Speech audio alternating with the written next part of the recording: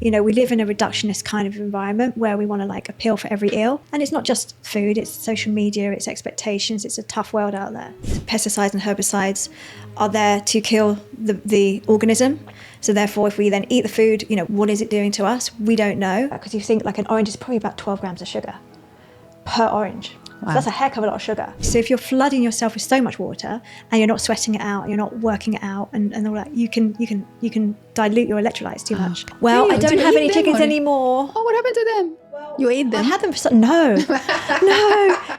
Welcome to the Visionary podcast, where we discuss science, medicine, physical health, and mental well-being. Annie, one of the very first things that I've seen on your website is you talking about intuitive eating. What does that mean? Really, it means listening to your body. It really means we've lost a connection with intuitive eating, I think, just a general kind of sort of statement. We don't listen to our hunger signals. We don't listen to our fullness signals. So we enable ourselves to sort of, choose foods from a fridge 24/7. If we think about the ancestral time where we didn't have a fridge full of lovely food and we didn't have, 7-Eleven down the road or what have you, we would feel hunger, we would hunt, we would go eat, we would catch, go eat, and then we would wait for the next time to hunt. And that would enable us to rest and digest, for our bodies to do what they basically are function to do, which is to cleanse and detox, and then go again in terms of eating. But the thing is with us now is that there are so many reasons why we don't intuitively eat. We have what's called food noise, which is in our minds, and we're just constantly thinking about what's the next meal, what's the next thing that we can eat. And that can be quite noisy for some people. And then we are bored and we just eat because we're bored, or we're super stressed and we eat because we're stressed. We think we're in a super rush, so we just will eat without kind of mindfulness and not sitting down.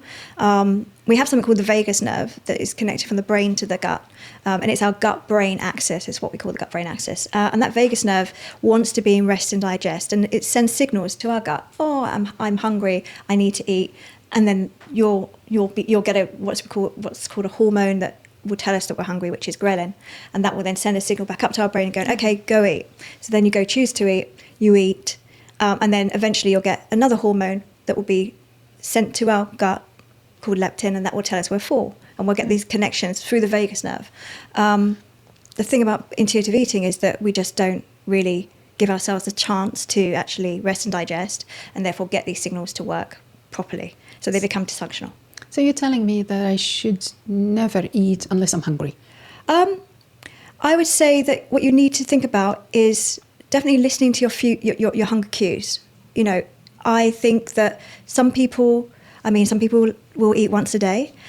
They won't necessarily get any hunger cues. But if that meal, it contains the right level of macronutrients, then maybe what they're able to do is to balance their hunger cues. And what I mean by hunger cues is, let's say, the blood sugar balance. When we maybe skip and we haven't eaten a decent meal, or we're sort of haven't broken our fast yet with a proper meal, we will get a sugar drop. And rather than intuitively eat and go, okay, let's be proactive, what do I really want to eat? We tend to be quite reactive in the way that we choose to eat, and we will grab something quick that is going to give us a lot of quick releasing energy. Yeah. Could be a digestive biscuit, could be a croissant. And that will start the day with a real roller coaster of ups and downs in terms of cravings, slumps, energy losses, spikes where we get a lot of energy, and we'll just sort of go on this roller coaster, and we kind of lose our ability to have our intuitive cues because we're just on this roller coaster that's being fed by quick releasing energy rather than what do I actually need? Yeah. What do I need? So it's about slowing it down. If you want to become an intuitive eater, it's about actually saying, am I hungry when I wake up in the morning? Some people aren't. Some people aren't because they've had a really big meal the night before. Some people aren't because their stomach acid is a little bit low, and that will promote hunger, stomach acid. But if they choose to eat a small meal, just that is balanced with macronutrients like fats and protein, then they will enable their blood sugar to be more balanced throughout the day, so they don't then eventually get a crash and then have to, reactively eat and bounce back up again. So it's really about connecting with the brain and the gut, and the intuition of the person. It's very independent. I think eating 3 meals a day, it is definitely a social construct. It's a social system. We share meals with family, with friends. We're together. I'm told to eat 3 meals a day. Yes, as you've rightly said, I consume 1 meal a day, and I'm almost never hungry, actually. Just maybe an hour before the meal, I feel, I'm peckish. I need to eat. But you mentioned our previous state of hunters and gatherers. In practical terms now, how can we copy that state of mind? Of course, we now, we don't hunt, we don't gather, we have a plate full of the goodies, and that's how we do things. How can we approach this so we are as close to nature as possible? Again, it's really individual. So some people will really like to connect to a fasting and intermittent fasting type lifestyle. There's a lot of benefits involved in intermittent fasting. I think the key really, often when I see a food diary and I see people skipping meals, I'll always question them, why are you skipping that meal? And some people will be proactively intermittently fasting. But what I always need to say to them, or what I need to see in their food diary is, well, are the rest of your foods within that day of eating balanced? Do they have the right level of macronutrients? Are you getting the right levels of energy? If it's not, then I know that they're not really connecting to that sort of type of focus where they want to be focused on a more hunter-gatherer type experience. It's really interesting with women, certainly women of reproductive age, and also perimenopausal and menopausal, that they can intermittently fast, but not always not for the whole month. So again, you need to be feeding your estrogen with the right level of types of foods and at the right time, and within that sort of 14-day cycle. Estrogen is really the first 14 days of a cycle, and then you need to be feeding your progesterone to help that progesterone peak up. And that's before my menstrual cycle. That's before. That's the last 14 days, so it's sort of 15 to 28 typically. But and those like more what we call hormone feasting kind of foods, so some more nourishing, more sort of carbohydrate heavy, I would say, rather than estrogen doesn't really like too much sugar, and doesn't mind too much cortisol. So doesn't mind cortisol. Doesn't mind too much cortisol. Progesterone doesn't like cortisol. So when we look at the axis of the hormone axis, we have oxytocin at the very top, which is like our happy kind of hormone that makes us feel good. It's what is released when we give birth to babies and that type of stuff. And then we have cortisol, and then underneath cortisol we have testosterone, estrogen, progesterone. But cortisol is king, so cortisol will always want to be in production, first, basically, rather than estrogen or it's progesterone. Like dominant. It's very dominant. It would take up the nutrients of the nutrition that you're eating. It will go to cortisol first before it goes to progesterone and to estrogen. Feed cortisol. Yeah, to produce, physically to produce it. So and that's why you find women who have infertility issues but are super stressed, trying to live their lives, brilliantly, trying to do everything in life, work, be a super mum, be a super wife, be a super woman. They struggle sometimes with fertility because progesterone is being stolen. The nutrients to produce progesterone are being stolen. By bad diet? By cortisol. By the reliance on cortisol. The need to have cortisol is king. So that's the link between cortisol, or let's say stress, and infertility. Potentially, yeah. There've been many studies to support this. So it's certainly what I believe. I've definitely had patients who are incredible business women, working women, struggling to fall pregnant with their second child, and they're running around like crazy, and I'm like, right, okay, we need to feed your hormones, but also let's look at other ways to stretch to calm that nervous system down. Because the thing is, if you think about it again ancestrally, if you're running away from a saber-toothed tiger, the last thing you're going to want to do is do a poo. So digest. Be in a reproductive state. Ovulate, right? So all of those things are sort of secondary to the stress response. That's very smart of the body. So the body has biological priorities. 100%. If you're running to save your life from a lion or whatever, you're using the energy to survive, and reproduction might take a backseat. It definitely takes a backseat. Definitely takes a backseat. And again, it's why, if you're just about to go on stage to do a speech, some people will just empty their bowels. They'll go to the toilet, they'll have diarrhea, they'll have, they're just, because the body just doesn't want to deal with any digestion issues right now. It just wants to deal with the immediate stress response. And it's the way the body, the adrenal system, which is what's producing adrenaline and cortisol, that's the adrenal gland, that's there for a reason. It is there to save us. It's there to make sure that if we're crossing the road and a bus comes, we're going to pull back with an adrenal response, or if someone's going to try and attack us, we're going to run. Nothing else matters other than that survival. So it's there for a survival reason. But what happens is if you're trying to do other things that also require within that actual adrenal axis, so producing estrogen, producing progesterone, producing testosterone, I find a lot of my male patients, if I do like an adrenal test on them, they will have very low testosterone levels. And that's because they're starting to go through that sort of potential adrenal fatigue sort of stage, because they've been, working in London and they're super stressed and they're dealing with everything. And, so adrenal fatigue is stress on the adrenal gland. Yeah. Yeah. So it just, what happens is cortisol will eventually, like anything, because I know we're going to talk about insulin resistance later, even leptin resistance, you get cortisol resistance. So eventually when you ask so much from a gland, produce cortisol, eventually it goes, yeah, I'm all right, I'm done. Yeah. Thank you very much, but no. Yeah. So it's a balance, really. Yes. I forgot what your question was originally, but I don't know where I'm going. So, you talked about the perimenopausal and menopausal women. Should we, at that stage of life, view diet and nutrition differently than men? Yeah, definitely. 100%. I would talk to women who talk to me about the fact that they will make the same meal for their husband, and even so in the sense of eating window. So they'll wait for the husband to come home from work, and then they'll eat maybe at 7:30, maybe 8 o'clock. They maybe have a glass of wine with their husband, and then they're not thriving. They're struggling. And I always say to them, well, number one, I think the eating window is too late for you because you're going to bed feeling, overburdened by food. You're not digesting as well because your body is going through almost like the change for women to lose estrogen is quite dramatic. It's not to say that the body isn't producing other forms of estrogen. So the adrenal system then takes over and produces sort of like a weaker sister of estrogen called estrone. In similar amounts? Much less.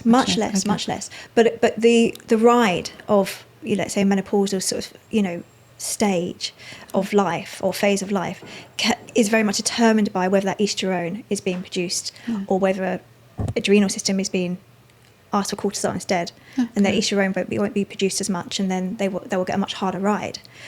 So again, it's like we with women, we have to really not look at ourselves as, well, it's okay for him, therefore it's okay for me, or it's okay for him to eat late, therefore it's okay for me to eat late. We have to really acknowledge that we are individual. We are completely different in terms of our hormone production. Men produce cortisol every 15 minutes, whilst women produce testosterone every 15 minutes, men, whilst women produce it 5 days in the month. Only 5 days. Only 5 days. Which usually days? around day 10 to day 15, they produce of their menstrual cycle. Their testosterone, which is when you can really. That's one of the power phases. So it's like what you can really do is actually be quite a bossy woman then. You can be quite strong. You can be lifting heavier weights then because you've got a more testosterone running through your body. Ooh. Hi, I'm Hala, your host today. If you're enjoying what you see, please hit that lovely subscribe button. It will mean a lot to us.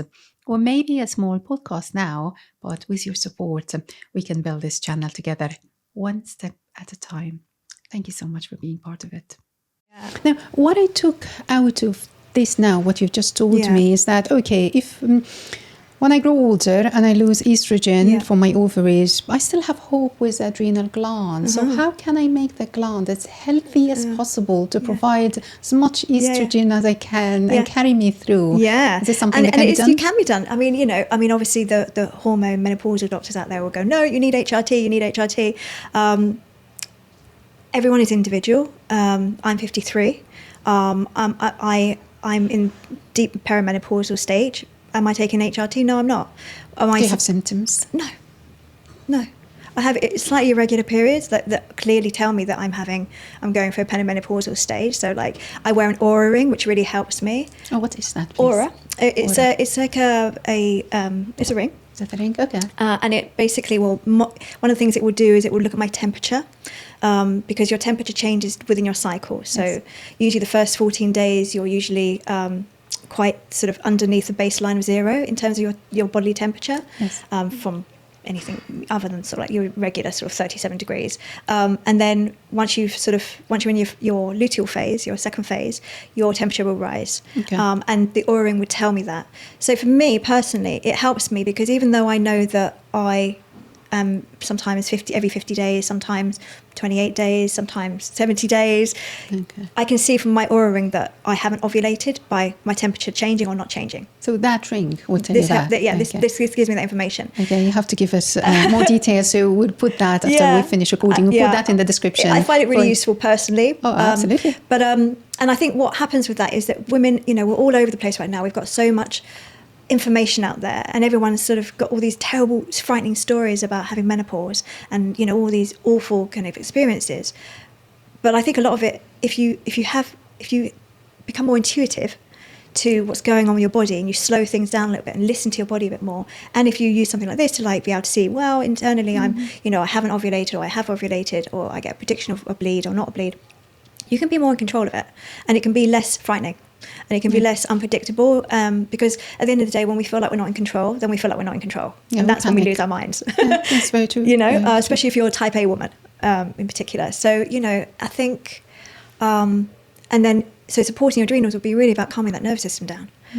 By slowing down, by eating the right food. By eating the right foods that nourish you, by doing more mindful behaviour. So actually, sitting down and actually eating your meal, carefully and slowly and considered. Oh, carefully and slowly, Annie, you're killing me here. Yeah. I can't do that. Yeah, I mean, I have women. So many things to do in the kitchen, and I cook myself a meal, and my child a different meal, and so everything is on top of each other. I would change that. I would, I have women who literally are having a Marmite on toast or jam on toast in the morning, standing up whilst prepping their children's breakfast, and they lay out the most beautiful, colourful rainbow of vegetables and this, that, and the other, and hummus and etc. for their children, and they're eating toast and marmalade. And I it's wouldn't go that far. I don't mind marmalade because I make my marmalade every January. But the point is that it's about putting your mask on first as a mother, for sure. Yeah. And it's about, because otherwise, how can you help anyone else? It's not about making yourself the most important person in the room, right? When it comes to your family, but it is about putting yourself at an equal level so that you can support your own health and then therefore support everybody else's health. Mental and physical. Because when it comes to being a parent, it's all mental and physical. Yes. So, I just think it is. You also set an example to your children. So you're setting an example to say, well, we eat one meal, we cook together. You might even get the children involved in cooking. I mean, that's a great thing to do, because that really helps with fussy eating. But it's about being involved, being knowing where your food's coming from. Growing it at home if you can. It's because we've lost all of that. We've lost so much connection to where the food is coming from, and other cultures won't have that. So in other countries in the world, I mean, we talk about the Mediterranean diet being the most healthiest diet in the world. Okay, why do we say that? We say that because firstly, they tend to have their largest meal at lunchtime, so that true. gives you time for that rest and digest. It's usually set across a longer period of time. It's not just, grabbing a Ginster's, and run pasty and then running, driving off and eating it on the go. It's about connection with other human beings and having, a cultural relationship with that food. It's probably about eating seasonally. Yeah. It's about growing your own to some degree. I mean, we look about the blue zones. Okay, so the blue zones are the places in the world where the people live the longest, the most healthiest. Yes. Okay, so a place like Okinawa. In Japan, in Korea, in Greece, they all eat slightly different diets, but they have similar values to the connection with food and health. And a lot of it is community. Yeah, and the idea of seasonal food. I mean, I love avocados as part of my keto diet. I love avocado. Surely it doesn't grow every single month of the year, but I can't leave it. No. I mean, it's there. I walk into a department store, a place, and everything, all variety of vegetables are there. So I grab what I fancy. I don't necessarily think of seasonal. But you stress strongly on the good diet, the good food. What's your definition of superfoods? So superfood is something that I don't like to define, to be fair, because I feel that too much of a good thing is too much of a good thing. I remember a few years ago there was like the kale t-shirt, the kale sweatshirt that everybody was wearing, and let's just say if you ate too much kale, then you're gonna have issues with going to the toilet. I'm not gonna lie. Oh, really? Well, because it's got the cellulose wall still attached to it. Okay. You know, so it's very binding, and it will bind a stool, but you don't want it to be too bound because otherwise you're going to get other issues. So, I think everything in moderation is really how I see food. Because you could say avocado is a superfood because it's got all that incredible monounsaturated fatty acids. It's got the incredible vitamin E. It's got a lot of fiber. Some people avoid avocado because they think it's too calorific. But they forget that it's actually. I mean, actually, on Weight Watchers, they used to make it into like a really high point system, an avocado, and then they've changed their point system now. I believe that where it's a 0 point an avocado. 0 point. Yeah, but it used to be high. It used to be high because they look at it as in terms of calories rather than actually what's the actual macronutrient. It's definitely full of calories. It's basically fat. It's a great fat. Berries, so blueberries. They have antioxidants in them. We need antioxidants in our diet because of oxidative stress that happens naturally in our bodies, and we need to counter that by eating antioxidants. So those could be deemed as a superfood. Fiber generally, I think, is an important thing, but it's not just about the insoluble fiber like kale. It's more about the soluble fiber as well that softens the stool. Is that like chickpeas, lentils, like inulin. Those sort of fibers that are binding and softening a stool, and then the cellulose part of what you would call the complex. Complex carbohydrates are really complex carbohydrates. So when we think about carbohydrates, carbohydrates tend to be demonized, especially on a keto diet if it's quite extreme. And I know you referred to the carnivore diet. At the end of the day, complex carbohydrates. We need that glucose, to be fair. We need that energy source, but we also need the fiber aspect to bind and also ultimately to support our microbiome. Yes. So what are examples of complex carbohydrates? Yeah, so sweet potatoes, maybe brown rice, but with the husk still attached. Do we find that in supermarkets? Brown with rice. The husk attached? Yeah, brown rice. Brown rice is with really the not the complete husk. So you can go like a more wild rice is actually more of a grain, not grain so much as what I'm looking for, a seed. Yes. Actually, is wild rice. Quite difficult to digest, actually, wild rice. Oh, okay. But I would go with squashes, even potatoes. So again, white potatoes. People are very anti white potatoes. Jersey rolls at the moment are seasonal. They are the most beautiful potatoes you can buy, and very simply prepared with like butter. Yes.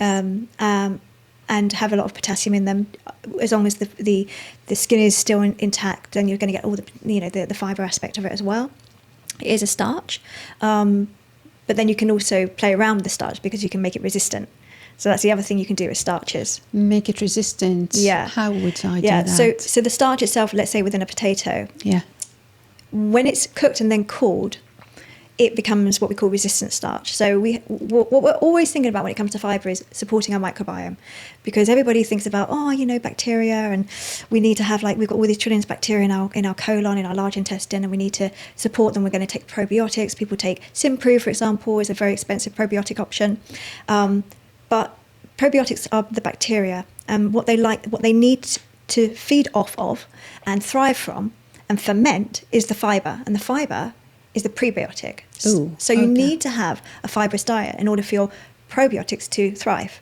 So the probiotic, I always confuse these two. The probiotics are, that's the live bacteria itself. And by consuming probiotics, I would increase the number of good bacteria in my gut. But the pre ones are the food for the live bacteria. Yeah, okay, so you could be right. taking lots of probiotics, but if you're not eating a fibrous diet, you're not going to improve your microbiome. Okay, because you're a team together. 100%. Okay. You have to have the fibre to ferment in order to actually produce a third option, which is what you're really looking for. So the reason why we take all these probiotics and why we eat prebiotic fibre is so that you can produce postbiotics. And postbiotics is the production of the fermentation process.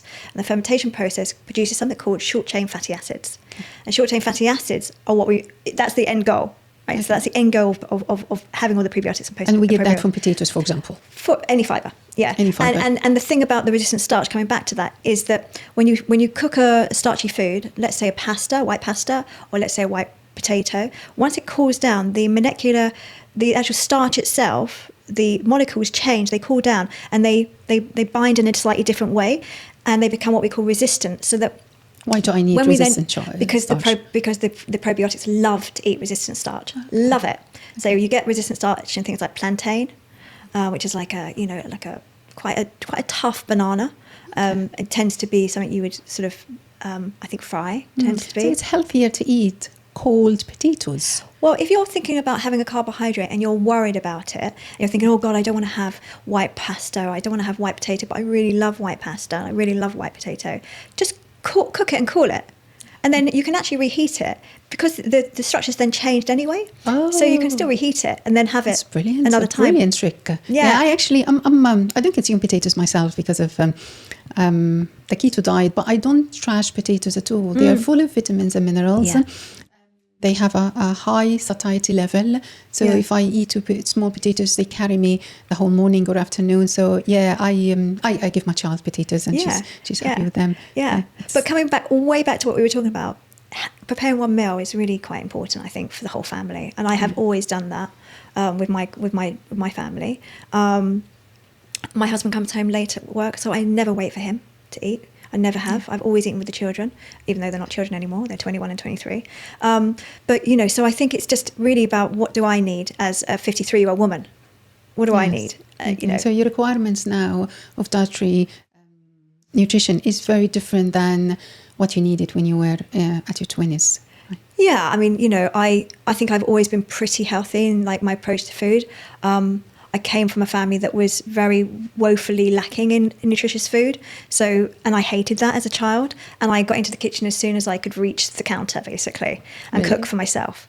How did you know what's right and what's wrong? I read. There used to be you used to be able to buy a magazine and you'd get pull out recipes, and then you could save so many vouchers and then send off a folder, which is what I did. And then I got, and I still have those folders now full of these old recipes, and then I would go to the hardware store and I would treat myself to a new knife or a peeler, and then I'd go to the greengrocers, because you would go to the greengrocers and buy your vegetables then, and it would be seasonal generally. And I would cook. I would cook from a very young age, and I would cook for my father when I was with him. And I really never stopped cooking. But I am an intuitive cook. So I think I naturally know how to put foods together. I mean, I've got probably over 300 cookbooks at home. And I love to get a cookbook and spend, there's nothing better than getting a cookbook and making a nice cup of tea and sitting and reading a cookbook for the day, if I can afford that time. And get inspired. And also I love going to restaurants. So, and when you go to restaurants, you end up eating really interesting food, and then you go, right, okay, I'm going to try and recreate that at home. Are you being critical when you eat food at restaurants? Yeah, I can be. Internally. Yeah, I can be. But I research restaurants before I go to them. I'm probably, I don't have that spontaneity I tend to sort of know where I want to go as a destination and just go for it. I'm also not very adventurous with my food at all. Are you not? Because I'm very, very picky. Right. I'm even because I started eating exclusively organic 6 or 7 months ago.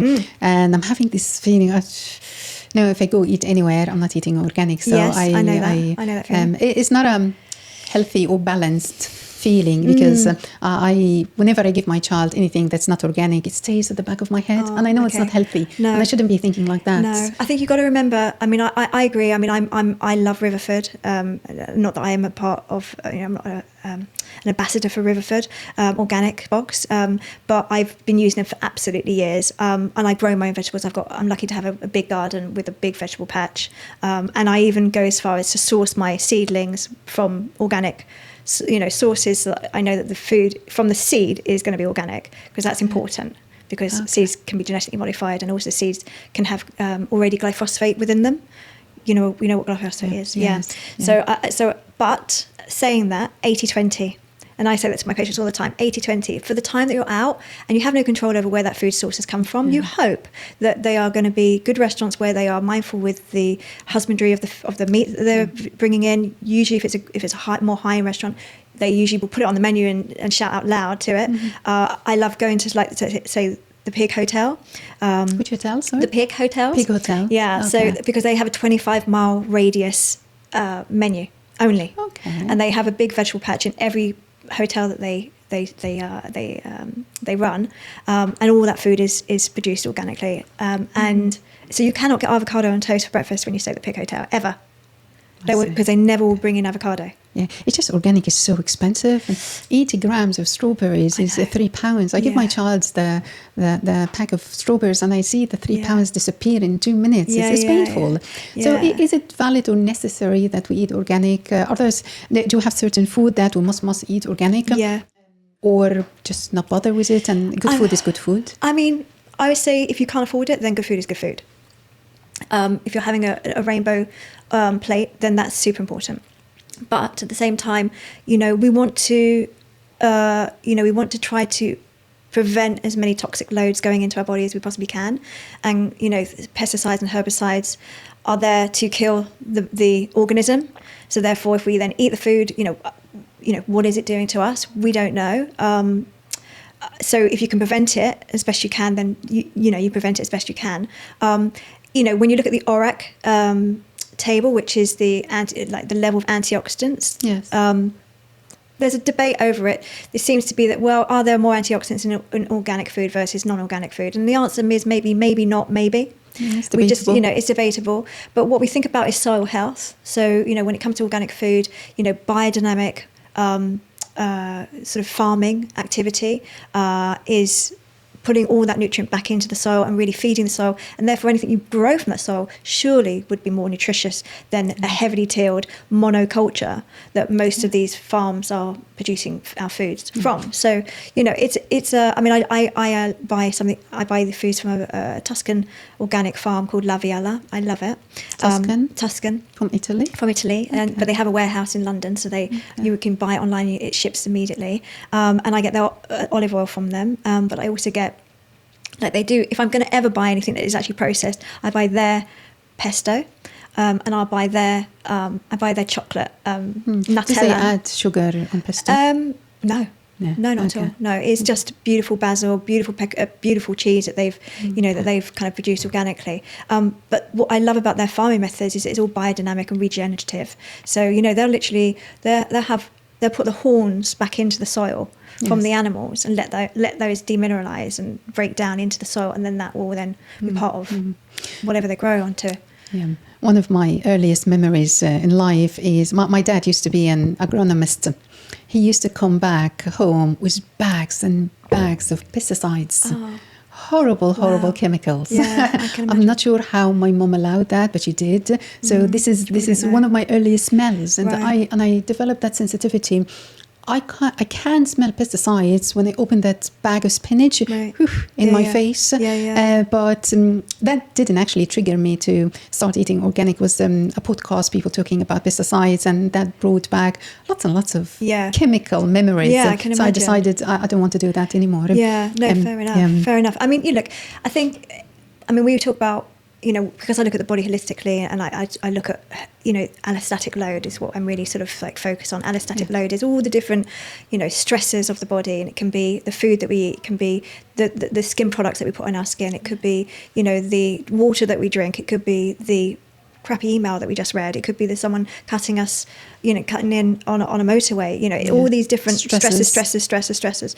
And so if you can knock off some of them, as many as you can, then organic food versus non-organic food, that's an easy one for me personally, because I can afford it.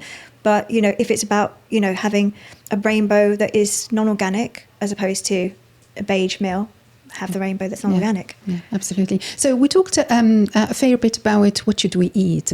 What are the things, types of food that we should absolutely avoid, then the rest will follow. Yeah, I mean, I think ultra-processed food is something that and when I say ultra-processed, I mean super processed. It's not a can of tuna or sardine, it's not a can right? of tuna. It's not even a yogurt. So yogurt will go through a process of, bacteria being introduced to the milk culture, and will produce let's say a kefir or yogurt. So that's a process. But it's like, how many processes need to be done to a food in order for us to basically... How do we tell?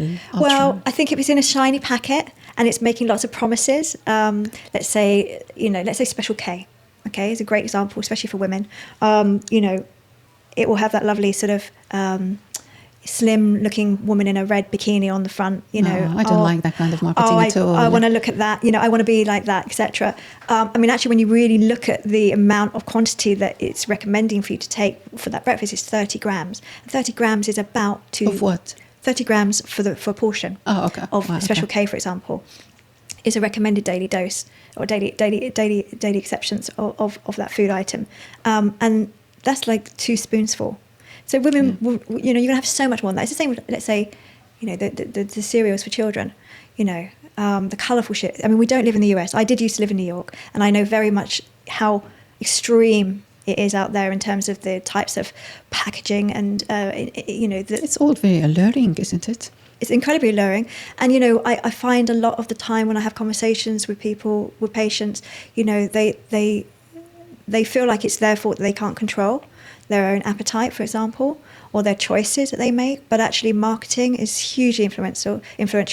We can't discount it, especially on our children. Yeah, you mentioned breakfast now. What is the best breakfast I could give my child? I mean, I'm a big fan of intermittent fasting, but if I do decide to, I'm going on a long trip and I need something to sustain me, or what is the one thing that I should be eating at breakfast? I mean, I had 2 girls and I started them off on eggs every day for the whole of their school years. And did I wake up? Did I wake up breakfast early? in the morning? Every morning. They never went to school without breakfast, and I had to drive them an hour to their school. Every day. And then when one went to that school, then one went to that school, I had to go to that school, which was like an hour away, then drop the other one off to the other school. Cook breakfast in the morning. I just wake up early. I mean, I often hear, I don't have time. But actually it's a false commodity when you don't have time. So the idea of you not waking up 20 minutes early to feed yourself or feed your family because you want the extra 20 minutes of sleep that you think is going to give you the energy, well, I can promise you that the energy you're going to get from the egg is going to be paying out in dividends all the way through the day. Because it's going to balance that blood sugar level out straight off the bat if you're going to be not intermittently fasting. Protein, healthy fats. If you don't want something that is hot, then you could do an overnight oats that has also chia in it, which is a protein. With some mixed nuts and seeds, topped with like maybe a nut butter, some berries, that type of thing. Balance basically. So it has the fiber, has the protein, has the fats. Something that has all of those macronutrients together is really where you're going to start your day, because then you're going to have slow release energy throughout the morning. You tend not to then snack at 10 o'clock in the morning, and then you can be proactively having your lunch. Eat lunch balanced. Yeah. Then you tend to not have a slump at 3 o'clock, which is what a lot of people have. You're not getting energy from like stimulants like coffee. You might have it, but you're only having it because you love it and you're addicted to it, rather than the fact that you're looking for energy spike, right? We'd like to circle back to the food that we should avoid. You said ultra-processed food. Give us examples, because we hear this and we read this all the time, ultra-processed. You said it's not the yogurt, it's not the tuna, but what? Like a ready-made meal, for example. So, I'm referring to a sandwich, for example?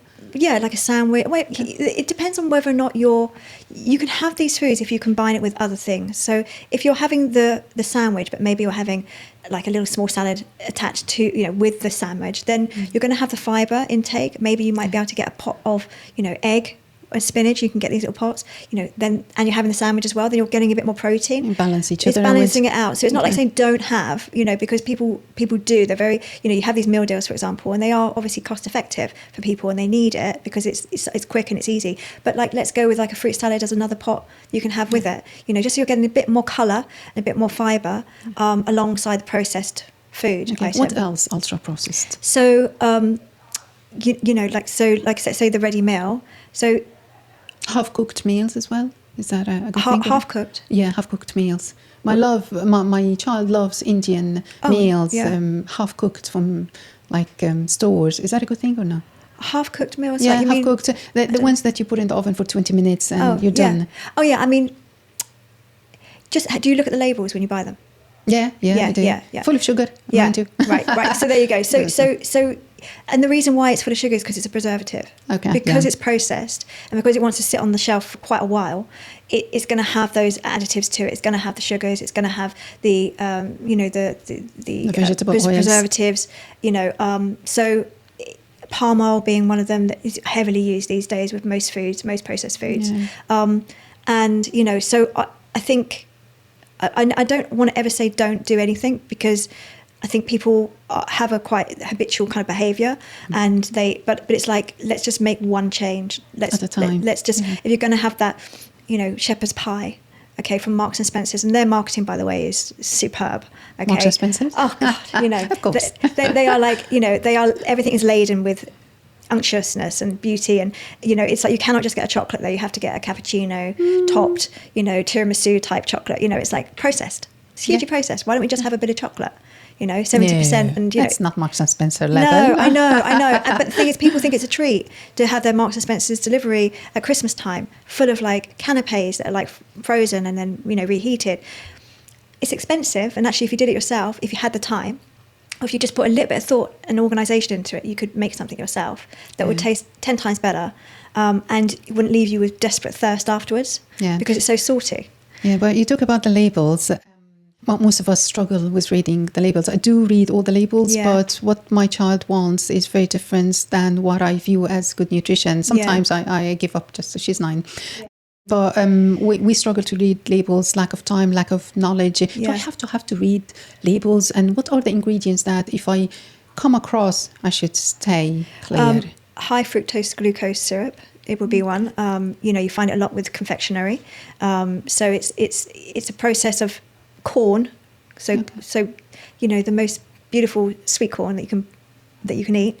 When it's blasted to the point where every single part of its sort of content is pulled out of it, highly processed, and then it's made into like a syrup, and then a lot of confectionery uses that type of highly processed, highly inflammatory sugar.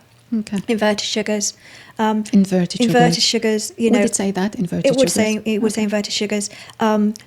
Are sort of really, when it comes to labels, if you've got foods that are within the first 3 or 5 within the label of listing is a lot of sugar or a lot of like palm oil, then it's something I personally think to avoid. But I also think with the patients, what I suggest to them is shop within the perimeter of a supermarket. So within the perimeter of a supermarket, you're going to find the fresh foods. You're going to find the fresh vegetables when you enter, and then you're going to get the meats, and then you're going to get the dairy, and then very quickly then you're going to get into the processed world. Okay, the yummy stuff. And then on the very other side of the perimeter, you're going to get the frozen vegetables and the frozen things. Is this how stores are structured? Oh, 100%, yeah. Okay. Yeah. It's all done deliberately. Everything is done deliberately. Marketing is a multi-billion pound industry, and there is nothing is taken for chance. Everything is coordinated, and everything is focused on, and including the processed food. So you've got this, what we call a bliss point. So the scientists within, let's say, the Mark Spencer's lab, will produce a food, let's say it's a sausage roll, and it needs to have a certain amount of saltiness, it needs to have a certain amount of sweetness, it needs to have a certain amount of umami, it needs to have a certain amount of crunch, but also the amount of give, and all of that. Usually it's a combination of sugars and fats that combine perfectly together to produce a bliss point, which will have a good, what they call mouthfeel, and that basically will enable you to enjoy the food that you're eating, but also get a nice dopamine response to the food you're eating, which then gives you the vicious cycle of coming back again. Yeah. You mentioned salt. That's one of my, I think, the only vice I have. I love salt, and I totally overdose on salt.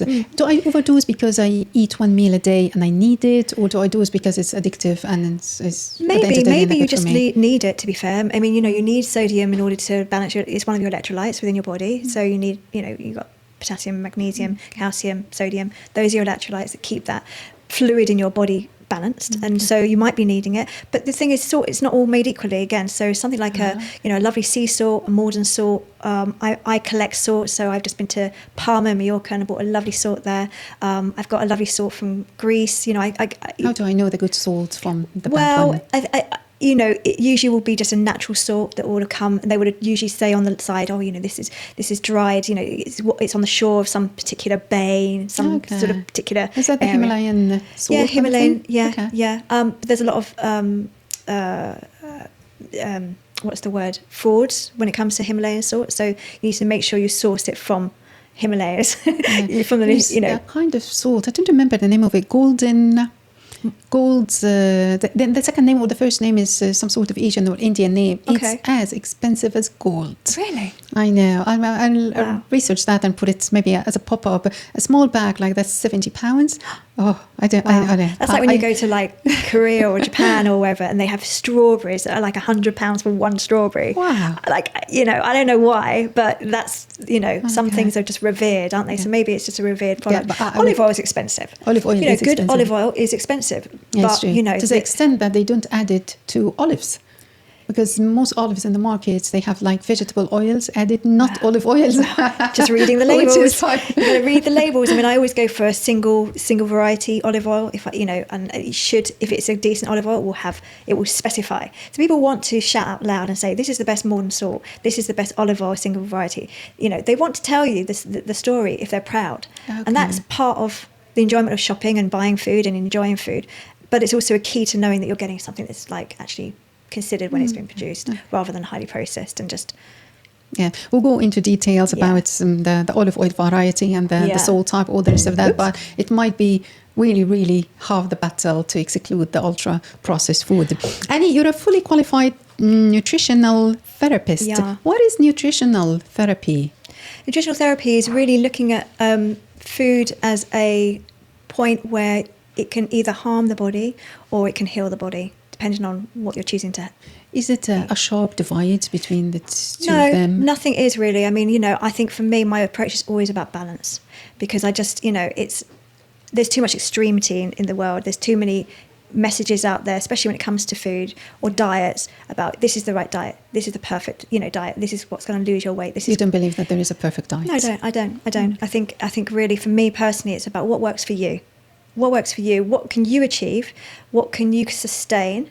And what do you enjoy? Because at the end of the day, food is about love. It's about culture. It's about sustenance. It is a fuel. Some people will just eat for fuel. That's fine.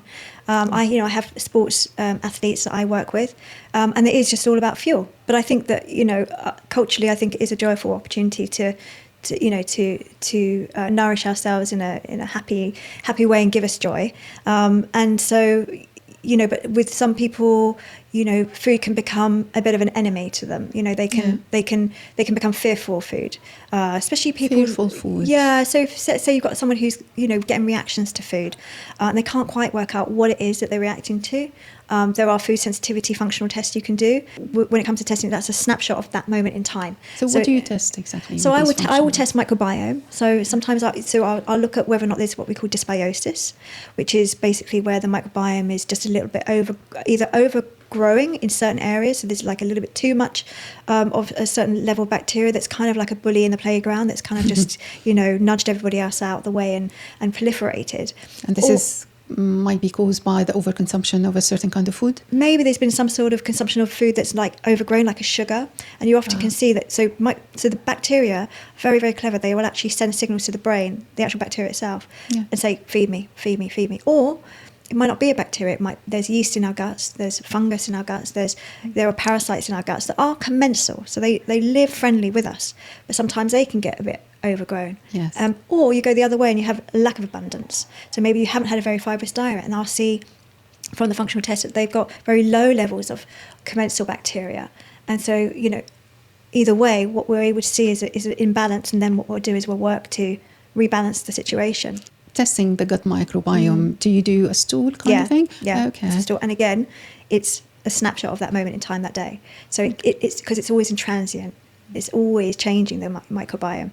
So again, when we take probiotics, we hope that some of it will survive the stomach acid. We hope that some of it will feed off good prebiotics so that it's going to proliferate and grow and bloom. But then we're going to pass the store and a lot of it will come out. So we're sort of like a constant sort of gardener, really, when it comes to our microbiome, I would say. And that's why when it comes to probiotics, I tend to not prescribe one set of probiotics carte blanche all the time. So I'll say, okay, let's do this probiotic for 2 or 3 months, and then let's switch it to a different probiotic, because we have hundreds of strains in our microbiome, and so not just a certain set of strains, and also what's happening now really with personalised nutrition is understanding, well, this particular strain is really good at supporting brain health or mood health or immune system, or so let's say Akkermansia, is very much is a bacteria, and it helps support the gut lining. So so there's something called leaky gut syndrome. Akkermansia might be low with some people, and that will, if I see that they're, let's say, reacting to foods, I will suspect they might have a little bit of a leaky gut going. If I then test them and see that they've also got a low Akkermansia, I'll go, okay, well, then they probably need to have a little bit more Akkermansia going on, and so I can supplement with that. So it's just playing around with things. That's why stool tests are really quite useful. And they also look at inflammation as well. So they will rule in inflammatory bowel disease or rule out to some degree, because they test things like calprotectin, which is an inflammatory marker. This is not as simple as just testing vitamins and minerals, right? No. Are there any downsides to this process of functional testing, or maybe things people should know or emotionally prepare for before they dive into this deep investigation? Yeah, I won't test if I think that someone isn't emotionally happy to find out what's going on inside, because I think some people, don't want to know. I mean, included. Yeah, don't want to know, and that's fine. I haven't tested myself, right? Oh, really? No, I haven't ever tested myself when it comes to my microbiome, because functionally, I know what I feel is normal, and if I think something's out of balance, I'll just I'll modify something to help support it. I think there are so many scans and functional tests out there that in my mind, if you keep digging, then you're going to find something, right? So some people don't want to emotionally find that something, but some people are very curious. And like to, and especially men. I find men, if I was to look at all the functional tests I've done, mostly it's men, because I think men like data. They like they function better with more of a black and white. Okay, this is. They like the facts. Yeah, they like the facts. They like the facts, and they're very sort of compliant as well. That's nice. They are. Okay. Yeah, they are. So you dig, so it helps with some respects, but it depends on the person. If I think I've got someone that's potentially got some sort of eating disorder or dysfunctional eating going on, I would never do testing, never. And you have to be very cautious with someone like that, because disordered eating is, you're digging too deep and they're becoming over paranoid. Yeah, you don't want anyone who's paranoid to come to the table when it comes to functional testing, I don't think. Yeah. Well, we do these tests, but mainly vitamins and minerals with our GPs, and we feel so frustrated when the results come back and everything is normal, despite how we feel. Can functional testing be the missing piece in this puzzle that could explain things regular tests would miss? Maybe, yeah. I mean, vitamins and minerals, and an organic acid test type thing will give you, again, a snapshot of where you're at that day, and that can change. Whilst a food sensitivity test or like a microbiome test will just unveils another world that perhaps you weren't aware of. I mean, the microbiome is something that, I think over the last, I qualified in 2017, even at 2014 when I was doing my diploma, we talked about the microbiome, but we weren't massively into it at the time. It was a subject, it was a module, but now it's huge. It's all over. It's all over. In the media talking about gut health. Yeah, but you have to err on the side of caution with it all, because some people, let's say, will really struggle with a high fibre diet. Because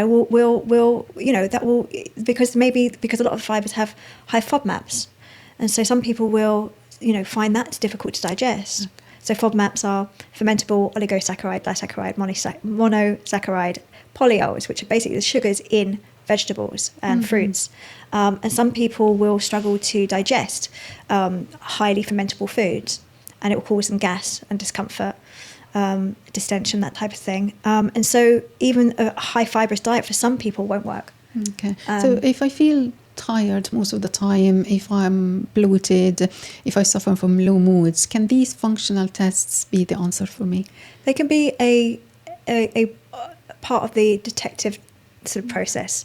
They can give us some insight into what's going on functionally. Okay, and I'm assuming they will get to the root cause of the problem and not patching symptoms. Potentially. Right? But, everything is really, you need to sort of look at everything in consideration. So it isn't just about gut health. It is about how you're managing your stress, whether you're sleeping properly. Everything is connected. There's so many variables. No, there's so many variables. Into well-being. I don't like to say. A lot of people like an answer to be yes or no. Is it that or is it this? And the answer is I can't ever say yes or no to anything. Yeah, you're being scientific. Yeah, but we want quick wins. I usually ask doctors and health professionals, "Give me a quick win." Right, and that's what medication's for. That's what pharmaceuticals are for. To inhibit or switch off an enzyme, or switch something off, lower something. Make something, antagonize something. Or but it's not ideal. Yeah. I don't think you're really understanding what's going on in the body, which comes back to right at the beginning of intuition. Being more intuitive, being more curious, and being more in touch with your body. And I thought it was more intuitive to stuck our heads in cakes, because that's what we crave. Well, I don't crave it. No, I don't crave it. I don't have a sweet tooth myself. Yeah, there you go. But you probably don't have a sweet tooth because you're on a keto diet, and so you're eating lots of fats and lots of protein, and so you just don't have that craving. It stopped. I mean, I think of bread often, and I do get cravings like everyone else. But now, as you probably said, intuitively eating, it works for me. The keto diet, I'm happy on it. I don't struggle in any way. So, and my main focus is my brain function, and that's the brain function. The cognitive abilities. And that's a priority for me. If it means, let's say, depriving myself of some other food, I'm okay with that because I have priorities. You mentioned the hunters and gatherers, and you talk on your website about lifestyle diseases. What are these diseases? They are the Western diseases, to be fair, Western society diseases. So, diabetes being, a big concern, a big issue. But cardiovascular disease, cancers. So do you think hunters and gatherers didn't have these diseases? I think they died from an infection before they had the chance to basically develop any heart issues. Yeah, I mean, at the end of the day, we didn't have, modern medicine's been brilliant when it comes to, the production of penicillin, because now we don't die of infections. There are tribal, I don't have the authority on it, but I know that if you were to look at this sort of like the tribal indigenous cultures that are still existing around the world, you'll probably find that they don't have diabetes, they don't have heart disease. I can imagine they eat from nature, they eat sparingly, they only eat when they are hungry. Because there isn't lots of food, there's nothing processed, they don't have Sainsbury's around the corner. So I totally get that. So these might be the reasons why lifestyle diseases are on the rise now. Yeah, I mean the food that is available to us 24/7, if it's highly processed and that's the food we're choosing, is highly inflammatory. Just is. When you think about cookies and diabetes, sugar that's sticky on the outside is sugar that's sticky on the inside. What does that mean? Well, it means that sugar is still, if sugar is sticky outside, sugar, and it's going to stick to my gut. It's going to stick to your cells, to your blood, to your artery. It's going to stick to things. It's going to stick, and that's what causes the inflammation. So that's why insulin is so important, because insulin is a hormone that produced by the pancreas that comes up, and as soon as we eat something that's full of sort of glucose, or it releases glucose, and goes, okay, you can't be hanging around in this bloodstream. You're too damaging. We need to pull you out of the bloodstream and put you into maybe the liver or the muscles and store you for... Store glucose. We'll store glucose. It actually converts to glycogen. And that glycogen is then stored into the muscles, into the brain, into the, into the liver, and saved for a rainy day. Although... So that's the main function of insulin. That's the main function of insulin. Yeah, it's like a lock and key type thing. So it helps the cells basically... or pull that excess sugar or excess glucose out of the bloodstream and into the liver to protect the body. Because it's sticky, and it's very inflammatory, and it's damaging, and also cause, if we have it too much in our system, we get a hyperglycemic response. So we get too much sugar. And that can cause, us to have a real issue with that. So what will happen when insulin helps store glucose in my body? So what are the consequences? What's going to happen to that glucose? Well, it will get stored. If you're then going to feed again, then you're going to get that insulin response again. So that's why fasting is quite helpful sometimes, or resting, digesting, because every time you feed, you're going to be asking for insulin to come back in and to play its role. So that's why if you keep feeding, you're going to get eventually a point where insulin goes, okay, like guys, I'm done. Like this is it. I'm not coming out to play anymore. And then you get resistance. Because the cells need to be sensitive to the response, and the cells become less sensitive. So that's where you get resistance. So you really want your cells to be sensitive, so that they can respond very quickly to the amount of glucose that's in your bloodstream, get insulin to come in and play its role, and then leave. And so I need to be sensitive by consuming less glucose. Potentially, because the body doesn't like more than like 5 grams of glucose hanging around. You know, it can use some of that as energy, but if it's like, so if you were to have, let's say Nutella, for example, 56 grams of sugar per 100 grams. Okay, so over 50% of a spoon of Nutella is sugar. Yeah. So let's say you have a spoon of Nutella, which is maybe about 10 to 15 grams worth, onto your toast. Half of that is going to be sugar. Over half of it is going to be sugar. That's kind of too much. That's kind of too much for the body. So all of it will be dealt with by insulin, assuming that insulin is you're sensitive to that sugar, and insulin is going to come in and deal with it. But over time, you're then going to start to struggle, and that's why you get insulin resistance. So we have this illustration here with us titled Insulin Resistance. Could you please have a look and explain to us in simple English the process here? What happens step by step? How can high carb diet affect me? Yeah. It's interesting as well because it's high carb that you've got here, because a lot of people only think that insulin resistance or diabetes comes from excess sugar, but it is also excess starch. So here you've got a guy eating a burger, which has got bread in it, and chips, which is starch, and then probably a milkshake or Coca-Cola, which is a sugar. So the two behave in exactly the same way within the body. Once you eat starch or sugar, your body converts it to glucose. And the glucose is in the blood. The body doesn't really like too much glucose swimming around in the blood because it causes inflammation, sticky on the outside, sticky on the inside.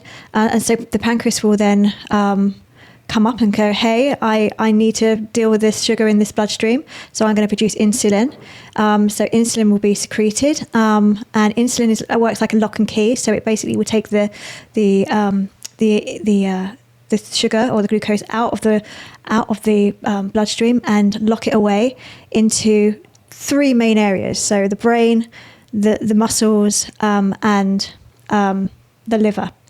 And that's really what happens if you're having too much demand on insulin. Then the cells become desensitized or resistant.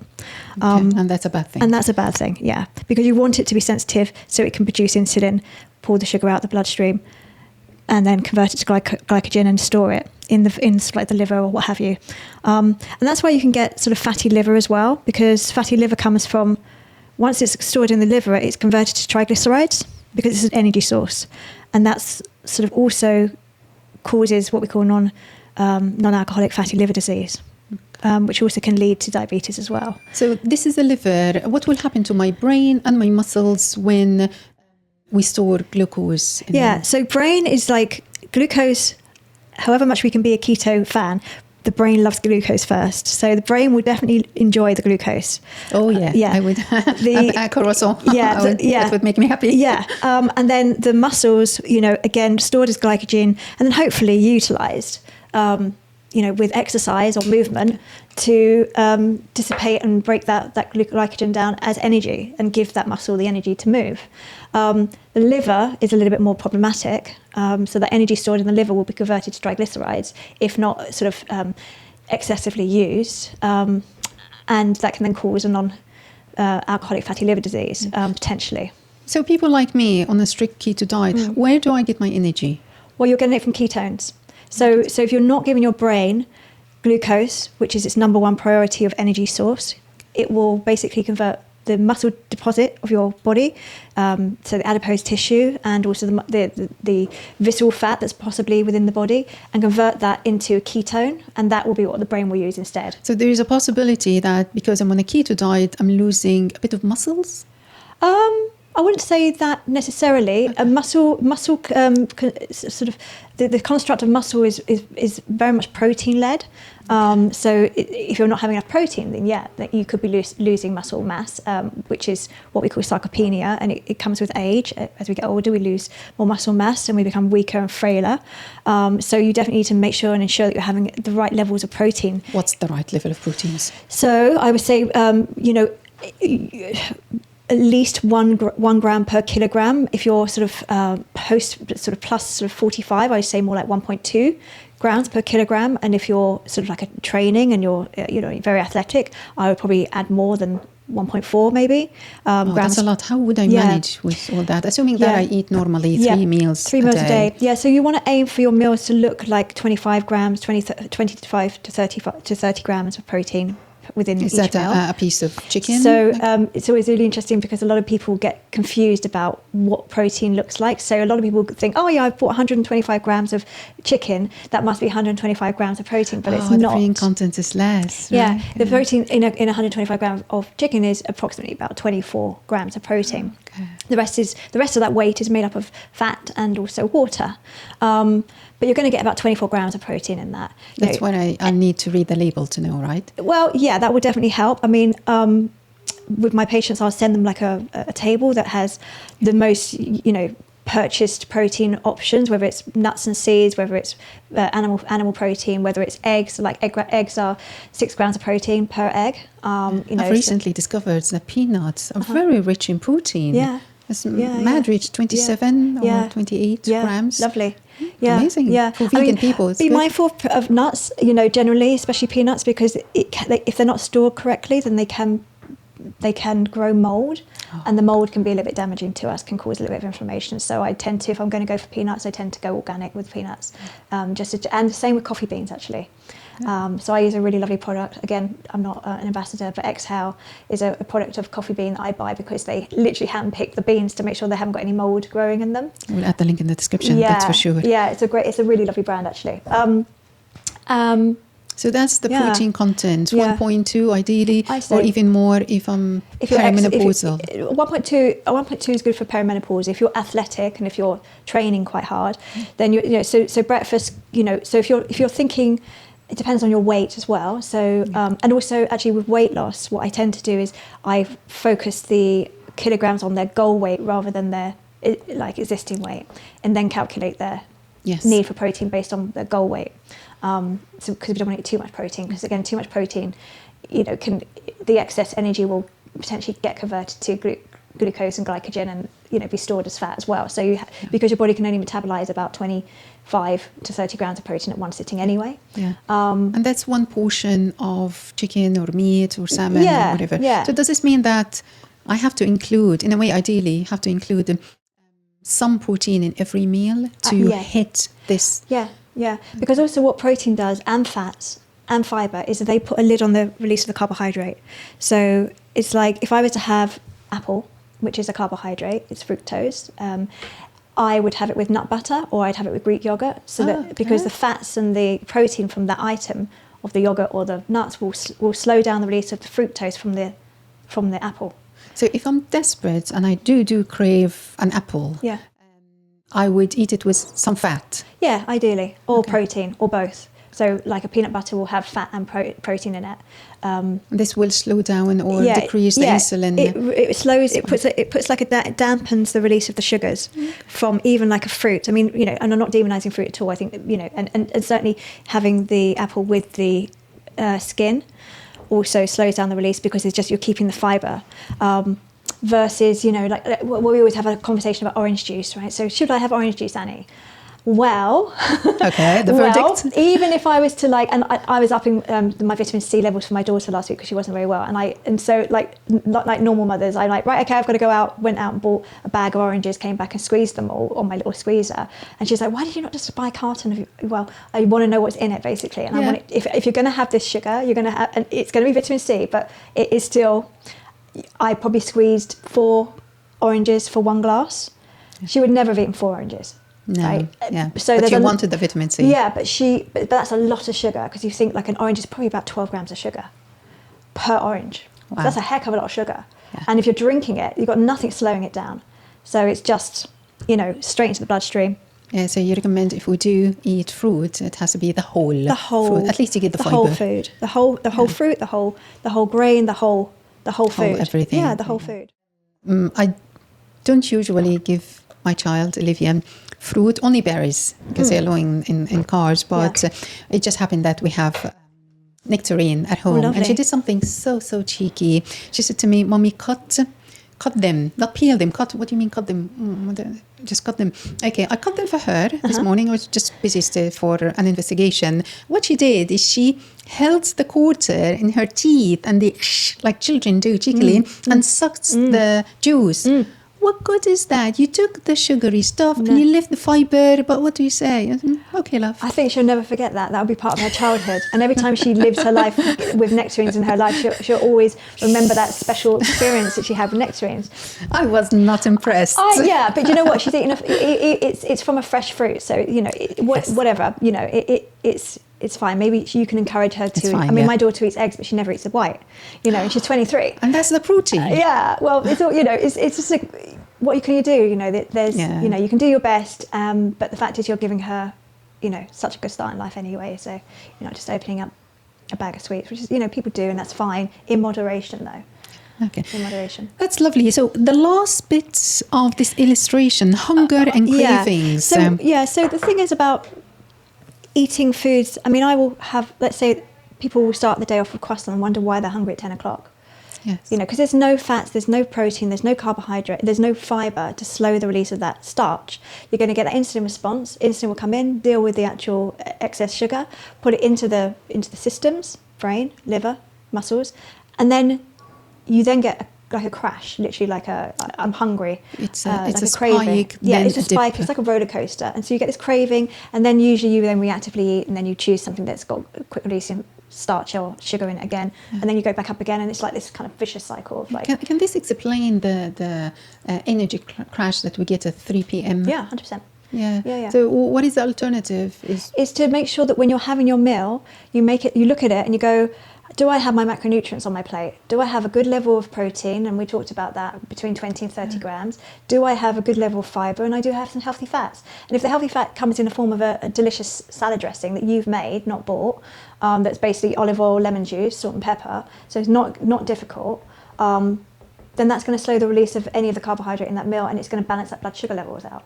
So you're not going to get that energy crash because you've got the energy releasing slowly and carefully throughout that afternoon. Yeah. Sustainable. Yeah, sustainable. And along with that, I will have a more sustainable mood.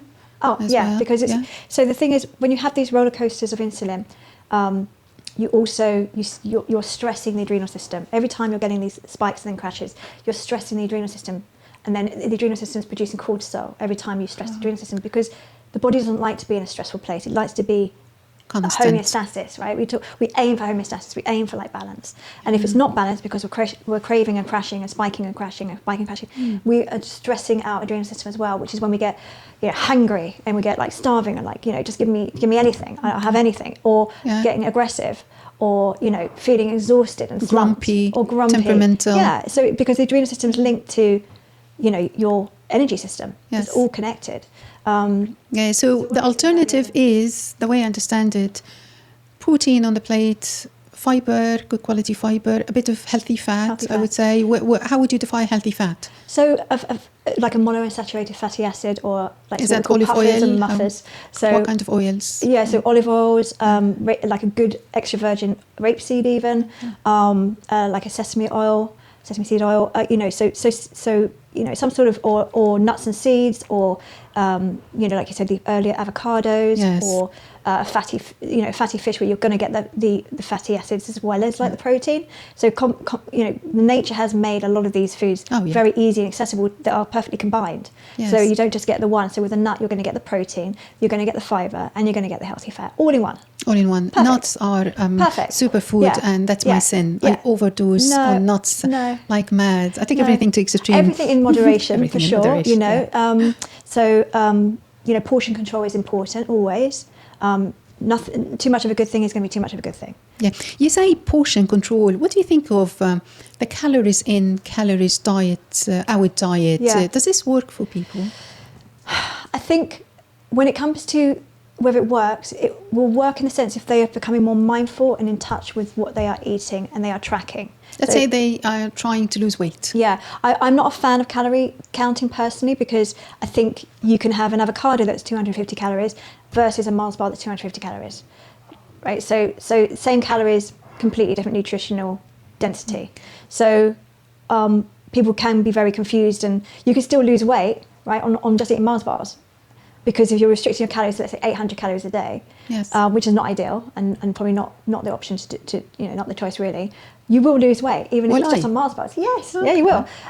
But the thing is that that's not going to give you any nutrition.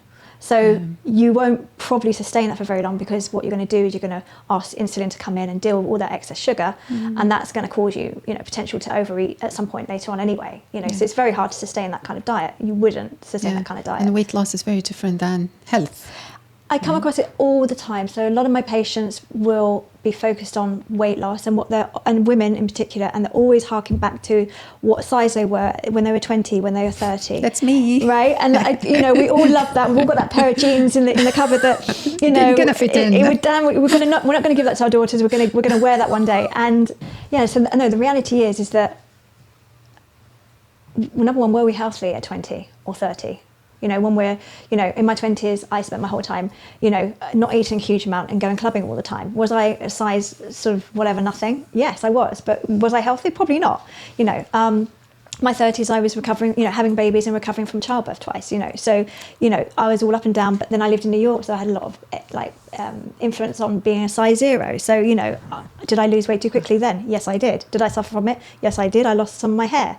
So it's like we can, what is health really at the end of the day? And that's really my focus when it comes to all my patients' health, but particularly women's health. And what I talk to them about is, let's just look at why do I want to be a stone heavier? Why do I want to be a size 8 again? Is that healthy for me today? What does my body need in my 50s, in my 60s, in my 70s? Is it the same as what it needed when I was in my 20s, 30s, 40s? And the answer is probably no. Took sense into me. And you've got to be realistic, and you've got to be, you've got to love yourself, from every part of you. I think a lot of women don't. They focus. I mean, I was brought up in the 80s in London. The commodity was all about looks, and what you could achieve from your looks. And I think we live in 2025 now. It shouldn't be about what we look like. It should be a different perspective completely. Yeah. And you see it all the time with women, with Botox and fillers, and trying to fight the aging process. And then you get women like Kate Winslet who just go, no, forget about it. I look great as what I look like, and that's the end of it. It's about taking care of yourself on the inside, and then you will glow on the outside anyway, to be fair. Yeah, absolutely. I read, or maybe it was a video on YouTube, talking about the order of eating food, that supposedly if we start by a kind of food, a type of food, and end with another, this will decrease the insulin. Is this valid? Yeah, absolutely. I use it with my patients. It's called nutrient sequencing. And it's basically where, if you think about your digestive system, it's almost like a sink. So it's almost shaped like that. And so if you start with, so this is why we get bread offered to us in the restaurant. So it's a deliberate choice that the restaurateur will make to offer us bread, which is a refined carbohydrate, because we'll have that first. That won't have anything to slow down the release of its starch. So later on in the meal, we will be craving our sweet. Ooh, so it's a way of them sneaky. Yeah, but so make you hungry. Give us the craving to go, actually, I do have a sweet tooth. I do fancy that. It's because you probably started with bread. So the way that nutrient sequencing works is that if you fill that first part up with fibre, okay, that will slow down any release, because that's literally physically acts like a filter in your system to slow down the release. And then if you add protein and then the fats on top, and then you go with the fibre, the carbohydrate, like the pasta or what have you. So start with a fibre, which is vegetables? So a lot of people, because we want to eat the meal as it is, okay, so it's beautifully, we go to a fabulous restaurant and they've made the effort to make a beautiful meal. Start with a starter that is like a green leafy vegetable. In fact, in France, they do it as carte blanche. It's like they always start their meals with a green, lovely dressed leafy vegetable, which also has olive oil in it, which is the fat, and it's also dressed with a vinegar, and vinegar helps with glucose response. So we start with like a green leafy vegetable, and then that creates that sort of filtering system that slows down the release of all the other foods that go on top of it. Okay, and why do I want to slow down the release of other food? Like would this because slow down insulin? Yeah, it would slow down the insulin response. Okay. So start with fiber, then protein and fats. Fat. But if you're combining it with the carb, you know, like the potato or the chip or whatever it is, that's okay, because you've started with that. You create like a mesh-like kind of situation that will slow down the release of anything that goes on top of it. And actually, the best person on Instagram is Glucose Goddess. So we love the Glucose Goddess. Jessie, she's fabulous. You know, and she promotes nutrient sequencing all the time. She promotes using acetic acid, which is in vinegar, to help slow down the release of to slow down the insulin response.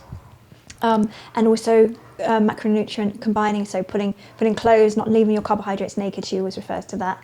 You know, so like having your apple but having it with a bit of nut butter. That's the kind of thing, you know. And all of that will definitely enable you to enjoy. I mean, my daughter and I, we will make these stuffed medjool dates. I buy mine from Palestine. They are the best. And they're medjool dates, and we put nut butter in there. She likes hazelnut. I like a little bit of peanut. Yeah, and then I use the best chocolate, because I'm very fussy with my chocolate. I like a chocolate that doesn't have any soy lecithin in it, which is something that's used in many chocolates these days, and I don't need that in my life. So I'll use a product, usually there's a Glaswegian brand that I buy called Bare Bones. It's delicious. And I dip them in and let them sit. And that will be our little Snickers bar, basically. Wow. So if I need a dessert or a treat, my pudding would ideally be at the end of the meal. Yeah. When everything always at is... the end. Oh, okay. Yeah, always at the end. And that's what we do, right? We have the fruit or the dessert at the very end. Yeah, we do, because we've got all that sort of mesh of the everything else we've eaten prior to slow down the release of the carbohydrate. Okay. That's a brilliant trick. Yeah, and also with fruit, because it's quite fermentable, I tend to eat fruit during the day, not in the evening, because again, fruit does have fructose in it. That's quite a lot of sugar, and again, where's the energy going when you're sitting watching a bit of TV of an evening? Yeah. Nowhere. Yeah, exactly. So, and also it ferments, so it's better to have fruit during the day. Annie, you also do kitchen cleanse. Yes. As part of your services, you physically go into people's kitchens and rummage through their stuff with the intention of auditing what they have. Yeah. How does that work? So I'd go in and I would basically, these are people that will tend to be quite busy people, and they know that they've got the treat drawer or the snack cupboard, but it doesn't end up being just a snack cupboard, to be fair. It ends up being everything. But sometimes they just need, it's like someone going in and kitchen and wardrobe cleansing you. So getting rid of those size 24 jeans that you're never going to get into again, you know. I still have hope. But you know, it's and I don't do many of them, to be fair, because I think it's quite personal, and I don't think everyone always wants someone going into their kitchen and ditching all their foods. Do you feel that people can sometimes get protective or defensive of their privacy? I think if they've paid for me to go and do that, then they are up for the challenge of me doing it. I think it's like talking to someone about their stools. Like, you know, that can be very uncomfortable in reality. But if someone's coming to see me, they need help, and they're paying for me, then they're okay to talk about it. You know, however uncomfortable it may make them feel. And it's the same with kitchen cleanse, really. I think, you know, once I'm there, they want to change, and sometimes it's hard to let go of things.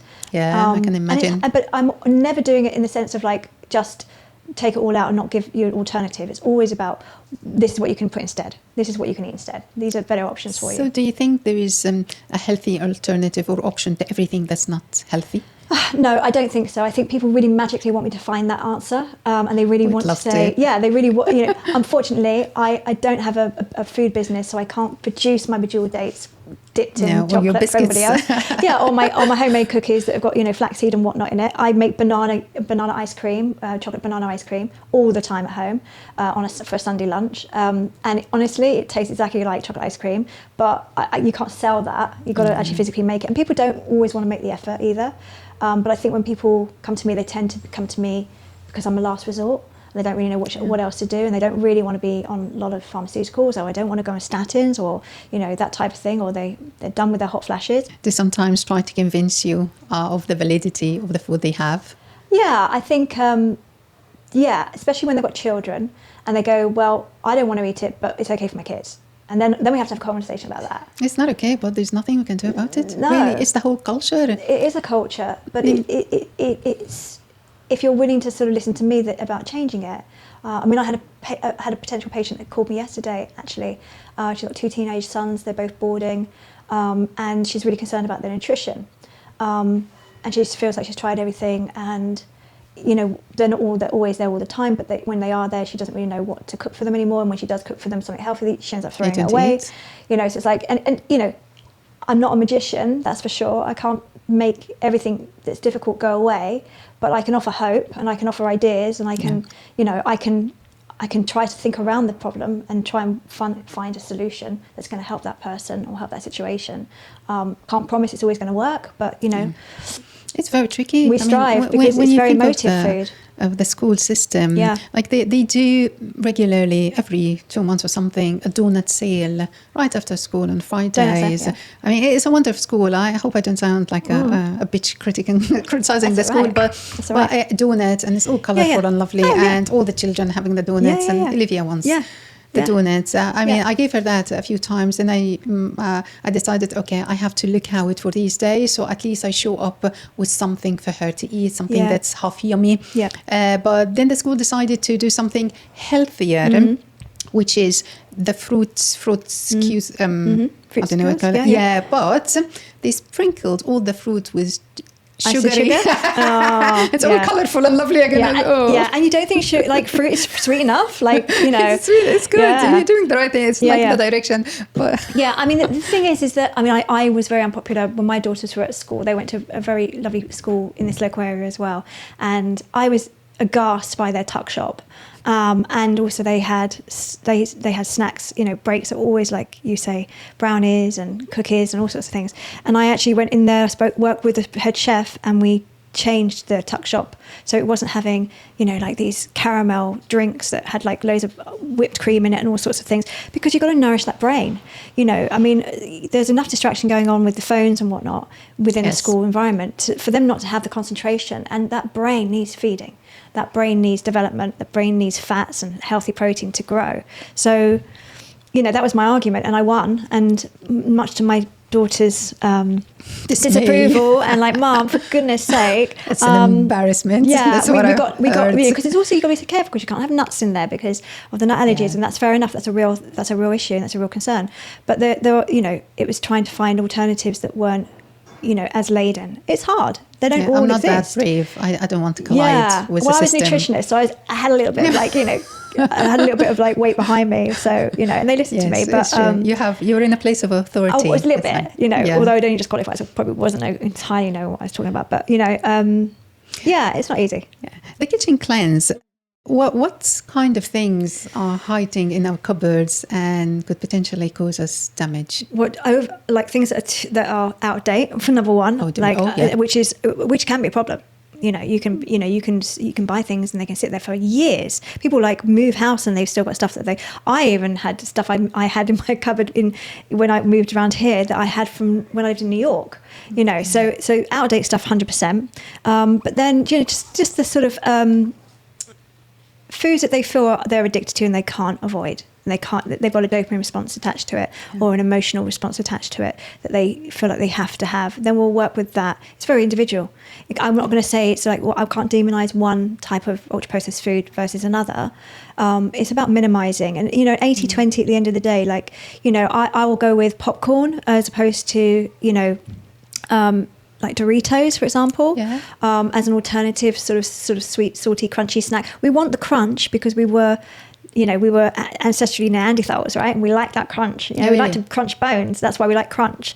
Okay. So, you want something that is going to replace that texture and that sort of mouthfeel, but is perhaps slightly less processed and, has more attributes to it that will give us more nutrient density. I always say that there's quality matters. There's carbs and there's carbs. Yeah. There is the colorful donuts that we get packaged that's 6 months old, God knows. And there is the freshly baked pastry or croissant from Sainsbury's. It's just... I mean, look, there's an amazing patisserie up the road, like a French...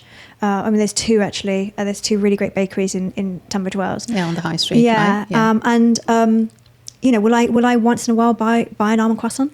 Yes. Why? Because it's made with love.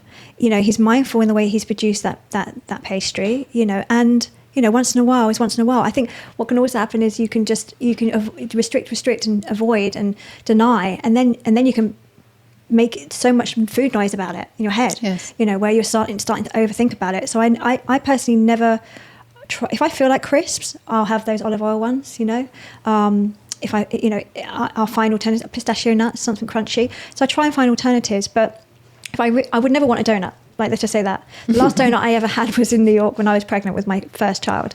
Donuts, I just think, if you would ask me what would be the worst food out there, I would say a donut. Oh, really? Quite deep fried, carbohydrate, completely laden in sugar. Yeah. You know, it's just not good for you. Would I buy it for my daughters once in a while if they really, really wanted it when they were younger, Krispy Kreme? Yes. Would I like them eating it? Not really, but I wouldn't deny it because I don't want to make a food noise out of it in their heads. I don't, you know, you've got to be really careful about not creating dysfunctional eating, especially as a nutritionist and especially being a mother of 2 daughters. So, you know, you have to let them make their own decisions eventually, and actually they make really good decisions for themselves now. Yeah, because they are nutrient poor. Like when you think of honey, dates and other food, fruit obviously included, at least there's a bit of vitamins and minerals in there. There is a healthy fat. But when it comes to treats, that's really there are no vitamins there. No. But if I want to get that lovely mouthful of sweetness, and I want a replacement of sugar, what should I use? What would you endorse for me to bake with? I would bake. I mean, I would use coconut sugar. It's slightly low on the glycemic index to caster sugar. Or I'd use honey. I really like chicory root fiber. Chicory root fiber? Yeah, chicory root fiber sweet? syrup. Yes, it's like a honey. Oh, wow. Yeah, you should look it up. It's amazing. So that will be drizzled onto porridge. That will be drizzled onto yogurts. That can be cooked with. I really like that. Some people will struggle with alternative sugars like erythritol or xylitol. I don't mind stevia. I like stevia. Usually when I have like any kind of building work done and everyone, you know, the guys will say, oh, can I have tea with 2 sugars? I'm like, okay, I don't have any sugar. So I'll just put stevia in there. They won't even notice the difference. And they never notice the difference. I remember in the olden days, stevia used to have a slightly bitter taste, but I think production has improved now to produce a really really pure stevia, which is really good. What would you say are your other top kitchen swaps that would make the biggest difference? Using good oils.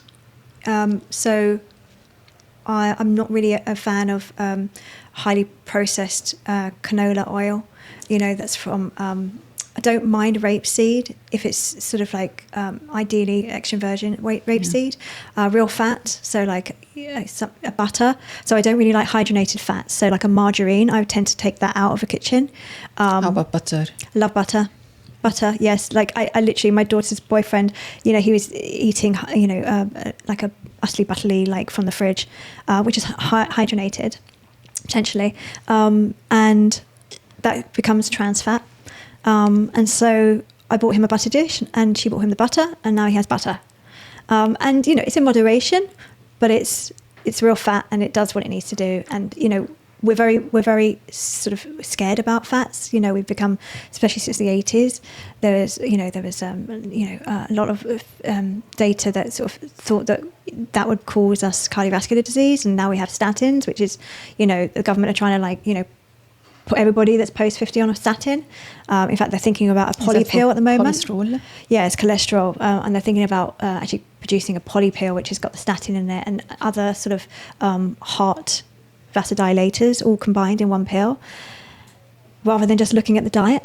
So how do you see fat in this equation? The good fat is... Yeah, I think that LDL is the one that we all have been told to be careful of, but there's a lack of understanding about what the LDL is actually made of. So LDL is made of different densities of the lipoprotein, and majority of the LDL is actually quite a large density and isn't really, well, from what we see in the data, isn't actually harmful. It's only the very small 20% of LDL within that component that is actually quite damaging.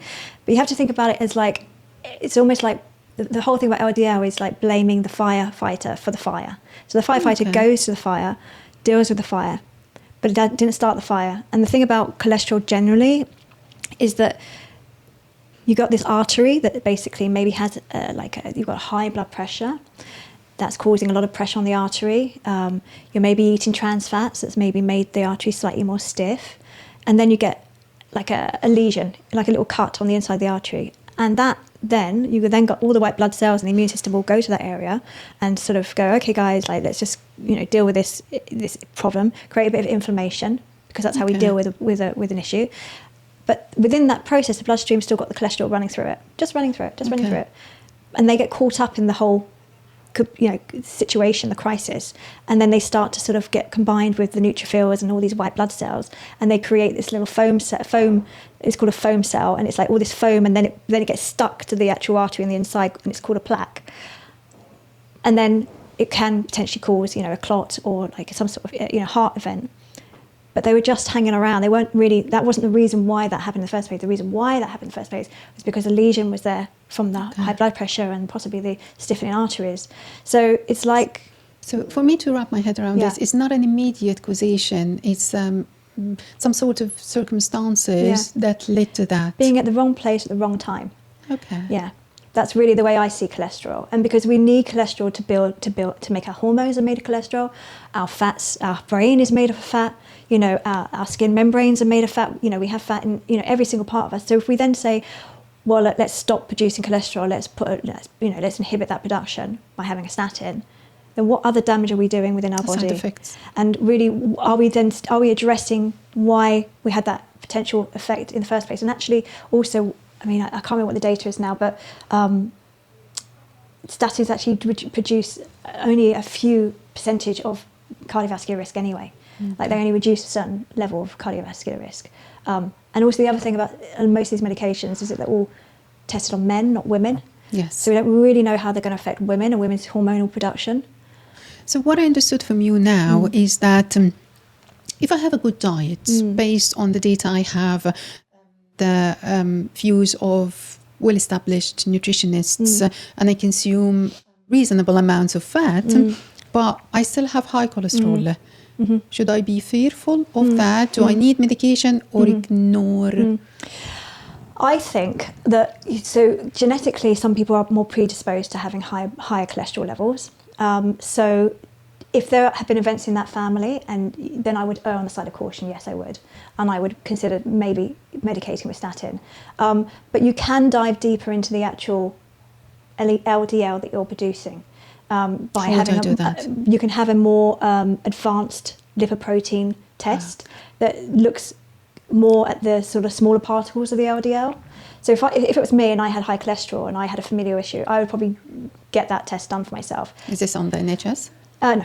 Okay. No. Privately? Yeah. Okay. So so it's not gold standard. So gold standard really would be our just total cholesterol, LDL, HDL, triglyceride test that we have done. But it doesn't look deeper into what is making up that LDL. Is it predominantly more small, highly dense lipoproteins, or is it quite large? And if it's quite large, then data says it's not as damaging, and you don't have to be so fearful. A lipid profile, is it? Okay. Yeah, lipid because profile. I do have high cholesterol. Oh, okay. And I was told by my my GP that because of the keto diet, he said to me, lower your eggs and others of that. Otherwise, you can have the statins. But I know Genova do a Genova diagnosis. Okay. I know that they do a cardiovascular test, which will look deeper into that lipoprotein. Okay. I ignored that. Yeah, I ignored. I know it's not. It doesn't sound good, but deep down in having all these vegetables and the good fat and protein, there's no way I would be unhealthy. I think it's your intuition at the end of the day, and I think if you intuitively know that you're fine. Have you got high blood pressure? No. Right. No. So that's a risk. Okay. So if you had high cholesterol and then high blood pressure, that would be a risk. Okay. But you don't, which means are you going to have a cardiovascular event in the sense of is your arteries going to get some sort of damage done to it, and then the high cholesterol blood is going to get caught up in the mix? Probably not, because you haven't got the high blood pressure in the first place. Yes. Because high blood pressure comes with more the actual blood is more viscous, thicker. Yes. So the heart has to work harder to push it around the body. So if you don't have high blood pressure, you don't have any other cardiovascular issues. I don't, and I work out forcefully without feeling anything. But I did behave when it comes to egg a little bit. It's a difficult one. I personally, other than I don't demonize eggs myself. When people say should I be careful with the cholesterol in eggs, I think if you're eating the whole egg, then nature kind of does everything it needs to do with the disbursement of that cholesterol that's in that egg. Because otherwise you'll go, okay, I'm not going to eat prawns, because prawns also got quite a lot of high cholesterol. So shrimp does. All right, let's be a bit positive now. Is there a dream shopping list that you would love for people to follow?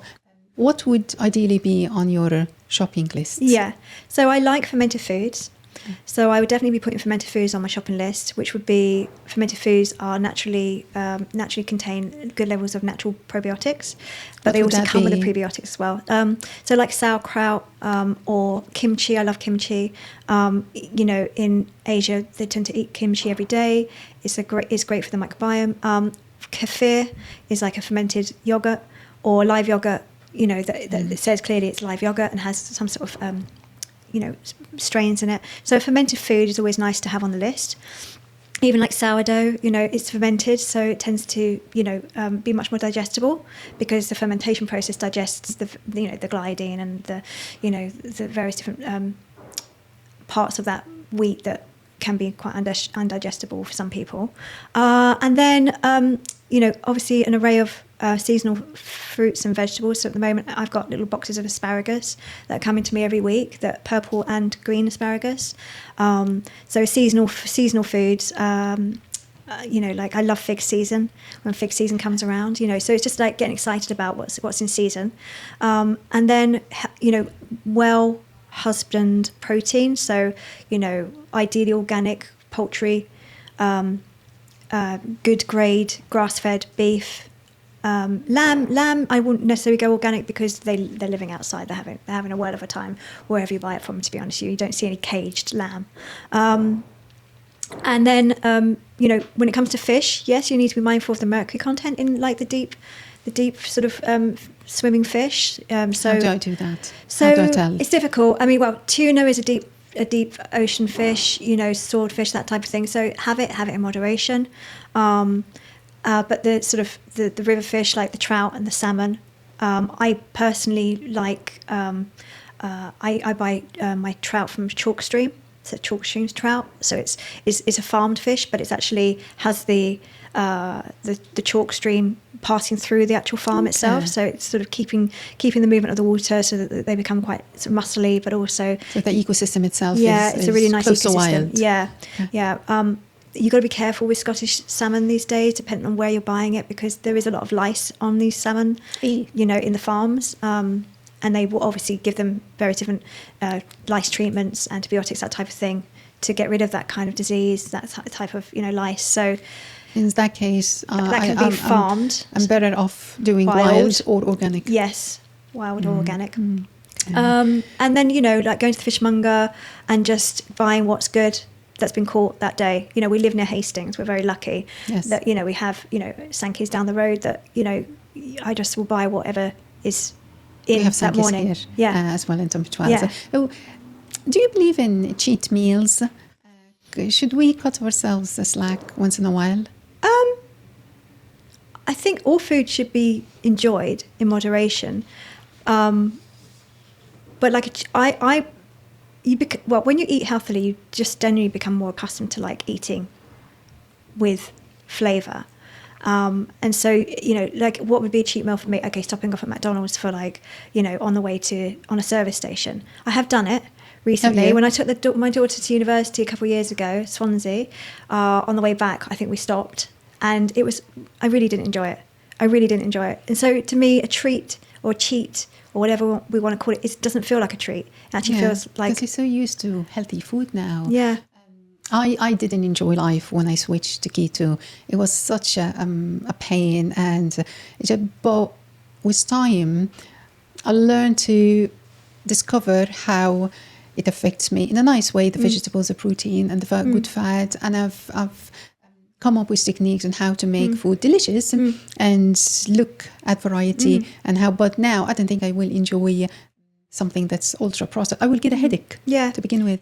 You then come into the sort of world of psychology when it comes to food. So you come into like the reward.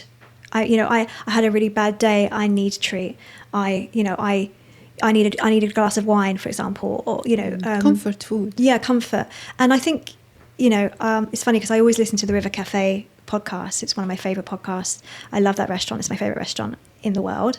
And, you know, the question that Ruthie always asks at the very end of that podcast is, what food do you go to for comfort?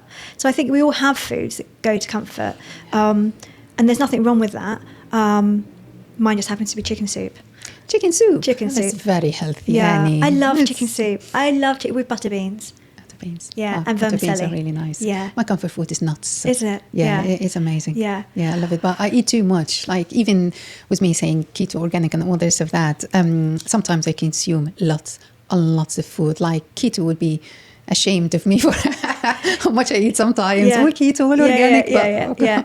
Well, you know, the thing is that it's always 80-20 as well. I mean, I think when I think about when I talk to patients and they talk to me about, you know, needing to have a chocolate bar as a reward, when I dig into it, it's often that when they were picked up at school by their parents, they had a little finger of fudge, or they had like some sort of like treat that they would. And I did it myself when I had my daughters, and we would come back, and I would, for independence, I would stop off at this little, like, you know, lovely little deli shop on the way back, and they would go in by themselves because they had the 1p little buckets, and they would choose something from their money that I gave them, and that was an education for them as well as like a time, you know. But you got to like just sort of distinguish between why am I treating myself and what alternative treats can I have. So I have on a board that I've had up in my kitchen for years that is non-food treats, and it's a list of things, 10 things that we can do that are treats to us and rewards to us that aren't related to food. And it could be like walking the dog, it could be like, you know, having a bath, it could be like going for a massage, it could pleasurable be things to do.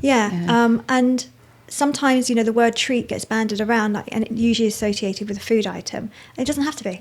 It doesn't have to be a food item. It can be something else. It could be, you know, phoning up your girlfriend and having a good old chat. That's a treat, you know? Yeah. How about plastics? How do you deal with plastics? Do you get rid of them in your household? Yes. How do you do that? Even my organic vegetables come in plastics. No, they don't. Not Riverford. No. So if they have like if they tend to put most of their stuff in paper bags, or it's unwrapped, or if it is in some sort of clear plastic, it's actually made of plant. So they don't use any plastic. All our food that is stored is in glass, always. I mean, I have an osmotic water filter system in so all the water comes through osmotic, reverse osmosis. Okay, we're going to put lots and lots of links in the description. Osmosis, everything will go in the description, guys. Because we've got such an issue with our water system, like, and we see it on the news all the time, you know, and you can smell the chlorine in the water when there's been a flood or when there's been like excessive rain. You turn the water on, you can smell it, and so I was like, I don't want to drink that anymore. So how about water bottles? No. If they glass, are plastic, So the thing about plastic is you have to be careful with water bottles because it can leach out what's called xenoestrogens. So I know. It goes on and on and on and on. Once you start to unpick, but you know, which can mimic estrogen and then, you know, connect to your estrogen receptor on your body, and then, you know. And that water system that you have at home, what does it do? It basically it sends the water through a charcoal system, and then it sends it through another filter system, some sort of sort system. Then it adds the minerals back, so it has an actual sort of natural salts within it, so that you get it remineralized, because you want to have your minerals in your water. Okay. But it will strip out the chlorine and the fluoride and all the other things that we don't really want to have all the time in our bodies. I always wanted to ask someone about this, maybe to justify my messy life, but when she was a small toddler, I never managed with a half clean household. And I read somewhere that we need a bit of dirt for the immune system. How clean or unclean should our houses be to boost children's immune system? Yeah, unclean. That fits my calendar. Thank you so much. The hygiene hypothesis is what you're referring to. And I mean, especially since COVID, we've become, anti-back everything. Dr. Axe, he's a really great sort of functional doctor out in the States. He wrote a really good book called Eat Dirt. And I'm not saying that you need to go out and actually physically eat dirt, but, we are so conscious of everything being clean, our children being clean, wiping their hands, not having all the bogies hanging out, and, not letting the dog lick their face. And actually all of that, I wouldn't say so much cats. And just there's a side caution with cats, especially with pregnant women. But with dogs, or other sort of pets, it's actually okay to have a bit of, their microbiome coming in contact with your microbiome, because the microbiome is responsible for training the immune system, which is trained in the gut predominantly, the T cells and the immune cells. And what we want is our immune system to be responsive. We don't want it too responsive. We don't want autoimmune disease, right? We don't want it underplaying either, so we're not responding and we're getting infections and sickness. But we want it to be responsive, and we need that to have an exposure to these pathogens to some degree, so that we could create antibodies that fight it.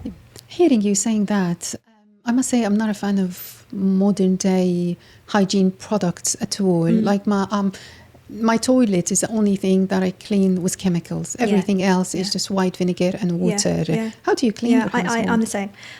And I'm lucky to have a cleaner, but my cleaner, she originally would bring her own products, and I'm like, no, it's all right. You don't need to bring your own products. I will supply you with my product. And I'm not going to sort of create everything with. I did go through a process of doing white wine vinegar and water, but it's time consuming. So, but there are some really good products out there. They're not perfect, but a Method product, or I think it's called Acimel or something like that, is a product I use, and I'll just buy, sort of a whole load of different sprays, using bicarbonate soda, to clean out, limescale and that type of thing really helps. It's about moderate, it's about doing the best you can, really. It's not demonizing and saying, oh, no, because sometimes you do need a bit of bleach, although I can't use bleach because I have cesspit. But, generally, you if you need a little bit of, hard action stuff, then okay, fine, in moderation. But I'm protected to their health as well, so I don't want them to be using hard products and being exposed to their toxicity overload. So, it's like my chimney cleaner, his father got very ill with lung cancer. Now he comes and cleans my chimneys every once a year, and he never wears a mask. And I'm always telling him, no, you need to protect yourself, because that's carbon. It's burnt, God knows what going up that chimney that's coming back down, and you're, exposing yourself to it. So, but it's about being as mindful as you can about all the exposure. But just to answer the microplastics, the other thing that I've invested in, and actually bought my goddaughter for her birthday last week, is a stainless steel chopping board. Oh, yeah. We use wood. No? Yeah, wood is fine. Fine. It's porous, so some foods, it can be a little bit difficult to clean. But a stainless steel one is great too. Yeah, not plastics. Rather than microplastics, because you don't even think about the fact that you're cutting, and that microplastic is coming off the plastic chopping board and potentially into your food. And then obviously your pans need to be, not sort of Tefal-based pans. No, because, How do you chew them? Well, you can have stainless steel, or you can have, I like green pans. So I use those. And you do everything wrong. It can go on and on and on. But we'll do the best we can. Yeah. Right. Okay. Let's talk more about your household. My household. Keep chicken. Well, I don't have any chickens anymore. Oh, what happened to them? Well, you ate them? I had them for no. I had them for a really long time, and Gloria Gaynor was the last one, and she, because she was so old, she was probably like 9 years old when she passed, But I stopped having them. I loved having them, and my husband spent a real long time. I spent time having them free range, and I've got about 3.5 acres. And then, of course, the fox would get. Yeah. How would you stop them from escaping? They don't. They're so funny. They have like characters. You can call them. So I just call them girls, and then they would all just literally run back into like the pen. They're amazing. Doesn't matter how many times they call my child to come there. Really? Yeah, I know. I mean, they were really, really well trained. And I also had my black lab, and I had my black lab all the way through from the point where I had the chickens. So she never scared them, she never chased them, and I'd forget. So sometimes friends would come over like for play dates, and they would have their dogs with them, and my chickens were free ranging, and they would like go after the blooming chickens, and the amount of time I would take chickens out of like some dog's mouth, they were lovely. But I did get rats, and I got rats in the house, and so I have chosen not to continue to have chickens, because I just can't be dealing with it, because I got cavity walls and I can't have rats coming up and down. Yeah, it's not nice. Not a good idea. It's not nice. Yeah. So, but I do miss them, and I probably will have them again. I do have a very nice chicken run. But yeah. You also run cookery workshop. Yeah. What is the biggest challenge that we face when we try to cook healthily? I'm always talking about batch cooking, because people don't think, if they're making, let's say you're making your salmon tonight, which you will be. I just know you will. Now that I know you. would you then put one fillet in there or two, or would you one? Because right. I want my food to be fresh. Right, so that's fine. But a lot of people, if they're not having just one meal a day, they would go, okay, what do I want for lunch tomorrow? So let's just cook two. Or like if I'm making chicken, so I would use my oven up, because obviously we have, you know, like a crisis when it comes to like having electricity and the expense of it all. So just use your oven. I'll just do a whole load of roasted vegetables. Some of them will be for tonight's dinner. Some of them will be for tomorrow's lunch. How about nutrients? Will I still retain the nutrients if I eat like leftovers kind of thing?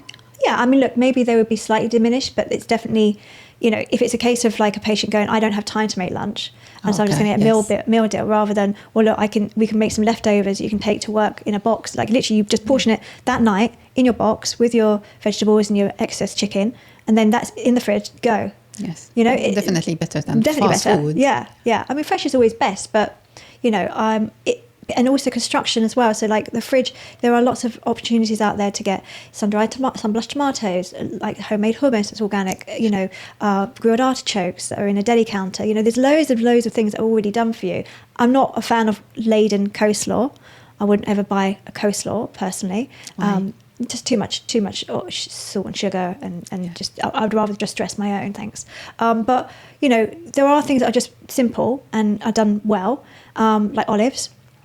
And so lunch, and I always boil 6 eggs on a Sunday, and then they're in the fridge for the week, so that, you know, like today I've had my breakfast, but I haven't had any lunch. I know that tonight I'm going to go home and go, right, what are we having for dinner? I know I've got 4 eggs already that are boiled. I also know I've got leftover roasted vegetables from last night, and I can combine those with maybe like a can of lentils or beans, and then I can dress it with and then I can put my eggs on the side with a bit of fresh salad. And that's a done. Perfect meal. You know, so it's just, it doesn't have to be like super time consuming, and I think time is the biggest reason why people don't choose to eat healthily. I think that and expense, and the other you know is it's too expensive to eat healthily. Well, honestly, Sainsbury's has little like so organic cans of chickpeas, cartons of chickpeas, lentils. Yeah, they're £1. They're a pound, and that bulks up. They're even organic. Yeah, they're all organic, and they bulk up a roasted vegetable left over from the night before, dressed, maybe with a bit of like, you know, leftover salmon flaked inside, done.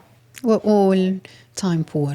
Well, super time but then we poor. think about, well, what else are we doing with our time? And like, maybe scrolling is the other thing we're doing with our time. So like, maybe we just look at our time management a little bit better, and we just actually have a word with ourselves when we say, oh, you know, we're trying to aim for 5 vegetables or fruits a day, or you know, now it should be like 7 or 10. I don't think it's so much the vegetables and the fruits, it's plants. So it could be some fruits and vegetables within that, like number 10, but it could be seeds, it could be nuts, it could be, you know, grains, you know, plants in themselves. It's interesting, like, so Zoe brought out, you know, Tim Spector's Zoe brought out the 30, Zoe is the 30 a day. Glucose monitoring thing? Yeah, okay. yeah. So they've got in Marks, I think it's Marks Spencer's. No, it's not Marks Spencer's. I think it's Waitrose. They have the Zoe 30 superfood, or what? It's like a mixture of like seeds and nuts. Is it a list of things? No, it's actually like something you can buy, and it's like a grain type thing, and you can just sprinkle it onto like yogurts and whatever. And Marks and Spencer's brought out their version, and it's funny because they put like goji berries in theirs, and I bought theirs actually because the Zoe one was really super expensive, and I was like, wow, I'm not paying that.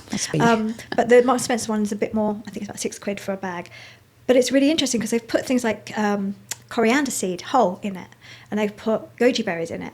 So it's a very strange mix, and I just don't really know how to use it, because I'm like, do I put it in my yogurt? It feels a bit savoury, or do I put it in my sort of savoury dish, and then it feels a bit sweet with the goji? So it's a strange option. How about the whole taste of could you were you crunching on the seeds? Yeah. Like I don't mind crunching on the seeds, but I don't really want to crunch on the coriander seeds. Yeah, because it's savoury stuff, right? So I know that, you know, obviously we're looking for, you know, 7 to 10 a day. 7 to 10 veggies and plants. I would say plants. Okay. I would say plants. So that's a deviation the aim from is like the really 5. 30 different plants per week. Okay. Is the aim. So it's no longer 5 veggies or 5 plants a day. I think it's definitely a good guideline for the majority of people that are not wanting to know any more than that.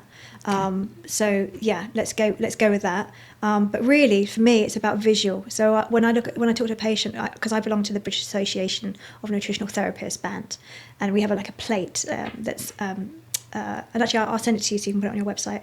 And it's cut into quarters, and it sort of shows you what your plate should look like. And it could be a breakfast plate, lunch plate, dinner plate, and it's just an array of different colours. So that's easy. So you say to a patient, just look at your plate. If it looks like it's not colourful enough, or it's got maybe a bit of orange, maybe a bit of green, let's bring in a bit of purple in there, or let's bring in, a different shade of green, so that you're getting a little bit more colour, and that's much easier for people to cope with, and rather than saying you've got to eat 10 a day, Which I don't usually even have 10 veggies a day in my fridge. No. 10. So plants though, would you have? You got your nuts. You have different types of nuts. You wouldn't just have almond nuts. You'd have a variety of nuts. Variety of and nuts. Maybe 3 or 4 different types of nuts. So that's included. Yeah. Why are colours important? Is it just in terms of variety, or maybe colours reflect certain ingredients? Yeah, they do. So they're phytonutrients. So they're antioxidants. They are polyphenols. So they and flavonoids, we call them. So beta carotene is what will make something orange or yellow, like a squash or carrot, which converts to vitamin A. Beta carotene, which is why it's good for your eyes to eat carrots. Anthocyanins, which are purple in colour, so you're going to get those in blueberries, blackberries. You're going to get those in purple sweet potatoes, which I'm really eating a lot of at the moment. You've got sulforaphane, which is in broccoli. Interesting with that one, because actually when you cut the broccoli and injure it, by actually cutting it prior to cooking it, it releases an enzyme that makes the sulforaphane even more potent. It's just a hack. So I always, whenever I have broccoli, I always cut it first. And it's interesting about broccoli because, again, people don't eat the stem. I do. Yeah, but a lot of people don't. Okay. So just take the florets out. But it's like, cut that stem, maybe just shave it a little bit, and then just make those florets much longer. Yeah, and I just, it's a matter of cooking it slightly more. But I do it. But here's the dilemma I have. Do I steam, bake, or fry my vegetables in order to retain the most nutrients that I could? The most nutrients will be retained with steam. Yeah. I like the taste of butter. Yeah. Yeah. I mean, that's the truth. I will roast vegetables off though. And the fact that we're eating an array of vegetables and it's covered in like really good extra virgin olive oil, I'm happy with that. I know that it won't be as nutrient dense as if I was to steam it, but I don't know if you've ever had roasted broccoli, but it tastes delicious. Really? Yeah. It wouldn't burn it slightly catches, but you know what? It tastes like, that Chinese seaweed that you get, which isn't seaweed. It's just cabbage. But let's pretend it's seaweed. That it tastes like that. Delish. Yeah, but no, I would say probably like steam is best. Some people struggle with raw vegetables, so I think when you do steam vegetables, it breaks the cellulose wall, so it makes it just a bit more digestible for a patient who struggles with digestion. Interesting. It's impossible to find a salad dressing on the market with no sugar. Yeah, I would never even buy it. Yeah. I'd rather go olive oil, salt and pepper, and just be done. But you can make a nice sesame, like unami, sort of, sesame oil, tamari, which is gluten-free, soy sauce, and then a little bit of like rice wine vinegar, a little bit of just chili, and then you've got a really nice dressing there. I was Googling allergy statistics the other day, and I've learned that allergies have doubled in the UK over the last decade. Why do you think that is? I think it's the hygiene hypothesis that we talked about earlier. I think that there is an issue with too much cleanliness. We're not exposed to enough, bacteria and pathogens that will, so we become hypersensitive. But also leaky gut is also another issue that affects and can bring on an IgA response. And that is where your gut has become, so your gut lining, your mucosal lining of your gut is semi-permeable. It needs to be permeable in order for the nutrients from the internal side of your gut to leak into your bloodstream to give you the nutrition. But you don't want it to be super permeable. You don't want it to be leaking, because what can happen is then foods that should stay on the inside, or proteins, for example, let's say an egg protein, starts to leak out into the bloodstream, and they're too large. They shouldn't have really leaked out. They should have stayed within the gut itself. And then because the immune system doesn't know who this guy is, they're like, I need to mount an immune response to you because you're probably a pathogen, so I'm going to create inflammation. And so it will deal with the invader, but also what it would do is put a little flag onto that invader. So every time it comes back into the bloodstream, it knows what to do, create an inflammatory response, which is food sensitivity. So what we do is we identify the food sensitivities, and then we look to heal the gut lining with maybe something like bone broth is a brilliant option. It has glucosamine and L-glutamine in it, which are amino acids that help to actually rebuild the gut lining itself. and then avoid for the time being, just for a small period of time, so that you're not continuously flaming or stoking the fire, as it were. And then hopefully over time you can then reintroduce that food. But also things like alcohol is very inflammatory and can create gut leakiness. Nurofen is another thing. I mean, if you look at the side effects of Nurofen, it has problems with, it affects stomach lining, and it can affect the gut lining. So, and we pop Nurofen like it's going out of fashion. And by the way, if you put something like a Nurofen gel on your skin because you've got a pain of muscle, it is going to permeate and go into your bloodstream, which is the same as taking it into your mouth. So, it's about sort of avoiding a stress, like high stress can cause leaky gut. So anything inflammatory, highly processed foods, high fructose, glucose foods can cause inflammation and damage the gut lining. When I had Olivia when she was a small toddler, and I was trying to wean her, I had no idea what I was doing. But I read that giving toddlers allergenic food like peanuts would actually decrease their chances of them being allergic to that food. Is there any truth in that? I think so. I mean, I think there's some really brilliant work right now that's going on where they are very small, minute amounts of reintroduction of something like a peanut to a person that has a food allergy to peanuts. And over time, the sensitivity becomes less. Yeah. So, I mean, I think if that child is responding negatively, then stop. Yes. But if that child is able to have something like a peanut butter, for example, at a young age, or the exposure to it, hopefully will offset the potential for there to be an allergic reaction later on. It's difficult to know why it's being triggered, though. Yeah, you talk about the demonization of gluten and red meat on your website. Is that in favor of consuming gluten and red meat, or the opposite? That is about eating it if you don't have a problem with it. So, because people are sort of experiencing digestive issues for a number of reasons. It could be that they're highly stressed, right? It could be that they are eating food that's inflaming them. It could be that they've got a dysbiosis, or imbalance in microbiome in their gut. It could be something worse. It could be that they've got an inflammatory bowel issue. So, many, many reasons why. And so but what happens is that we say, right, I'm not having bread, I'm not having gluten. And that's fine, and there are different types of gluten, okay? So, so the wheat production in the Western society has drastically changed over the last 50 years. So initially it was grown very small kernels, very hard to husk, and a smaller yield. Now it's grown in sort of mass production where it's much larger kernels, so you get a bigger yield and it's easy to husk. But that's been modified. And so have our guts adapted? No, probably not. Why is modification necessarily a bad thing? Is it because they take away things and add other things? Yeah. Okay. Yeah, they potentially do. I mean, they won't ever put their hands up to it. But the fact is that, if a grain has been modified to make it a higher yield and easier to husk, then they have modified it, and they've probably put a glyphosate within it as well, so that it's already got the resistance to pesticides. And we really haven't had that in our system long enough over the last 50 years to really know what effect is that doing to us long term. And what we do see is a more of gluten sensitivity these days to less ancient grains. So when I talk about ancient grains, I'm talking about spelt, or like a much more like a durum wheat. So Italians tend not to have the gluten sensitivity issues because they're having a much more ancient grain that hasn't been modified. Which is a spelt, for Which example. is a spelt or a durum wheat. And so if I'm going to cook pasta and it's not going to be gluten-free pasta, I like lentil pasta because it gets me protein. But if I'm going to I will use a really nice Italian pasta that's, I spend a little bit more on it and have it and enjoy it, rather than the 29p for a bag of spaghetti that you get in Tesco's. What's your take on dairy? Love it, leave it, it depends.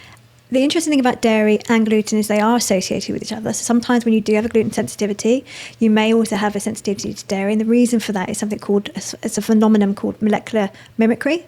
So it's where basically the receptor of the cell that receives the protein gliadine, which is gluten, is of a very similar shape to the same protein casein that's in dairy. So they respond in the same way. So if you've got a sensitivity to gluten, you might also then have a sensitivity to dairy, which is why you need to be more mindful of eating both. And that's why they're associated. But, I am a fan of dairy. I have whole milk in my daily diet, and I have kefir. I have A2 dairy, though. So A2 dairy versus A1. Okay, what is the difference? So A1 is like mass-produced factory, cattle that's just, pumped for milk on a very large scale, versus dairy that's maybe living out in the grassy fields and is just eating normal, not just eating grain that's been, potentially modified with other various antibiotics and whatnot, and then is milked. I mean, I worked as a 17-year-old. I went to Israel and worked on kibbutz for 6 months, and my job was to milk the cows. Really? Yeah, and so I used to herd in these 450 cows a day by myself, like literally bring them in and then just have them stack up 25 and just pop the suckers on and milk them all and then herd them back out and bring the next lot in.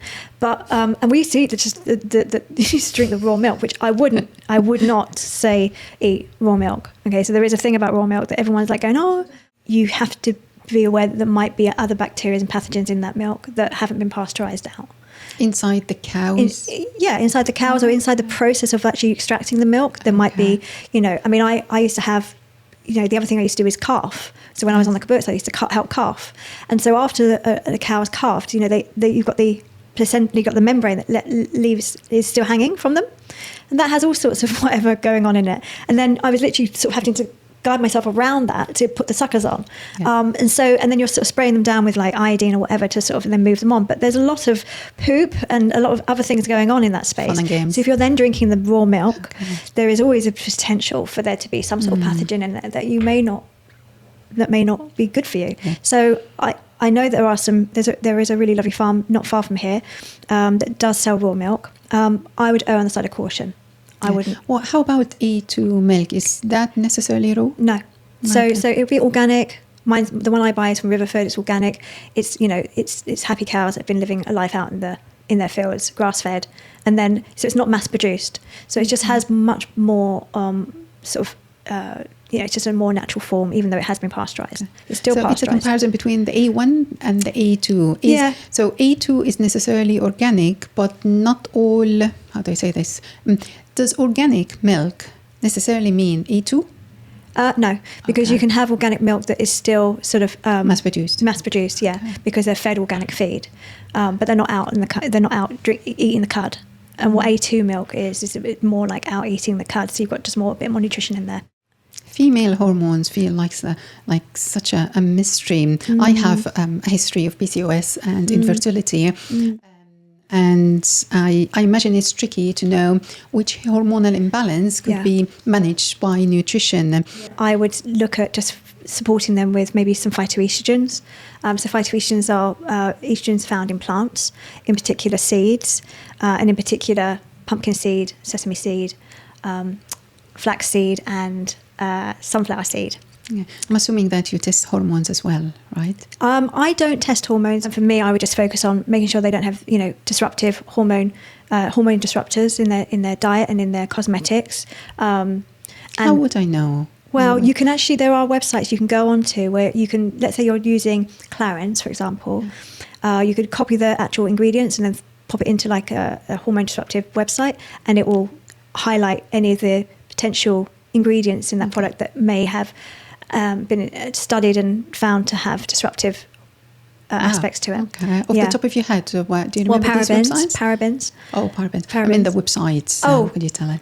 I'll have to send it to you. Okay, I can't remember. Yeah. Put them in the description. Yeah. I have that one, and I have like a pore clogging website. Okay. Also, so I basically put the ingredients in there and receive feedback. Yeah. Okay. Immediate, so it will just pick up, because also fragrance as well. So fragrance is something I tend to avoid, and I again will be very careful to buy natural parfum as opposed to, because again, a fragrance can be made up of 2,000 or 3,000 toxins, that you don't even know about. I bought this. I listened years ago to this podcast by this chap who, I think he was working for either Estee Lauder or it was one of those brands, and he was a perfumery, so he produced the perfume. He had one of these like perfume organs. Yes, I think they're called organs anyway. They've got lots of different oils in them, and you find the perfume. And he was working for this sort of big brand, He was on a panel, and they were asking him, what do you think is the next big thing with perfume? And he said, well, to produce perfumes that aren't toxic to a woman. And they literally asked him to leave the stage, and they wrote sort of a whole damning thing about him, and they called him a heretic. Yeah. And then he produced a brand of perfume that he sold at Liberty's, and he actually helped produce Gwyneth Paltrow's Goop perfume brands, but he called his own brand Heretic. Heretic. Yeah, that's but rightly so. Yeah, so is it as potent as like a Coco, a Chanel, which is what I probably would have always worn, or like I've got a Victoria Beckham. It's interesting. I bought a Victoria Beckham perfume for Christmas. I love it, but when I sprayed it on my body, I thought it was clean, and I sprayed it on my body, and it made my neck really itch. So I love it. So I spray it in the air, and then I walk through it. That's how I still wear it now. But I won't ever put it on my skin. Yeah, because you don't know what those toxins are. Yeah, you do. And they are hormone disruptive. Absolutely. I mean, when I think of menopause, perimenopause, I call menopause the perfect storm. We will all go through perimenopause and menopause. No one is going to escape that. From a nutritionist's perspective, what should I eat to offset the negative symptoms of perimenopause? I mean, definitely phytoestrogens. So, and you're going to get those from those seeds, but also from beans, chickpeas, that type of thing. But also, and I know you don't like cauliflower, but things that are detoxifying. So that you're kind of getting rid of excess build-up of hormones that you don't want. So cruciferous vegetables like cauliflower, broccoli, leeks, that type of thing, they really help with the detoxification pathways of the body. And then lots of hydration. Lots of hydration. Yeah, because people don't drink water. People don't drink water. When I was growing up, it was all about drinking 3 liters a day. But recently, I mean, it feels like everything about food and nutrition, we have trends. But recently I've been hearing that only drink when you're thirsty. I mean, I think 3 litres sounds like a lot unless you're like properly out in a hot country. And you were. Egypt is a pretty hot country, so I get that. But you need to be careful that too much is too much as well, because you can reduce your electrolyte balance if you have too much fluid. That's in the water.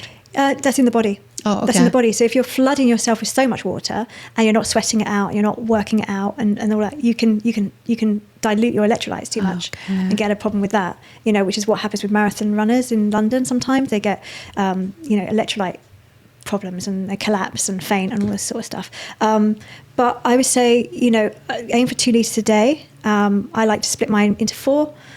So I wake up and have water straight away because the brain dehydrates in the night. So the first thing I do, and it's interesting when you look at when you see condensation on the inside of the window when you've been sleeping in the winter. That's your hydration. Oh. Yeah, so put it back. That's your breath. That's your breath. Okay. So we'll all wake up in a way slightly... Hydrate that brain. Hydrated, yes. Just 250 mils glass by your bed, drink that first thing, then start your day. And then, get your 500 mils in before 9, get the next 500 in before 12, the next 500 before 3, the next 500 before 7, and then slow down because you don't want to be getting up at night going for a wee all the time. Yes. And then intermittent, it doesn't have to be water, it can be herbal teas as well. Don't forget that something like a coffee or a tea is a diuretic, which means it will promote water loss, which is why you have a cup of tea and then you get in the car, go 5 minutes down the motorway and then need to stop for a wee. It's promoting water fluid loss. So in Italy, they know that. So every time you get a coffee, you get a glass of water with it. Oh, okay. Because it's replacing the hype. Yeah. So can nutrition help with PMS symptoms, premenstrual syndrome? I think if you're balancing your adrenals by balancing your blood sugar roller coaster, then you're going to be in a more measured point in your moods. By how much? Is it preventative or managing? Some people are more prone to it. It's like some people are more prone to like having severe morning sickness, and you don't really know if that's you or not until you're experiencing it. Mm-hmm. So it's, but you're definitely not going to help yourself if you're also then stress eating with sugar, foods that are going to release their energy really quickly, spike you up, crash you down, and then your adrenal system's going to come along for the ride. Yeah. Sleep is super important. Rest and recovery for all people, especially women, especially at perimenopausal stage, or especially when they're having their periods or just before their periods. So progesterone really doesn't like to have cortisol flooding the body. So something like working out can be on a less frantic level towards the last week before you think you're going to come on. and more hormone feasting foods that, we want comfort. We want to nurture because we're just about to have a period. And that's so let's just try to be intuitive to that a little bit more and actually go, okay, I'm not going to then go and run a marathon that week. Okay. Because otherwise you're going to get more PMS. Okay. So it's like reading the room of your own body and like really saying, okay, like I just need to like map myself out a little bit more. I can have my hard workouts when I'm in my power phases at the beginning of my my period and maybe towards the middle of my period.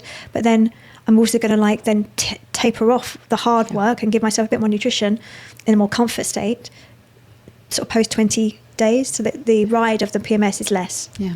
On the mention of stress, why do you test stress hormones several times a day?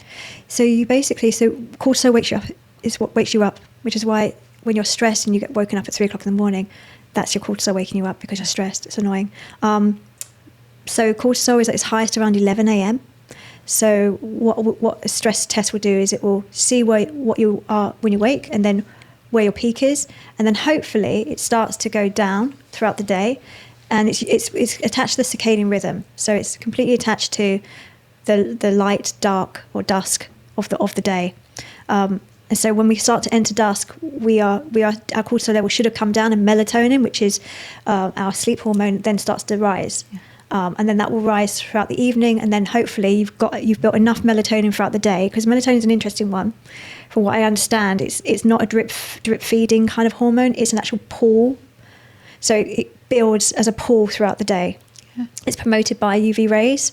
Light, yeah. So light converted through the retina produces more melatonin. So during the day, that's why if you want to build your let's say you go to Hong Kong and you've got definite jet lag.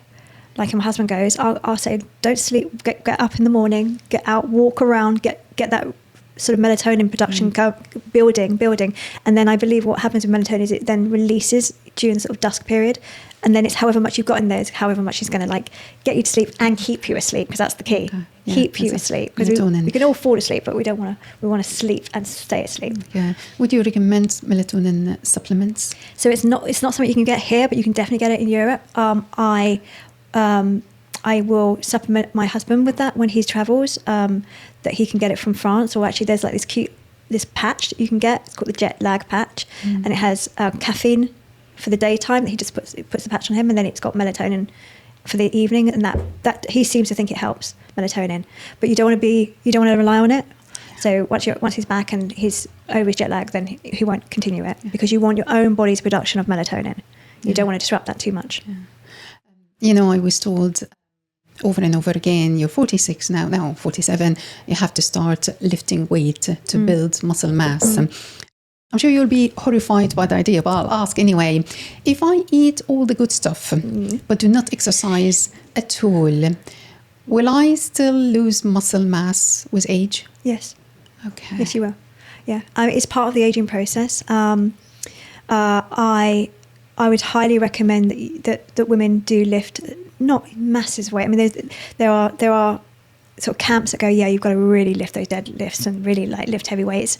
I err on the side of caution with that, but I think that resistance training and weightlifting, I mean, I strength train twice a week minimum, and I Pilates every day, and then I spin twice a week. And that's brilliant. Yeah, well, I'm addicted, especially to my spin. Really nice. I love it because I really enjoy the endorphins as well. But there's many reasons why women should be lifting some sort of weight or resistance training. It's definitely to keep and preserve the muscle mass that they have already, because once you lose it, it's very, very hard to get back. It is at our age, which is why we haven't come on to GLP hormone, sort of Ozempic and that, but that's a worry. But the other thing to think about is bone density. So estrogen drops, and estrogen helps. It's like a little cofactor or a little friend of calcium, and the two together work to help calcium be deposited in the bones themselves, in the density of the bones. Because when we up to about 25, we're growing our length, but for the rest of our lives we are still continuously remodeling our density. So and we need a little bit more weight in order to promote the breaking down of that and the remodeling of that density and the rebuilding of that density. So let's say I lose weight, 2 or 3 kilos. How would I know if I lose fat or muscles? I mean, it's a difficult one to really identify with the eye. There are sort of like weight measurements where you can see the fat deposit versus the muscle deposit. I don't know if you've ever had, when you have a mammogram, they can show you how much fat is in your breast as opposed to where your muscle still is. They can see the density. And you can have those sort of scans for your body as well. And actually, it's quite a simple one because it's got the muscle has more water in it than the fat, so they can just measure that, and it just bounces back as an image, or like a bit of data. So other than measuring in that sense, it's very difficult to see other than really how you're feeling. If you're not feeling strong, if you feel like your biceps definitely have gotten smaller, if you feel like you've got more bingo wings, if you feel like you're not as toned on your abdomen, if you feel like your butt is dropping more, then there's probably some muscle mass loss going on there as well. So you just need to work on it, really. What's the one food that you would consume and think, I'm doing my skeleton a favor? Probably sardines. Sardines? Yeah. Why is that? Well, what do I have in sardines? Because it's got the bones attached to it, and they are digestible. You are just getting a really nice natural calcium intake there. But you need magnesium as well as calcium, so the two work together. And you need to kind of keep that balance going. Everything's a ratio at the end of the day. Yes, and along with sardines, I would ideally consume food rich in magnesium, and that would be all in harmony. Yeah, exactly. Okay. Exactly. Okay. What is the one thing that people do and is harming our bones and muscles? Medications that are reducing, so Coca-Cola, I would say, is definitely because it has phosphoric acid in it. So the Pepsi-Cola, How is that even allowed? I don't know. 100 but it years is now is still there, still in there, and it leaches calcium out of our bones, phosphoric acid. So very worrying that people are still drinking that, and they're not knowing that that's what's happening to them. Medications like the omeprazole definitely has been linked to bone density loss, and the ultra processed foods, the obesity issue. That puts an awful lot of strain on those bones. They will become more dense because they're carrying more weight, but you just really, you're just taking a lot of risk there, really. I would love a little bit of guidance on the subtle signs that my immune system is out of balance. More infections, just, cold sores, ulcers. You can look at your nails, and if you've got little white spots, that's your zinc. Your zinc is low. You see a lot in children because their bodies are asking for so much for the growth that they can often deplete in zinc. Energy. If you're exhausted all the time, your immune system is basically underplaying. Just not healing properly when you sort of cut yourself or whatnot. Yeah, our immune systems have been testing since COVID 2020. What are some of the ways, the things that I can do daily, simple things to boost my immune system? I don't like the word boost. That's your phrase. Yeah, I know, and we have it all over everywhere. But you don't want to boost it because it's about supporting it. Because boosting is like you don't want overactive immune system either. I would just keep to eating a variety of fruits and vegetables so that you're getting a plethora of antioxidant exposure, so that you're reducing oxidative stress and giving your body phytonutrients that it needs to help to support the immune system, feeding that gut microbiome because the immune system is predominantly trained in the gut. How is that so? What is the link between gut health and the immune system? It's the most exposed you have to the outside world is what you put in your mouth, basically. Okay. Right? So if we think about orifices, my daughters hate that word, but I'll use it anyway. You've got your ears, your nose, your mouth, your anus. The mouth is the one that is the most exposed. So the digestive system has to have a robust immune system attached to it in order to ensure that if anything survives the stomach acid, it's going to be dealt with later on. And so the immune system is trained in the gut lining because it needs to be there in order to make sure that pathogens and infections that we potentially ingest or exposed to when we breathe are dealt with the immune system quite quickly. Do you have any foods that you would consider immune superheroes? I would say elderberries are really elderberries seems to be one of these sort of foods that we only get them in juices, right? Yeah, just got to be careful not too much sugar. But vitamin C is like one of the heroes, I would say. it's sort of very protective to the immune system. But then zinc is also, I would never supplement independently just with zinc. I would usually use it as a combination, because you don't want to put these different cofactors out. You don't want too much of one thing, really. Yeah, that's why getting nutrition from food is the most harmonious thing ever, because it works in balance. If I feel I'm coming down with something cold or whatever, is there a hack that I could do to reverse or hopefully mitigate the blow? It's one of those magic things, isn't it? I would definitely up the vitamin C.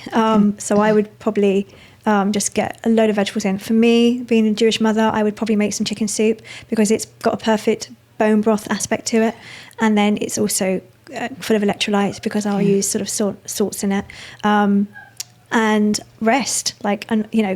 Dare I say it? I mean, people don't rest when they're sick. No, I can't afford to do that. No, I know. So it's a really tough one. Some people talk about Manuka honey.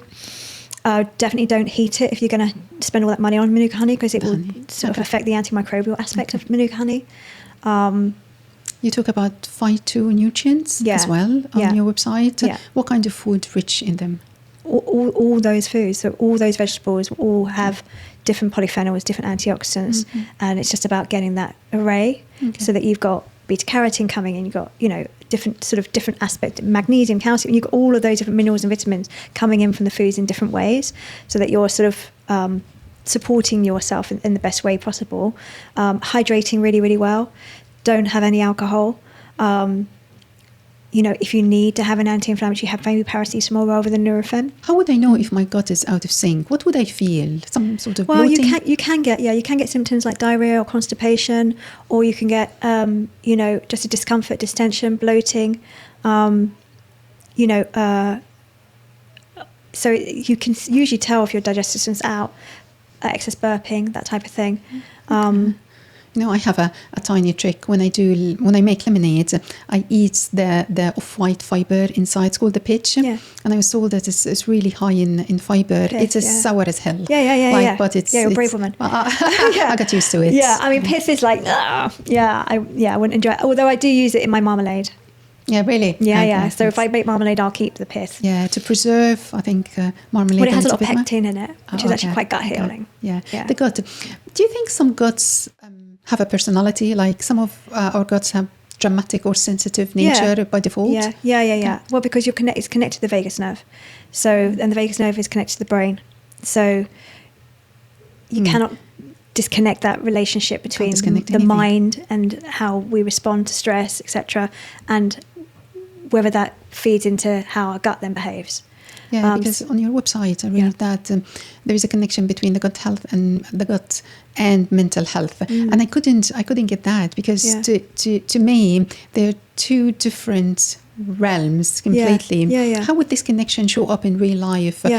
My gut and my mental health. So, and I find it a lot with the youngsters, like the 18 to sort of 25-year-olds, where they're drinking monster drinks and they're eating McDonald's and whatnot, and they're full of anxiety. They're full of stress. And you have to go, why? You have to ask why. Why are our youngsters these days so over anxious?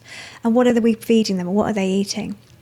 And when you see that they're eating very sort of nutrient barren foods that possibly causing inflammation, and you know that there is a vagus nerve that is connected to the mind, and then they are depressed, you can't not disconnect the two. And it's like with ADHD. So there's a lot of diagnosis of ADHD and autism right now.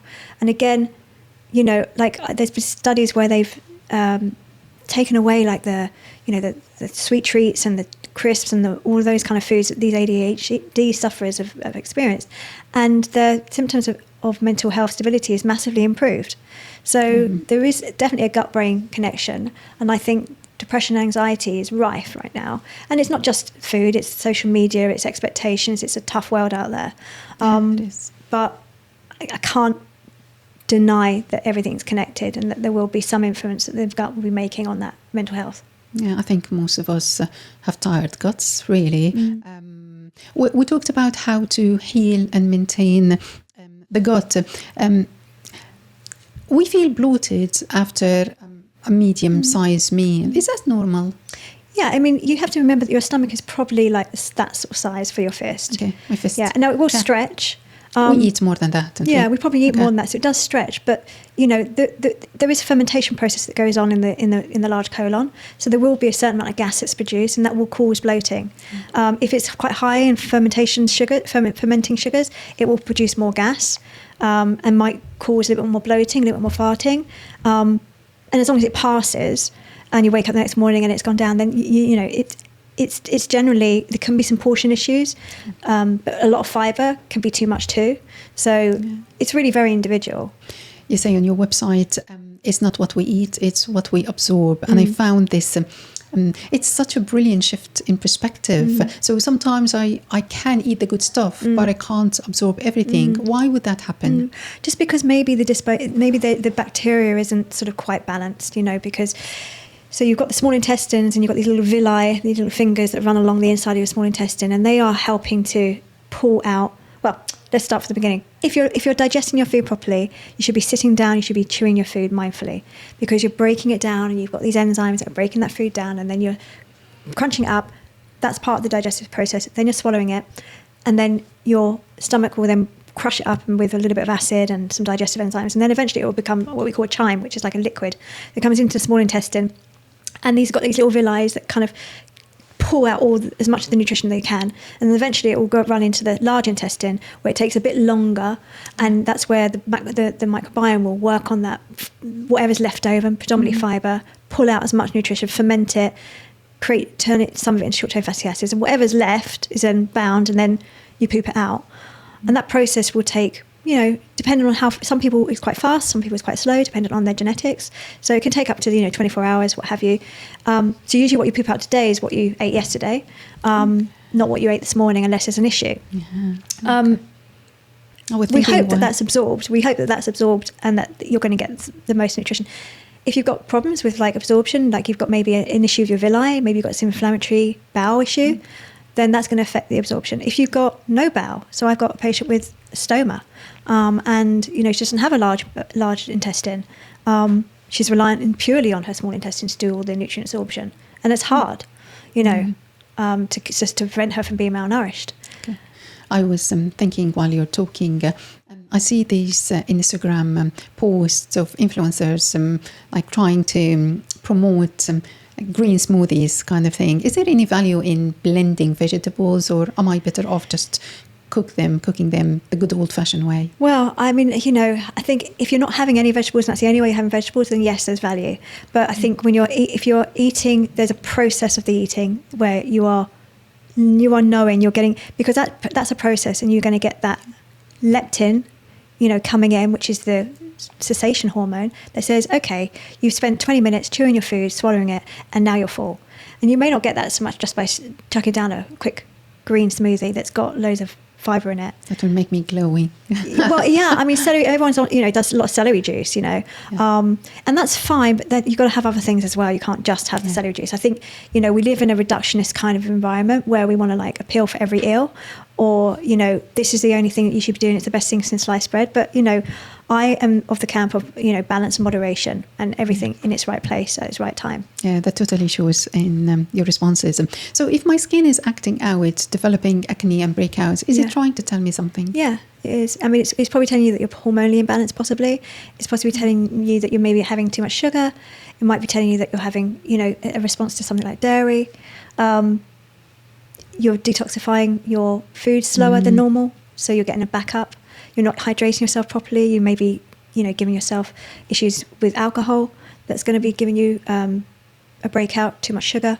So it will always tell you something, and you just need to listen to your body. It's what we come back to right from the beginning, the intuition. Another health topic, headaches. My mom lived with a permanent headache for her entire life. I don't think she took any painkillers. She just lived with this.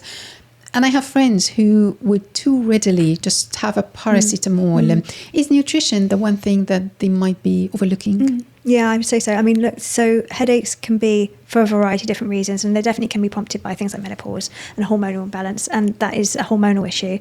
But hydration is massively important. We don't drink enough fluids, and we just become dehydrated, and that can affect brain health.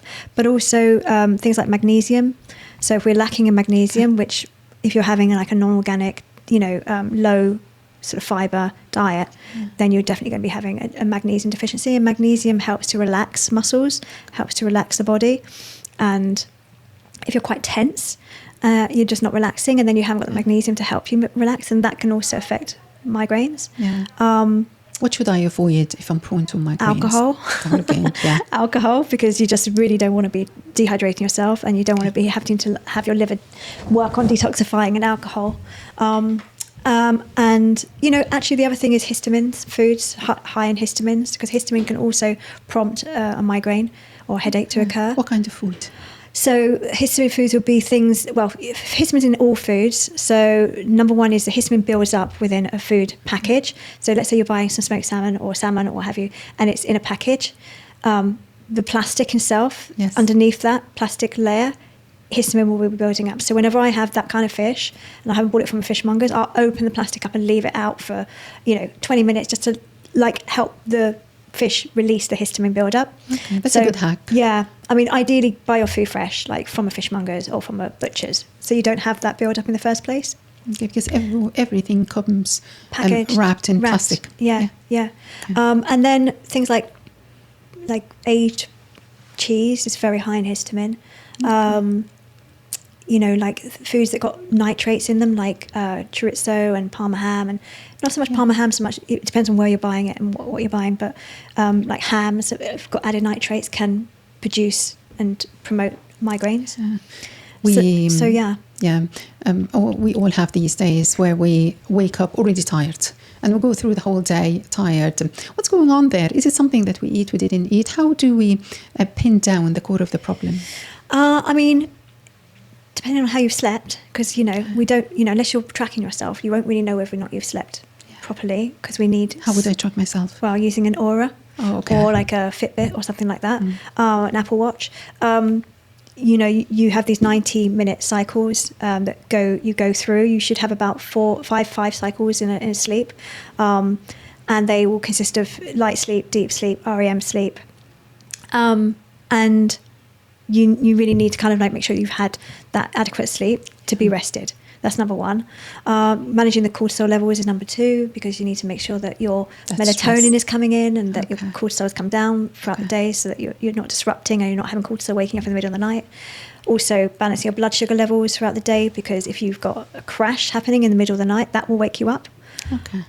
If you've had alcohol, the liver likes to detox between 1 and 3 a.m, so that will wake you up. 3 a.m? Yeah. That's road timing. Every single time. Thyroid, check your thyroid, make sure that your thyroid is functioning properly. So we look at TSH levels, T4, T3. T3 isn't gold standard for NHS, so you'd have to look at that and see if we get a proper test for that. So fatigue is a big thing, and then just mental health as well. I think if you're worrying about stuff, then you're probably not going to be rested, and you're going to be feeling quite.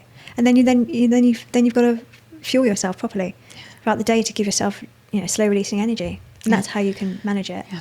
On the mention of fatigue, I had no idea there's something called chronic fatigue syndrome. I think most of us have it in one way. No? Okay, what are the symptoms? How do I tell whether I do have that syndrome? We don't want people to start using the term loosely. How would I tell? Of course, fatigue. What else? Yeah, I mean, it's very much related to glandular fever, the Epstein-Barr virus. So people that have chronic fatigue syndrome or diagnosed with it tend to have had glandular fever. So tend to have an Epstein-Barr virus. How is that being tested? You test for Epstein-Barr virus. The doctor will test for that. You can see that in the blood. And the thing about viruses is that they stay with you. So once you've got it, you've kind of got it. I've got it. I had glandular fever as a youngster. So did my husband. But like everything, it could be a loaded gun, but my lifestyle chooses not to pull the trigger. So then you've got chronic fatigue, where often it would come with some sort of maybe fibromyalgia sometimes, or just literally just not wanting to get out of bed, exhausted, depressive behaviour. So it's quite a serious disorder actually, or disease, chronic fatigue syndrome. Relative to energy levels, is caffeine a friend or a foe? I think people are very much over-reliant on it. I think in moderation it's fine. One maybe coffee caffeinated beverage a day. Tea is less. I'm a big matcha fan, so I drink matcha a lot, although I haven't had one today. I think if you're starting to become reliant on caffeine and you're having it after 12 o'clock or 1 o'clock in the day, then that's an issue because caffeine has a half-life. So yeah, so if you have like, let's say you have your last coffee at 12, then at 6 p.m. you've still got, it's a 6 hour half-life. So it's like having a cup of coffee, half a cup of coffee at 6 p.m. So that's how many fine. hours does it stay in my bloodstream? So it will stay in total for the 12 hours. So it's fine if you've had it at 12 and then you've got a half-life at 6. But if you're having it, you know, like we go out for dinner and then people have coffee, and then that's devastating. Yeah. So, or they have it, maybe they have their coffee, their last coffee at 3 o'clock in the afternoon or 4 o'clock in the afternoon. You've still got half a life at 10 o'clock at night. It's like having half a cup of coffee at 10, which you wouldn't normally do. No, but you don't realise you're doing it. Okay. But what's the food that would mercilessly zaps our energy during the day? Probably just like a white carbohydrate, like a white refined carbohydrate. The digestive system takes a huge amount of energy. And so if you're overloading it with too much that it's overburdened, it will be on a go slow. And that's why having a big old Christmas meal, delicious as it is, this is why we want to sleep in the afternoon after we've had a big Sunday lunch, because all the blood has gone to the gut. Everything's just like, let's focus the energy down there and get that food digested. What would you do when you're low on energy? I'm sure that you will be totally depleted after this conversation. Yeah, I mean, I haven't eaten today. I've had my chia this morning, and that's all I've had. So I'm definitely starting to lag.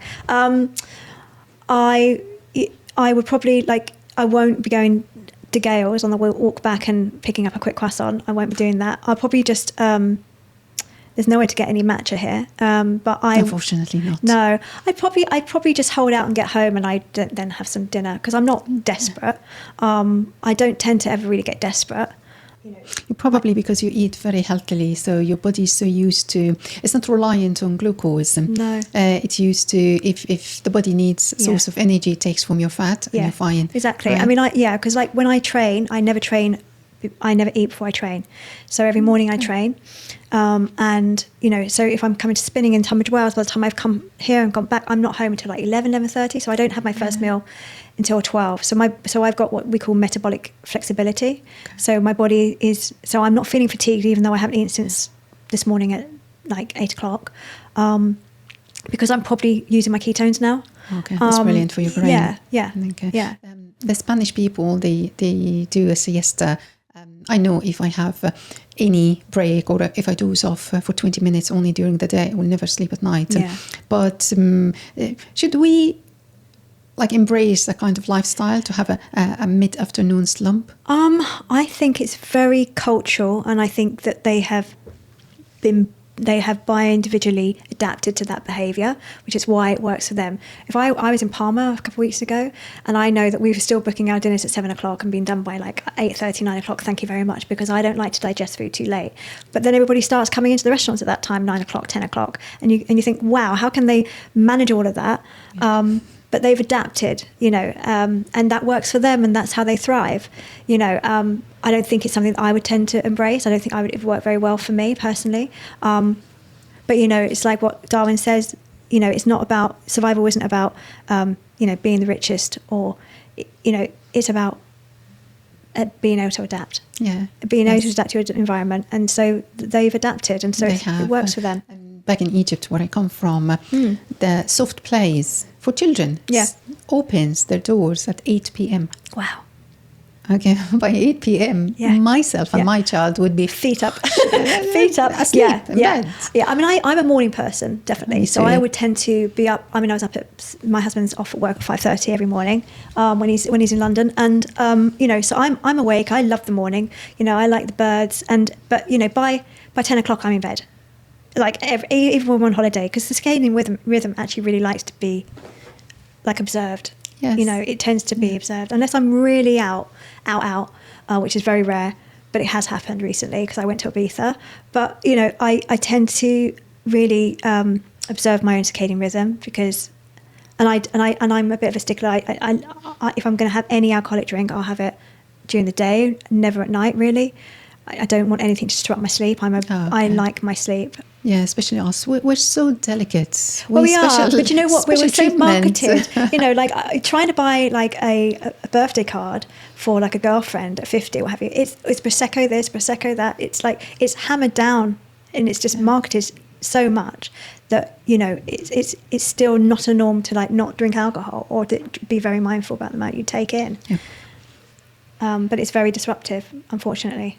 Yeah. And women don't really realise that. I'm not sure if I read that on your website or someplace else. Resetting our metabolism for weight loss, is that a thing? You can definitely slow your metabolism down, in a sense that if you're restricting your food intake, what happens is it's like a fire and you're putting kindling on that fire. And so you're giving the fire less to burn, but it needs to survive. Yes. Because the body wants to survive. So what can happen is it just goes, okay, I'm just going to slowly burn this kindling because I need to keep the fire going, but you've given me a little bit less because you restricted my food. And then you'll have like a Christmas and then you'll sort of like start to put a lot more bigger logs onto the fire, but it's all still on a slow burn because it kind of thought that you weren't going to like feed it. And now you're feeding it. It doesn't really know what to do. So that's why you can sort of slow down the metabolism. In terms of resetting it, I'm not quite sure about that. When you talk about slow metabolism or rapid metabolism, compared to what or to whom? I think it's very genetic metabolism. So, you know, I'm a 4'10" individual. So for me, the food portion for me, I have to be very careful of my metabolism.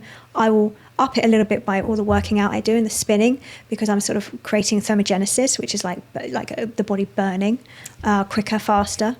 The food that I eat to some degree, and also some foods actually create that thermogenesis as well, like red hot peppers, you know, just literally will kind of get the metabolism firing a little bit more. But I wouldn't say there's one hack or, you know, one specific way to reset. I think it's just a combination of, you know, making sure that you're moving more, because I think that's definitely part of the metabolism sort of functioning. And making sure that you don't restrict too hard your food so that you're not going to like, you know, slow things down really.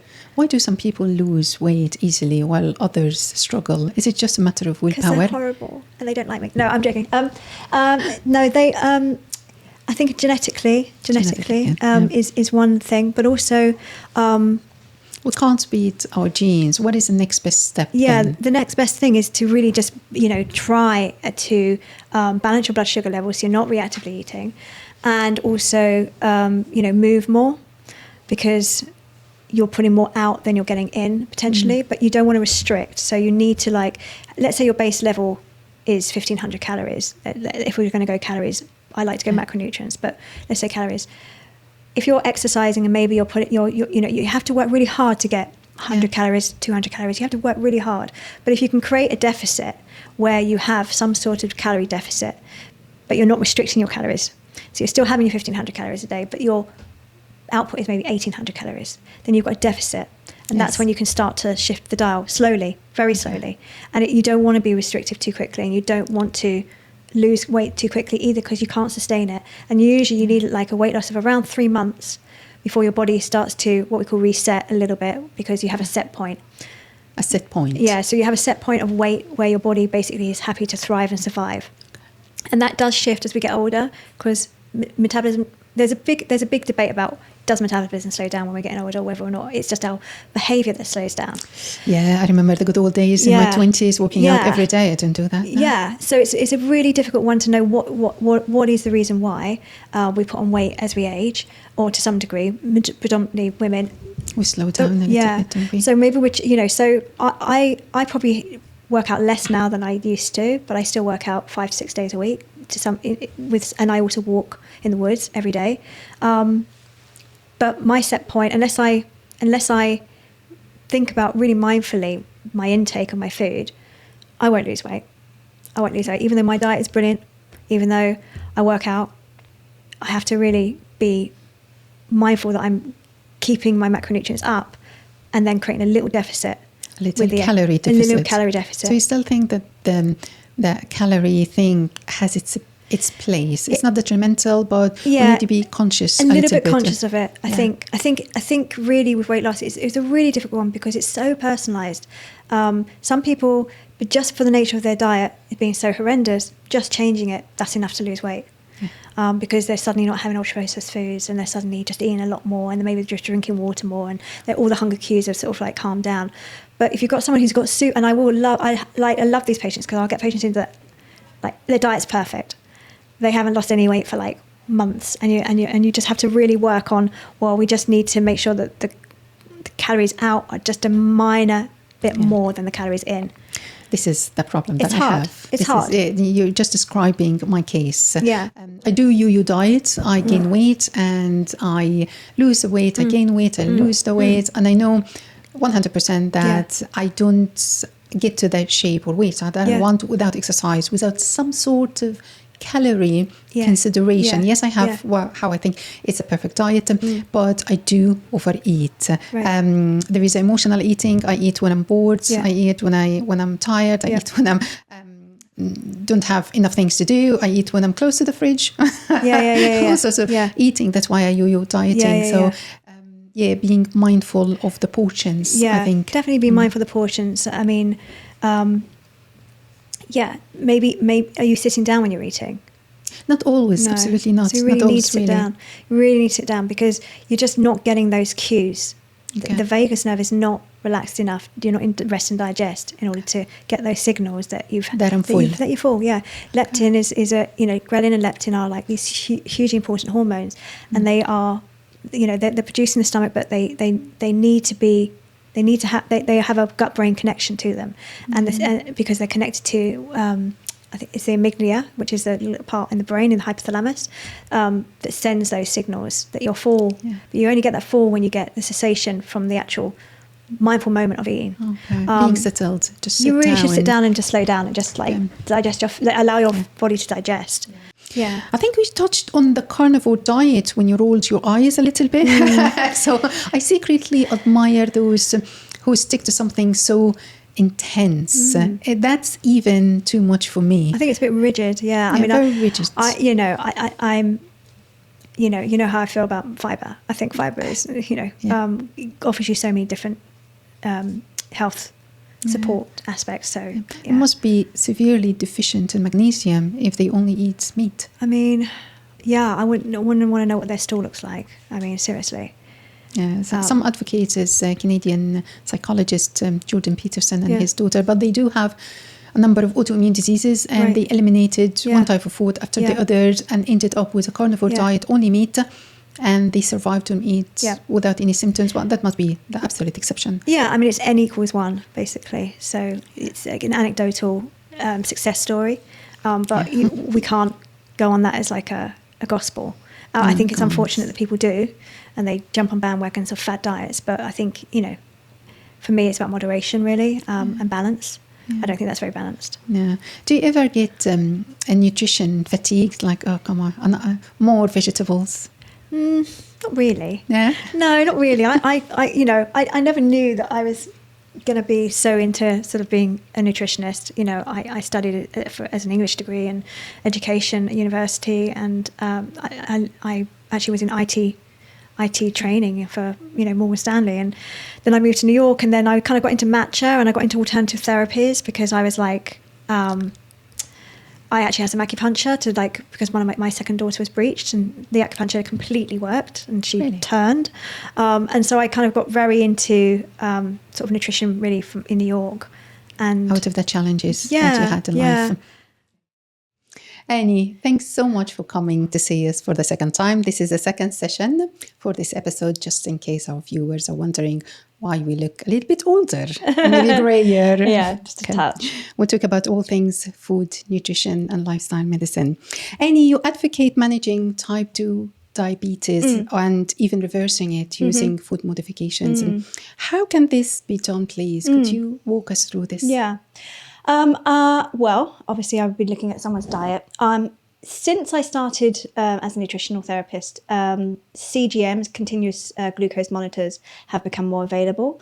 And so I would initially suggest to a patient to actually get hold of a CGM so they can start to monitor and see how their bodies are affected by the foods that they actually eat, rather than me immediately going into changing their diet.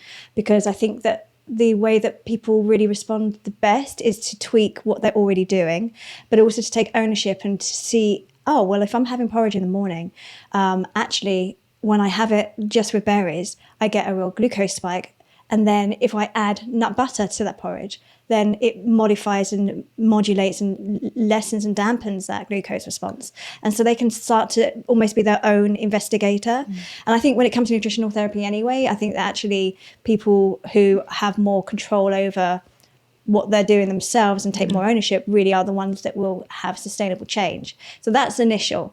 And then obviously I sort of educate them, talk to them about, it isn't just about sugar, it's also about starch, because starch in itself converts to sugar in the body, and then will cause a glucose response. So something like white bread or white pasta will also sort of spike their glucose and sort of add to the problem. And obviously the whole issue with diabetes is the reaction to the insulin, and the insulin becoming far too resistant and not sort of coming into play. Please explain to us this idea of insulin when it comes to type 2 diabetes. What does resistant mean? Yeah, it just basically means that so the cells in every body, the cells in the body, they all have insulin receptors, and so when we have any kind of food that contains any kind of glucose or starch, the cells will receive that information and go, okay, that's a lot of sugar, or that's a little bit too much sugar, and then send a message to the brain to send a message down to the pancreas to produce insulin. Okay. Insulin then gets produced, and insulin then comes in and will deal with the excess sugar by opening up the cells and allowing the sugar to be absorbed into the brain and the muscles and the liver. What happens when we have too much sugar is that the body becomes, well, the receptors themselves in the cells kind of go, well, hold on a minute, these guys have, I keep getting asked to produce insulin. I keep getting asked and asked and asked and asked. And in the end, the cells just become resistant. They go, do you know what? It's all too much. I cannot deal with it any longer. And so it will produce like loads and loads of insulin. So that you don't have that sort of tweaking of too much insulin or too little insulin, responding to too much sugar or too little sugar. You just have a kind of whole host of just too much insulin. And that's a bad thing. That's a bad thing because basically, in the end, the pancreas will stop producing that insulin because it's just like, okay, I've had enough. I'm not going to produce anymore. I'm not going to be that sensitive. And so you then have the sugar running around the bloodstream, causing havoc, basically causing inflammation. I mean, sugar on the outside is sticky. Sugar on the inside is sticky. Yeah. And so those the cells and the arteries and everything within the actual body becomes highly inflamed, basically. And that's why you get things like neuropathy, which is basically where you have one thing that the sugary sort of bloodstream sort of will promote is the nerves in the body to become quite sort of inflamed. And eventually you get literally like areas in your body, areas like especially in your feet, where they start to literally die. And that's why you have amputations, because there's just no more lovely flowing bloodstream going to those extremities, which is, the worst scenario. And people also lose their sight. It's another sort of, the retinas are quite sensitive to insulin resistance. And so you can lose your sight and become blind when you're very diabetic. It's so hard to believe that all this mess starts with the sugar and the rice and the pasta and the white bread and these kind of things. Well, those in themselves are probably fairly innocent bystanders. They get caught up in the mix. The problem is all the other processed foods that are also in addition to all that. Yeah. And the thing is, I mean, you can reduce your insulin resistance just by when you eat, going for a 10-minute walk afterwards. Just by having a bit of movement, it helps with the actual glucose monitoring, and it helps to helps the insulin receptors to just become a bit more sensitive. So you really want insulin sensitivity. You don't want insulin resistance. So let's say I stick to protein and vegetables only in my main meal. How much of an insulin spike will I get? Not a lot. Not a lot. If you were to be wearing a CGM and you'd be eating like that, you would find that you don't really get an insulin response. And you can literally see it as a flat line on your chart within your app. So there's also a food for thought to say that acetic acid, so acid from vinegar. Vinegar? Yeah.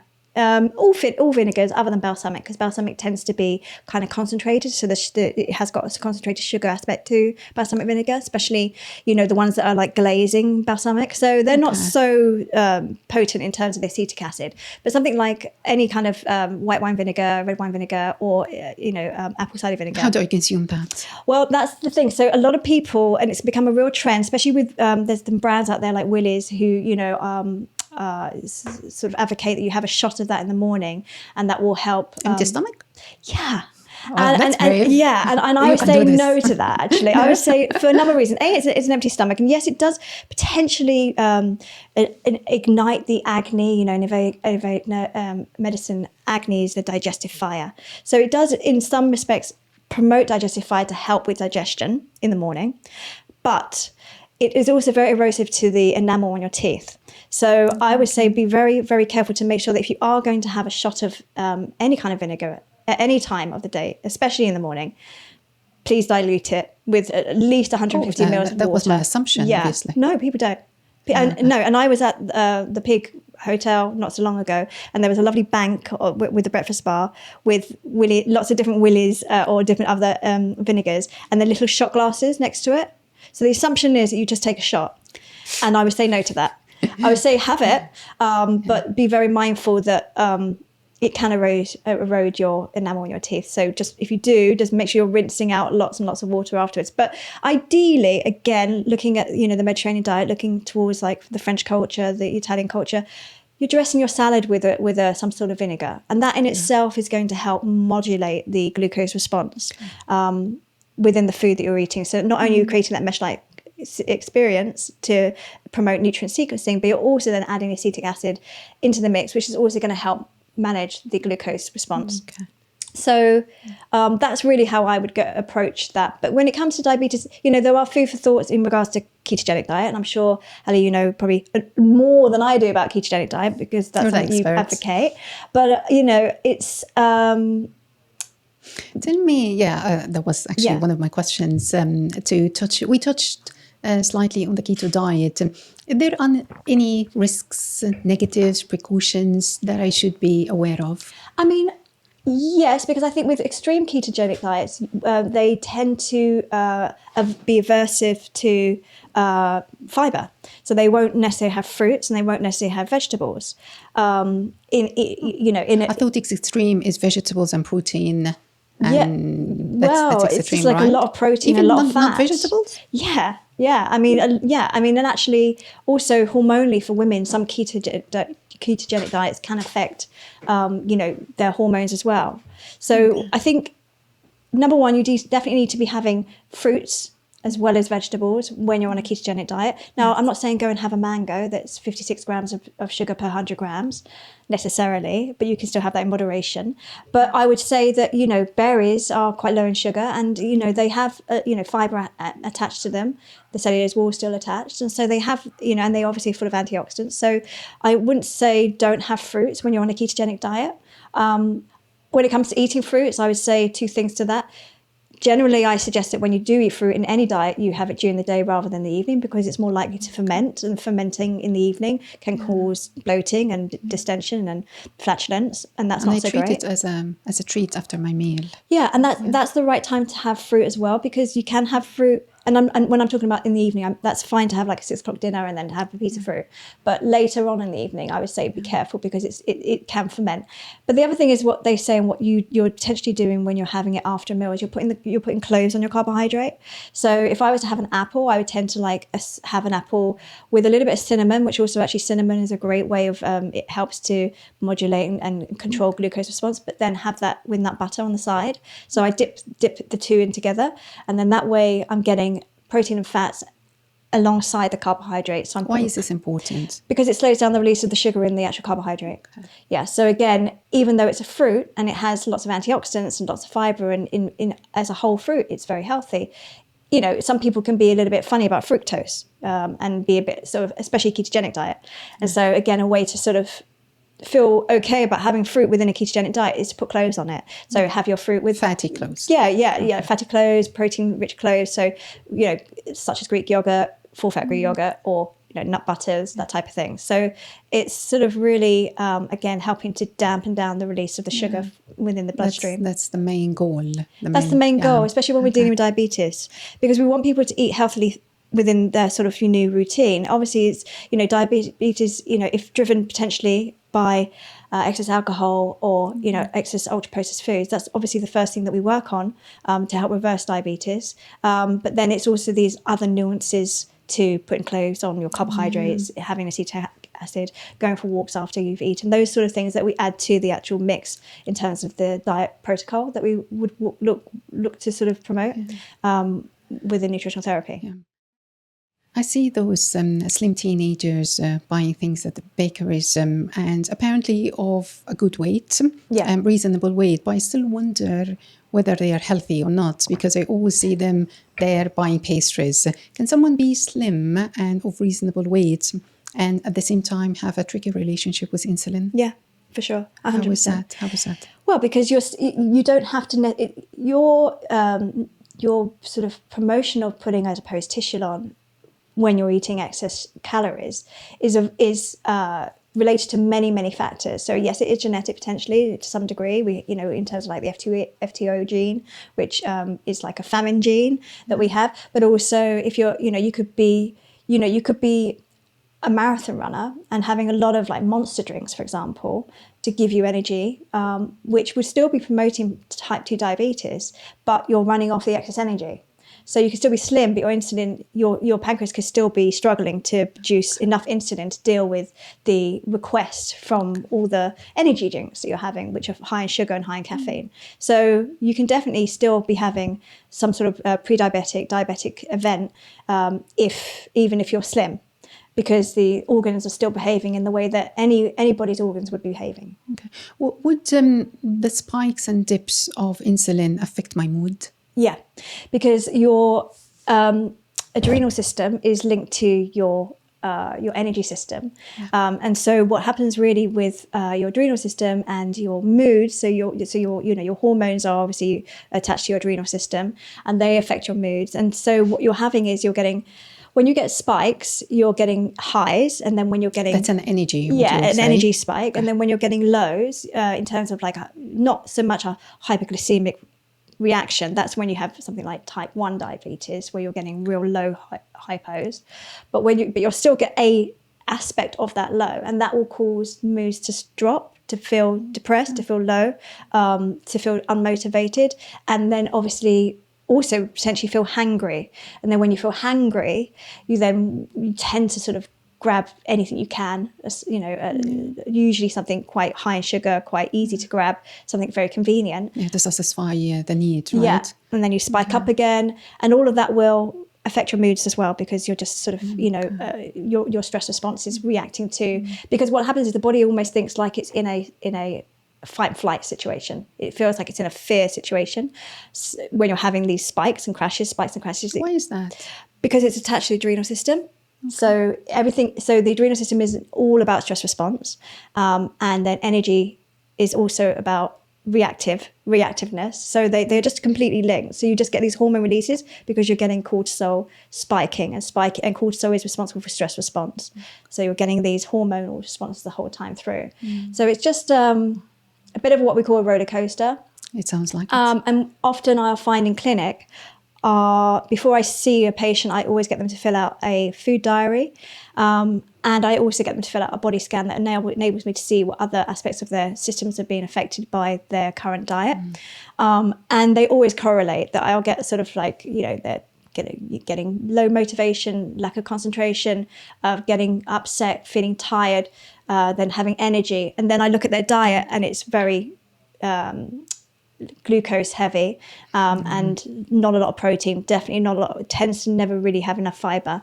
And so we tweak that diet initially, and their moods change and they feel like they've got actual decent amounts of energy, and it's sustained energy. So they're feeling like they're not kind of like tired and wired, like up and down, up and down, up and down. Because their blood sugar levels are balanced.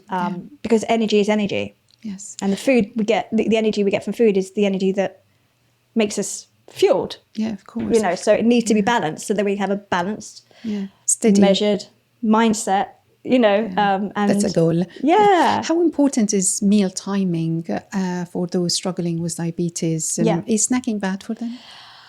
Well, it's very independent because, you're trying to wean people off quite a sort of damaging inflammatory diet. So sometimes we need to keep snacking in, but it's about what we are snacking on.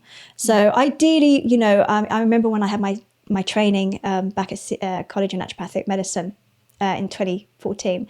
And I remember one of my lecturers saying, we're not cows, we don't graze, and I just always remember that thinking, God, that's a really good point. And I find personally that if I balance my breakfast, lunch and dinner, I do not graze at all. I don't need to graze because my blood sugar level is balanced and therefore my energy level is balanced.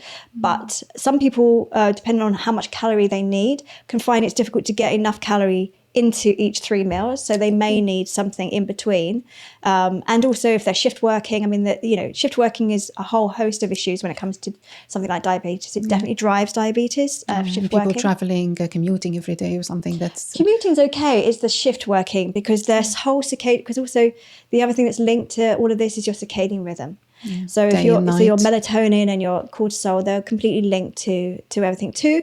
So if that's disrupted, then it tends to be that it's like, when do I eat and what am I eating? And, how am I getting my calories in at 3:00 in the morning when I'm on a shift in a hospital, for example? It's very tricky. And, I do see patients that have that kind of lifestyle, that kind of work. And we have to turn everything around upside down and on its head. And have to be even more organized about how we start that shift and how we end that shift. Do you snack yourself? Not hugely. Okay. To be honest with you. Someone have to snack. The long hours of going somewhere. Yeah. What should they snack on? Well, nuts, nuts, fruit. There are some energy bars that are okay. What should they look out for with these energy bars? Things that shouldn't be there? I think when you look at the list, if sugar is in the sort of first 3 ingredients on that list of ingredients within that bar, then I would avoid it. Okay. No sugar. But also, sugar, but maybe further down in the list, perhaps. And, it depends on what sugar it is. So if it's like high fructose glucose syrup, then I would say, definitely no thank you, because it's very inflammatory. But if it's something like a coconut sugar, then I would say, okay, that's fine, in moderation. What a lot of these bars are also using is chicory root fiber syrup, which I'm a big fan of, actually. Really? Yeah, okay. Because what's lovely about chicory root fiber syrup is that it's a fiber and it's not a sugar. So the sweetness comes... It's sweet. It's sweet, but it's a fiber. So for a 5-gram teaspoon of chicory root fiber syrup, it has 3.4 grams of fiber and 0.46 grams of sugar for a teaspoon. So if you're kind of one of those people that really want to have a little bit of sweetness within, let's say, a yogurt, they want to put some honey on top. And honey in moderation is fine, but there's a big conversation about honey separately. But you can use chicory root fiber syrup instead, and that will give you a lovely sweetness without actually any sugar spike at all, because it doesn't really have hardly any sugar in it, and you're getting 3.4 grams of fiber. Oh, that's amazing. I often see that in stores. There's also the organic version, by the way, and I used to avoid it, but now maybe I shouldn't. But you were just referring to the start of the ingredient list and the very end, and some people don't know the significance of that. If you could please explain this. Yeah, so the ingredients list is listed in sort of quantity that's used within the actual product. So the highest amount of quantity of what have you, let's say it's a chocolate bar, one would hope that the highest quantity in that chocolate bar is actually chocolate, but you'd be surprised to know that they start with sugar. Well, the fact is dairy milk isn't allowed to be called chocolate. That's why it's called dairy milk, because it doesn't have hardly any chocolate in it. Oh, really? Yeah. And you find that with a lot of these Cadbury's chocolate bars, they're not actually called chocolate per se, which is true. There's no milk, there's no chocolate, there's there's some dried milk, and you will, okay, so the chocolate bar I would buy, let's say Hue Kitchen, I think it has 3 ingredients in it.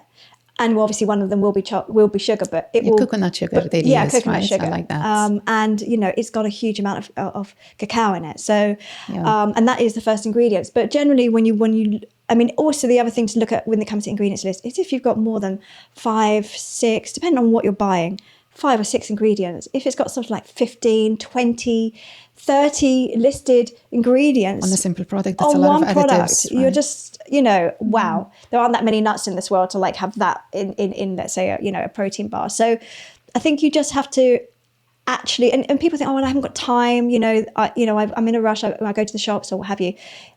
Find the time, because this is food you're putting in your body and you're fueling yourself. And this is so, so important for your health overall and for the longevity of your life and the health span of your life. So it's one process. I tell myself that when I was trying to find chocolate for my child, I actually bought her the Hue chocolate once, and she half liked it, but all their products, as far as I know now, it's only dark chocolate, and she's not a fan of that. So I'm just waiting for them to create the milk chocolate so I can buy it for her. But so it's a research that I would do once for a certain kind of product, and that's all really. Not that it didn't take a long time for me. Yeah.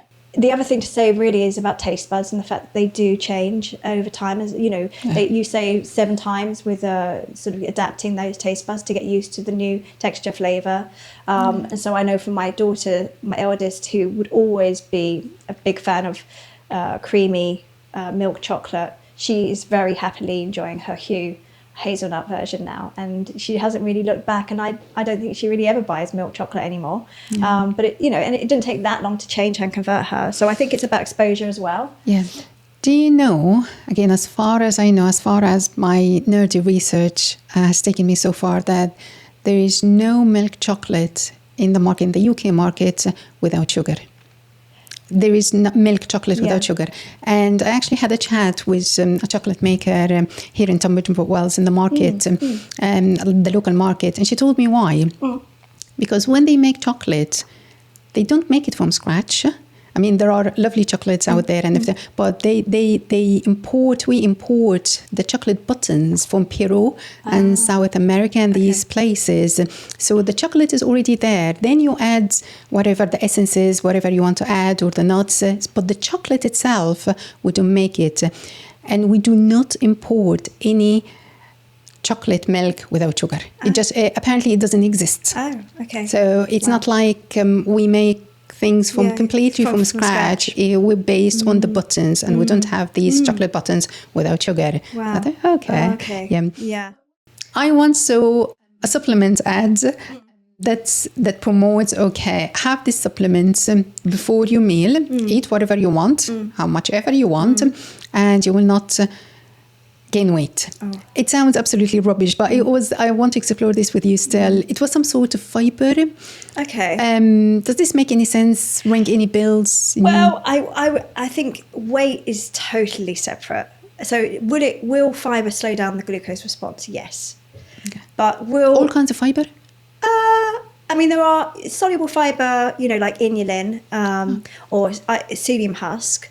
It helps to create that barrier, that mesh, but then also cellulose fibre as well. So, like kale or lettuce and vegetables, that also creates, a nice barrier. So any fibre really will help to slow down the release of the carbohydrate. But in regards to weight, to preventing weight gain, it's just like throwing a pebble into a sea. We just don't, everyone is so individual, and it's like, well, okay, so that means you can eat, 2-3 plates worth of this food after you've had this one pill? I don't think so. Yeah, it doesn't work like that, I think. I don't think so. I think anything that's too good to be true is, guess what? Too good to be true. Is there any insulin misconception that drives you mad when you hear it? Oats are bad for you. I would say people will kind of not want to eat oats because they think, it's... That's me. Tell me. Yeah, there we go. I think it depends on the oat. I mean, if it's a jumbo oat or like a rolled oat, then it's got a lot more of its fibre attached rather than a ready break, which is like a powder. So anything like a powder form of an oat is going to release its sugar very, very quickly and then give you a glucose response. But something like a rolled oat is a slow releasing, creates more of a mesh-like situation, takes longer to be digested and therefore release its energy slower. But, some people are more sensitive to starch like oats than others. And I think a CGM is helpful for them because it enables them to then see and monitor, am I actually getting that response? Would you recommend blood sugar monitors for the regular Joe? No, I don't think so. And I've not used one personally myself, considering that I think it's useful for people that are, pre-diabetic and diabetic. Because I think that as long as you have the tools to know how to slow the release of that carbohydrate down, like what I've been saying about putting clothes on carbohydrates and, eating fiber before, other carbohydrates, I do think that you can tell yourself, and that's about being intuitive. So you can tell yourself if I'm getting a glucose response to something or not. I could feel it actually when that happens. Not necessarily in a bad way because I have a good diet, but when I consume something high in sugar, you get a bit. Yeah, my youngest I do enjoy it sometimes, but I could feel it. Yeah, my youngest gets like that, and she couldn't feel it immediately. And she gets almost like a bit of a headache. So I think intuitively, if you want to be intuitive to your body and curious about your own body, then just listen to it and listen to the triggers. And then, so because CGM again, people necessarily don't want to have something stuck to their arm for 2 weeks. And also it costs a certain amount of money. And, so I don't like to promote everybody to have something, because I just think that actually if we just go back to the bare basics of life, of being intuitive, be mindful about what you're putting in the trolley, be mindful about when you're choosing to eat your foods, and sitting down and making sure that your brain is connected to your gut and that you're actually noticing that you're eating food, and then noticing how you feel after you've eaten that food. Am I feeling buzzy? Am I feeling wired? Or am I feeling modulated? Am I feeling measured? When I started my day this morning with 2 slices of small sourdough with a little bit of butter and 2 boiled eggs. I had a matcha and a cappuccino. Nice. And I probably had that, I don't know, maybe 7 o'clock this morning. I don't know what time it is now, but I don't feel like I'm... Yeah, eggs is protein and it fills you up nicely. It's high on the satiety level. Yeah. I purposefully try not to walk down the aisles and buy things, especially when I'm hungry, of course. Of course. So I stick to the list on my Sainsbury's or Tesco now, because I eat organic, so it's Tesco's my thing. Yeah. The favorites. Never look beyond the favorite. That's what I know that I can consume, that I like, and never go beyond. Because it's so alluring, and the marketing tactics, grabbing your attention left and right, and buying things that... But you've got to have an 80-20 attitude as well, though, because otherwise it gets very boring, very dull. It is boring, yeah. And I, with patients, and with myself, I don't want to have a boring diet. I love food, and that was the reason why I became a nutritional therapist, because I love food and I love the joy it brings people. I love the love that I give to people, but also I love the love I give to myself and the food I eat. And sometimes, like say at the moment, my thing is to have a little mochi ball. Mochi ball? Mochi ball, yeah. What is that? Mochi is like it's a Japanese, it's like a rice, a sort of, I don't know what the actual exterior dough is made of. Is it a grain? It's like a little ice cream ball, tiny, like a very small ball. And it comes in like pistachio or chocolate or have you. And then it's wrapped in like this kind of very soft dough. I think it's made of rice, but and they're not very sweet. And what I do with them is I will take one and I'll cut it in half. And then at the moment, my favorite thing is pistachio nut butter, just pure pistachio, nothing else in it. There's no sugar. And I just pop a little bit on each one. And that's when I eat my mochi ball after I've had my dinner. I don't have it every day, but I have it because life's too short. It gives me joy. They are delicious. I know. I think they've got like 7 grams of sugar in one mochi ball. But then again, if I'm putting the nut butter on top, it slows down the release of the sugar. I've already had the meal beforehand to create the mesh, so I'm okay about it.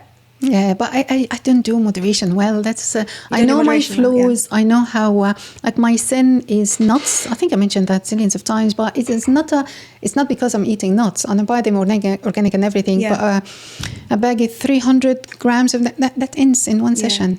It's really? A lot of nuts. Okay. And if I ever, my past self, if I eat bread, it's not 1 slice or 2. I'm not good at that. I just, I found myself useless when I tried to stop myself from eating anything sugary or pastries, I wonder whether you're a little bit leptin resistant. Because leptin is the hormone that tells you that you're full. Okay, so GLP-1 hormone replacement is basically behaving like a leptin hormone, because what it does, it's like a switch off. It's like the brake on the car. It tells you, okay, I'm full. Ghrelin tells you that you're hungry. Leptin tells you that you're full. And if you can become leptin resistant, or you maybe genetically you may be slightly leptin resistant, and so if you don't have that switch off, it's very hard to modulate and stop the snacking. But it also tastes good. The fatty taste of things, the and rice. Maybe that's also to the, do with dopamine, right? Because that's a reward center in your brain. Because I never get that when I get to diet. So we love that kind of, I mean, it is, I do have patients that have a difficulty in knowing when to stop. But I think that as long as we've got, I find if each meal is balanced with the right level of macronutrients, proteins, fats, carbohydrates, then, they tend to, their satiety, their leptin comes in and tells them that they're full. And then they're not looking to continue. I know that there is dopamine also looking for reward. And maybe we need to look at distraction of dopamine. So rather than rewarding with food, we reward with other things that are also equally as lovely, but it might just be a massage. It might just be a walk with the dog. But, and that can sort of distract you from the continuous snacking. You will be glad to know that I started having sweet potatoes at the end of my meal. Okay. And the only reason I found that justifiable is that I'm not going to put the oven on more than once, right? I cut half of it, I put it in the oven, and that's it. But something as convenient as nuts or seeds, I can't stop myself. Yeah. It just doesn't. Tell us why. I know this is a question for a psychologist, but you might help us. Why is it so difficult to change our habits? I mean, you're telling us now that type 2 diabetes is not necessarily a lifelong condition, and it can be put into remission with the right nutrition. But this means that I'll have to change, more likely have to change my diet into a healthy diet. I know I'm as stubborn as I get. Why is it so difficult to change our habits? Well, I think you've pinpointed it there. I think the people are stubborn. People don't want to be told what to do. We have this whole adverse kind of idea about nanny culture, nanny society, being told how to live, being told what to do. People want to have their demographic right to choose what they want to put on their plate, choose what they want to buy. And that's all fine, and no one's saying don't. But when you come to me in my clinic, I think you've already crossed the line of saying I am completely, I'm unable to manage my own choices in life, own choices in my own behaviour is out of control, and I'm aware of that. And that's when you're coming to me, and then we're working together about not just the food that we eat, but the behavioural change. And I really love James Clear's Atomic Habits, the book Atomic Habits. Yeah, I've listened to that on Audible. Yeah, have you on Audible? Yeah, I've read that, and it's great because it's a way of sort of approaching habit stacking and habit modification. So you're changing the habits. So we don't have to be stuck with the same unhealthy habits. So the unhealthy habit could be that when I get home from Friday night and I've had a terrible week at work and I'm exhausted and I'm going to just pour that well-deserved glass of wine, right? That's a habit. But what we can do is we can look at that habit and go, look, that's fine. You can still reward yourself. But let's firstly understand, what does that reward actually look like? It's with alcohol. And is alcohol actually a reward? Is it giving you health, or is it damaging you? And then we discuss that, and we understand what alcohol actually does to our body. And then we look at, well, I'm not going to tell you not to have a glass of something, but let's replace that. Let's look at alternatives that are not high in sugar, because there's Noveco that is very high in sugar, and I'm not a fan of that personally. But there are many alternatives, and actually so much of the habit or ritual of, let's say, having that glass of wine is getting the glass out, is pouring opening up the bottle, is pouring it. And actually, if you just do the same sort of habit physically, but you're choosing to pour something that isn't alcohol per se, like a wild flower botanical, I can't remember what it's called now. But it's a lovely sort of wine. Amy does a alcohol liberated rosé, sparkling rosé, for example. You're still having the ritual. You're still sitting down. You're still chatting with your spouse. You're still unwinding from the week, and that's part of the ritual too. But you're just not. You're just changing that habit slightly, modifying it, which is what Atomic Habits is all about. Minute changes to your lifestyle, changing your behavior. It's the same with smoking.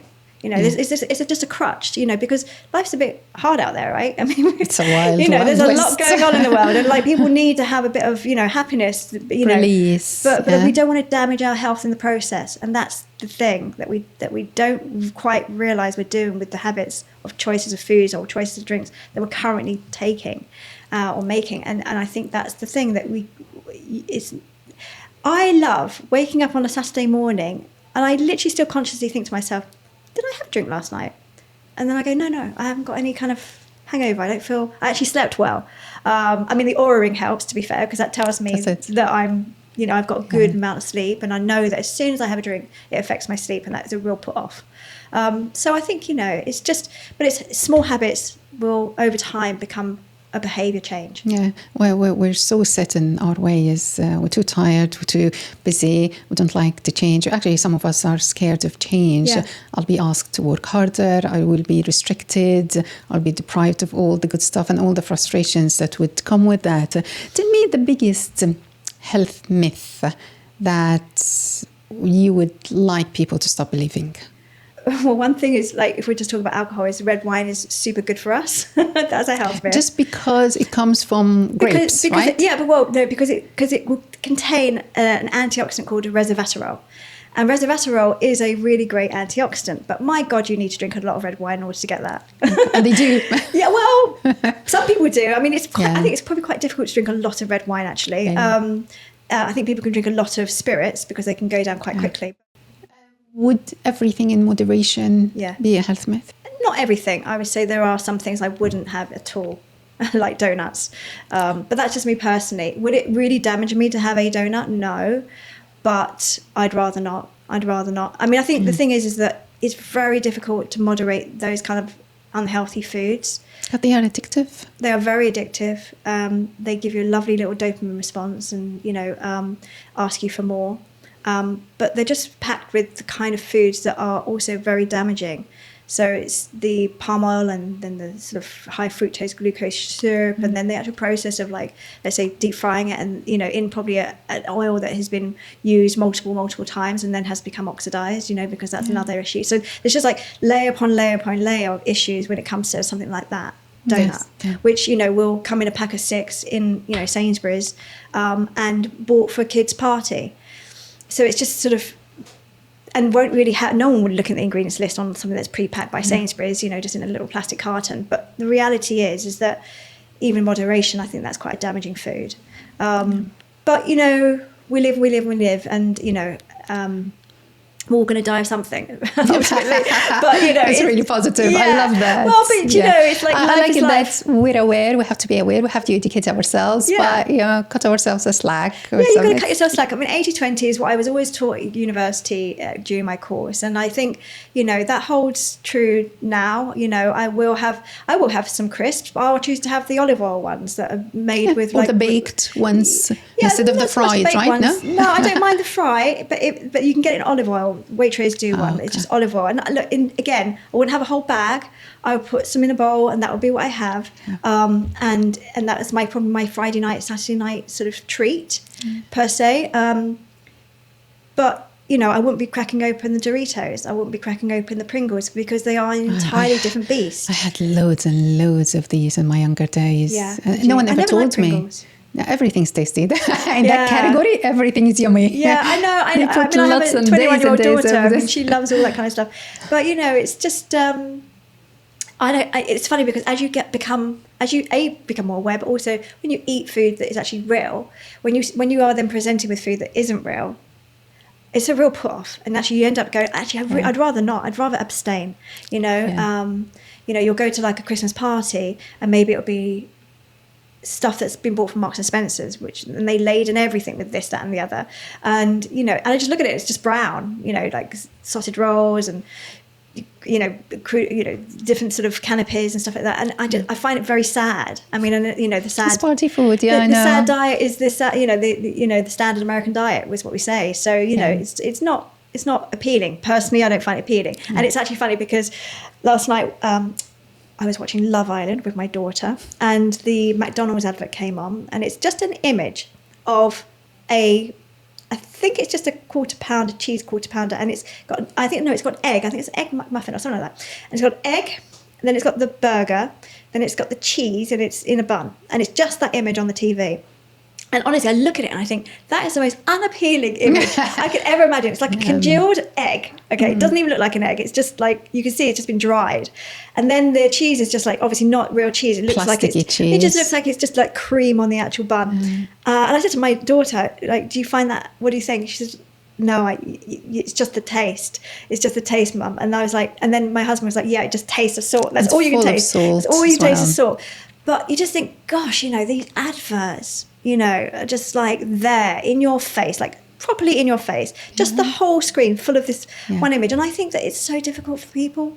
I think it's so... Absolutely. Marketing techniques are so powerful. It's just... You get the cartoons, packaging for children, the sweets at checkout, and the misleading, like you get the highly processed foods with healthy, labeled as healthy, just because they have met a certain low calorie or low fat threshold, and you think it's healthy, but it's not. Or it's fortified with vitamins. And actually what I learned many years ago is if you were to like put, let's say, children's Rice Krispies into like a food blender, and it's been fortified with iron, okay, and you actually then whiz it up in a food blender, at the bottom you'll see the filaments of iron. So it's not even absorbable elemental iron, it's actually just iron. That's so sad. So worrying. And you know, and they get away with all of this. There's lots of things. All of this food industry. Yeah, don't get me started. Yeah, no, we will talk about that. Okay. But just a tiny note about omega-3. We had a small chat on our first session about omega-3. I told you that I consume a piece of salmon every day to manage my flexural psoriasis. And I tried to replace that with omega-3 supplements, and it didn't have like the proper positive effects. So you told me what is the source of the omega-3, and apparently there is a certain fish that I should be looking out for. Please tell us about that. I would rather go with omega-3 that is sourced from sardines and anchovies and mackerel, because they have the most omega-3 in them, rather than there are some, well, certainly cod liver. I wouldn't go with the omega from cod liver source. I mean, pollock is probably fine. Pollock. Oh, pollock, yeah. But for me personally, I go with anchovy, sardine. You know, that's generally what. And if I promote a supplement to a patient, I would promote a supplement that has harnessed, that type of omega-3 from that type of fish. Okay, is there a certain brand you could give us a shortcut? I really like Mina. It's Minami. I'll put it in your podcast. Yes, please. They have a really nice one. Actually, I use a lot for patients. That is called Move EPA, and it's got curcumin in it as well, turmeric, to help with anti-inflammatory of the joints. I also use Wiley's Finest. Omega-3. Omega-3. They do what I like about them is they also have very small capsules. So some omegas can be quite hard to swallow, huge. Quite big. Yeah. And so they do the mini capsules, so that's actually quite easy for patients that have an issue with that. But they do a peak EPA DHA version. I think it's something like 750. That's rich. Yeah, it's very rich. It's really nice. And I think the entire capsule, one capsule is 1,000 milligrams of EPA and DHA. So that's a really nice dose. Yeah, it is. And they also do, I think they do ones that are for vision as well, that have lutein and I never can pronounce the word properly because my dyslexia. I know, XAN kind of thing. Is that the we'll other put it one to the called? screen. Yeah. I don't know how to pronounce it because I've got dyslexia. But and that's actually got quite a nice. That's quite a nice. Omega-3 supplements are amazing for the brain. Most of us live in a very cluttered life. We go through life with no focus. How would you describe the best diet for the brain? Like, is there a certain healing food to my brain? Yeah, well, I mean, again, like you say, omegas 100% because the brain is made up of majority of fat. So that is definitely key. Anti-inflammatory. I mean, what they say about dementia, Alzheimer's, is that it's inflammaging. So we have inflammation in the brain, and actually there is we have something called the blood-brain barrier, that is basically the protective barrier around the brain that stops the brain from basically being infiltrated by all the pathogens and all the toxins that possibly we're exposed to in the rest of our body.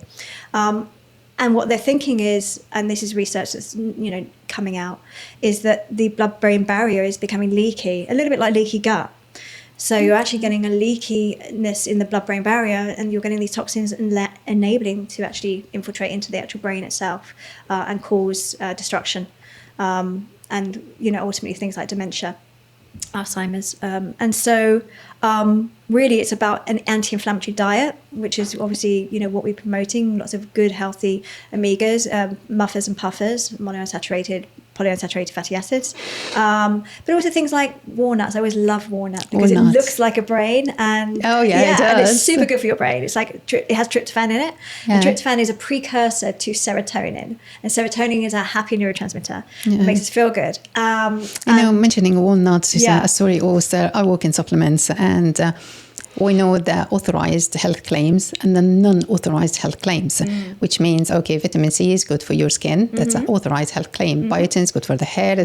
So most of authorized health claims are for vitamins and minerals. Things like collagen, even apple cider vinegar, turmeric, glucosamine, they don't, scientifically speaking, officially, they don't have any health claims. However, walnuts have authorized health claims, which is really scientifically puzzling to me, because you wouldn't say that oranges would have authorized health care. Oranges are rich in vitamin C, and vitamin C is good for this and this and that. So you wouldn't say that. No. But apparently they haven't discovered yet what's in walnuts that's good for the blood. Okay. So it's not a certain ingredient. Surely it's a certain ingredient in walnuts that's good for the blood vessels, but they haven't discovered what. Well, they wouldn't think it would be the tryptophan. I'm not sure, but the authorized health claim is that walnuts are good for blood vessels. Okay. Actual food. Oh. Now it's yeah. I mean, almonds are good for blood vessels. They stop the furring of the arteries. Really? That's been researched. That's data. So maybe walnuts do the same, perhaps. I would say probably. The thing is that real food is that there's just so many aspects to a real food that does so many different things. But when it comes to regulation, obviously there's no money in like promoting walnuts. Is there? No, there isn't. But there's money in promoting statins. So we live. Yeah, we do. Annie, you have started the difficult questions now. We conclude our episodes with visionary, moral, ethical questions. Anything problematic is here and now. On your website, you speak of reclaiming our health. Yeah. It suggests that we were robbed of something. Yeah. What concerns you the most about the food industry in the UK today? There doesn't seem to be any sort of control over what goes into foods. I mean, I think, number one, coming away from the EU has been an issue in my head, because I think EU had quite a lot of regulation when it came to what went into our food. And now we've come away from that. I think it's just a little bit more open to anyone sort of being able to produce a food that, doesn't really have... I'm not well aware of how we manage regulations now. Are we still following what we used to do when we were still part of the EU? Now, do we have our own thing now? I think we have our own thing. Yeah, I think we have our own thing. I think we probably abide by some of the EU regulations because they were like good. They were much more. I mean, even our regulations and the EU regulations compared to the US regulations, just unbelievably different. So I think we've got some protection going on, but I think the problem with the food industry is it's there's so much money involved, and I definitely think these food industries are totally connected to the government, and they obviously get a huge amount of tax relief, and they get there's a huge amount of tax that gets generated by the food industry, obviously, and then the supermarkets are super powerful. So and it always makes me sad actually when I see like small artisan kitchen sort of companies that produce a great product, and then they eventually get much more popular, and then they eventually go into like a supermarket, and then they get absolutely fleeced in terms of like the amount of margin they get from the supermarket, and they want their product out there, but at the same time it's just the supermarkets are just sort of they're not protective enough, and when you go to somewhere like France in France, there's still genetic modified issues going on in places, and because sometimes you cannot get a tomato that big. I'm afraid that has to have been modified. When you go to some of these supermarkets in France, or bananas, they're huge now. Yeah, but you still have a lot of variety in sort of French markets, Italian markets. They're very much more focused on the seasonality of the foods that they're promoting within their sort of and then you go somewhere like China or Korea, and everything's in a packet. everything's in a packet, and you think, wow, that's gone the completely other way, where you don't want any, it's just, but then they have a great food culture that is real, so it's food industry is a really tricky one. I think that there needs to be regulations. I mean, there was a whole thing with the sugar tax that came in, and I think a lot of people are now talking about, these everything getting smaller and more expensive, still the same price but more expensive. So like, I don't know, a Curly Whirly or Mars bar is a much smaller, and I think maybe is that to slow down and reduce the amount of consumption to prevent things like diabetes, or is that just a way of making more money? Making more money, yeah, absolutely. I don't mind that, because I don't buy these things, but I mind the piece of salmon being petite, tiny for £9. That's a bit mad. Yeah. If you were to redesign the food industry from the ground up, where will you start? In the 50s, if we had a Victoria sandwich, for example, which is a cake, a very typical UK cake. Victoria sponge? Victoria sponge. Oh, yes, I love that. Okay. And it would have flour, egg, butter, or, and then it would have, some jam, and maybe a little bit of baking powder, and then maybe it would have some butter icing with some some icing sugar and some more butter, and that'd be it. Now, if you were to buy a Victoria sandwich, it's got like 20, 30 ingredients in it, all different numbers, preservatives, the mouthfeel, the science that goes into the food production. Food is being produced in science labs. To be kept on the shelves for as long as possible. To have the right mouthfeel. And so if I was to start again, I'd go, right, let's go back to basics. Let's produce food that actually comes from real food. So if you're going to have a Victoria sandwich, have a Victoria sandwich. Okay, and fine. Don't sort of, that doesn't need to be on the shelf every day for the whole of the week, for the whole of the month, for the whole of the year, because that's the lack of moderation.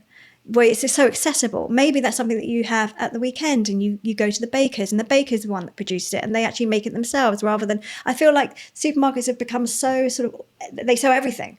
They do. And I think that, yes, that's, again, helping with our convenience of life. But at the same time, we're all running like so fast. Is that really healthy for us anyway? And like, why don't we just slow down a little bit?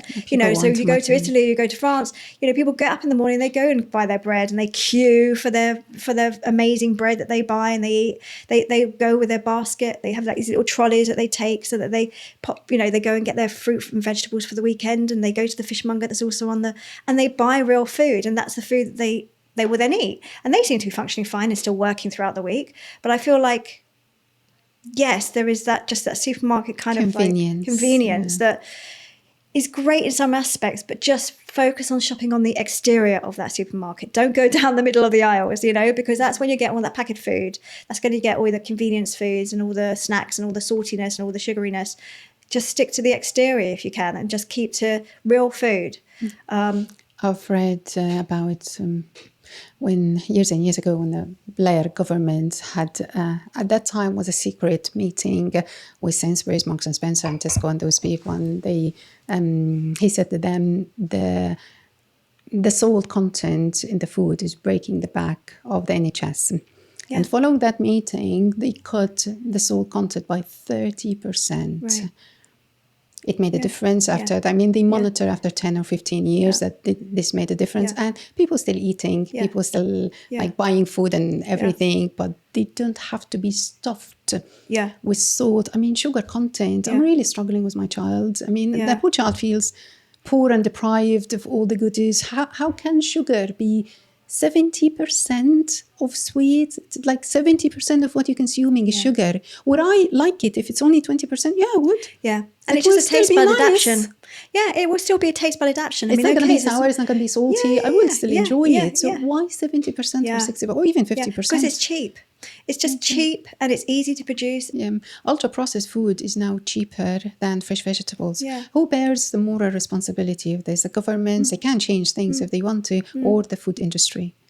I think the government ultimately, because I think the government have a responsibility to the nation. And so, they're the keepers, and okay, I'm not looking for a nanny society, but, we have trust in our government. We potentially have trust in our government, but, and we think that they've got our best interests at heart. And, the fact is that they're just making another trade deal with these supermarkets, with these food industries. That's really the crux of it. And I don't think they really have it. And then they'll turn around and say, thinking about why have we got an NHS that's literally crumbling? I mean, okay, it's very historically, the model doesn't really work with the NHS, I don't think. When I lived in America, people have private healthcare. I think there needs to be a public healthcare system, 100%. And that's something that Obama was bringing in. And I think that's what we have very luckily here in this country. But I think if you could put some, if for the people that could afford to put some money towards the NHS, I think we should. Because the fact is that I think that we have the most advanced technical, scientific breakthrough of medicines and whatnot, but we are the sickest we've ever been. And you have to ask the question why. What's making us sick? It has to be to do with the lifestyle that we're leading. It has to be. And yes, food is massively, impactful to that lifestyle, but also just the conveyor belt of life. The fact we've got to keep going and keep going and keep running and keep needing and consuming, and we've got to have instant gratification. We've got to have everything now. Dopamine. It's like a world gone mad. Really. There are not so hidden costs on the NHS, the burden on the NHS, huge. the environment, people's dignity when they fall ill and become unable to function. Super vulnerable. All these things. And how transparent, I think I know the answer, but the question has to be asked.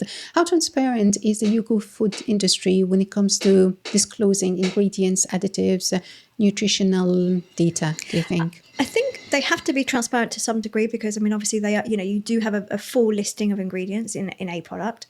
But I think there's a lot of health claims that are just irresponsible, like having, like having fortified, vitamins and minerals in a very highly sugary cereal, for example. It's misleading. Yes, the vitamins it's totally and minerals are there, but there are other bad things too. Yeah, but then you've got those let's say those weight loss bars. And actually, when you look at the sugar content, I haven't looked at it recently, but I think it was something like 12 grams of sugar in that one breakfast bar. Whoa. Yeah.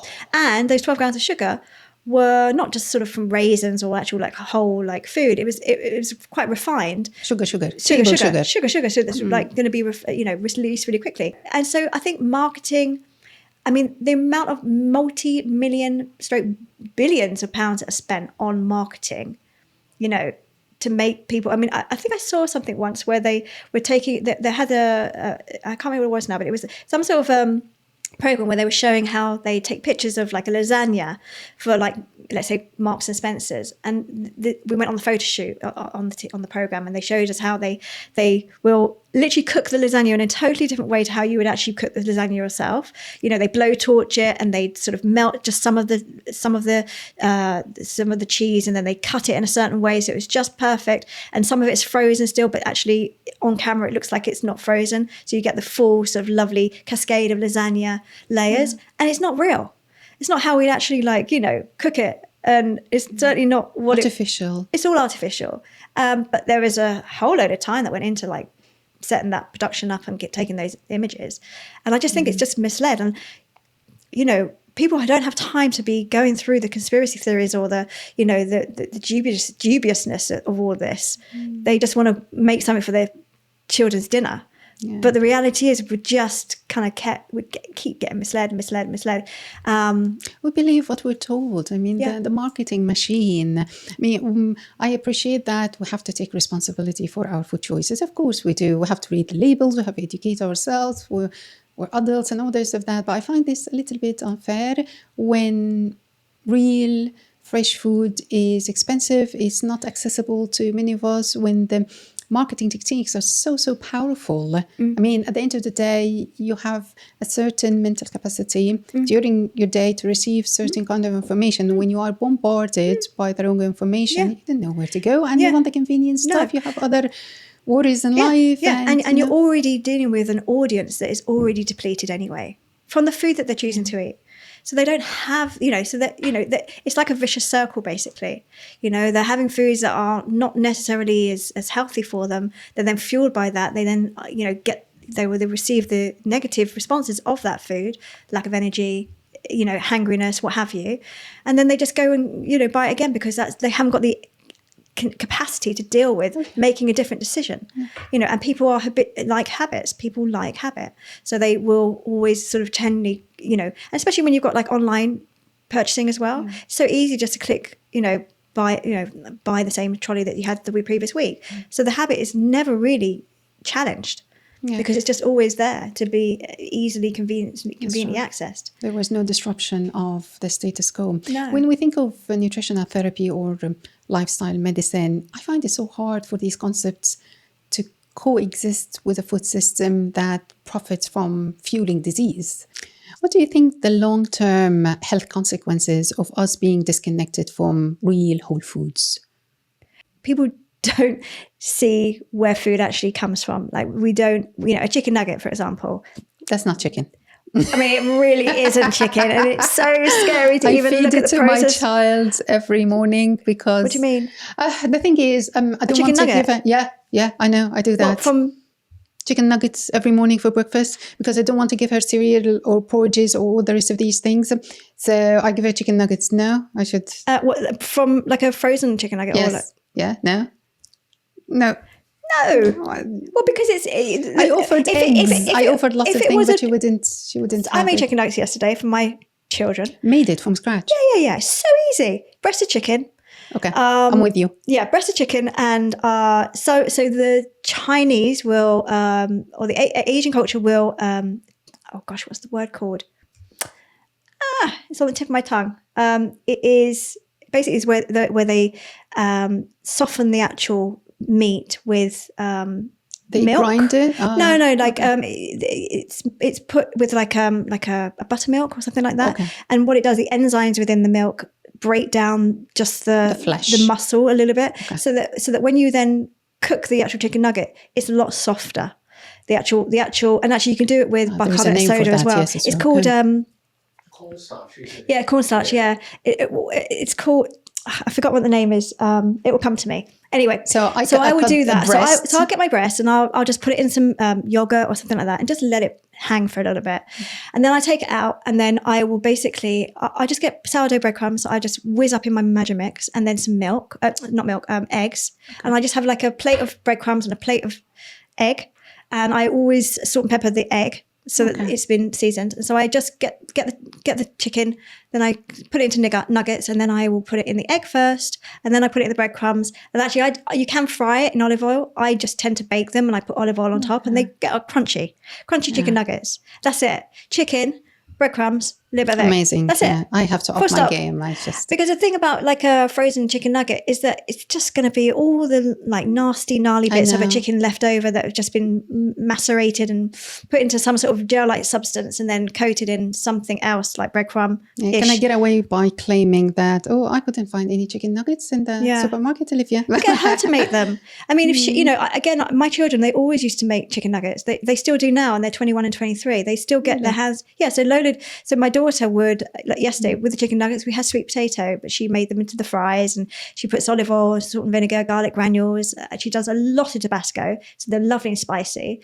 And the trick really is to make sure you don't crowd them on a pan, so that when you roast them, they don't steam each other. They just get nice and crunchy. Yeah, it can be done. But yeah, I mean, but I think when it comes to fussy eaters, and particularly children, if you get them in the kitchen and if you get them involved in cooking the food hands-on from the off, then they become a lot less fussy. And actually also the other thing is not to serve them, put everything in the middle of the table, and then they can help themselves and they have their own control over what they choose to put on their plate. That's nice. Yeah, always do that. Super independent and stubborn. Plates right in the middle of the table, and she can have whatever she wants. Then she can help herself to what she wants, because otherwise you're again dictating. You've got to have that bit, you've got to have this bit, you've got to have the peas, you've got to have. And kids, as they grow older, they want more control, and they don't have a huge amount of control because they have to go to school and be told what to do all the time, and they come home and they get told what to do by their parents. So they have no control. So and I find with eating disorders, one of the main reasons why eating disorders, can occur is because they can exert their own control over what they choose to put in their mouth and what they don't, and that's quite powerful. And so if you give them the control straight from the off, straight from the off, then they can access what they want. And also, what's great when you have fussy eaters is to get friends over.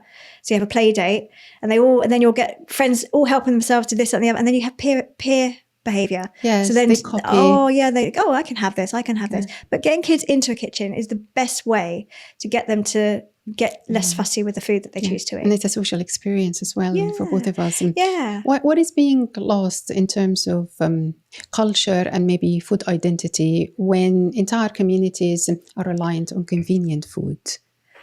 Everything. Yeah. I mean, it's funny. I watched The Godfather this weekend. I've never seen it before in my life, and I've never seen it too. Oh, you should watch it because it's not super food dominant, but there's definitely Italian food getting involved in it. And the thing about food and culture is that it's just intertwined. And the fact is, I mean, you're from Egypt, and I'm sure that the culture there with your beautiful breads and your mezes and your falafels and and so convenience food promotes convenience, and it promotes lack of sitting around a table and sharing a meal, sharing conversation, sharing the day, sharing the laughs, sharing the sadness. We have distraction. You can't even go to a restaurant without kids being plonked in front of like a iPad, no conversation, no anything. Parents also on their phone. It's a world gone mad. I know, but the whining I hear. Olivia does have a tablet that she uses for her homework, but nothing else, right?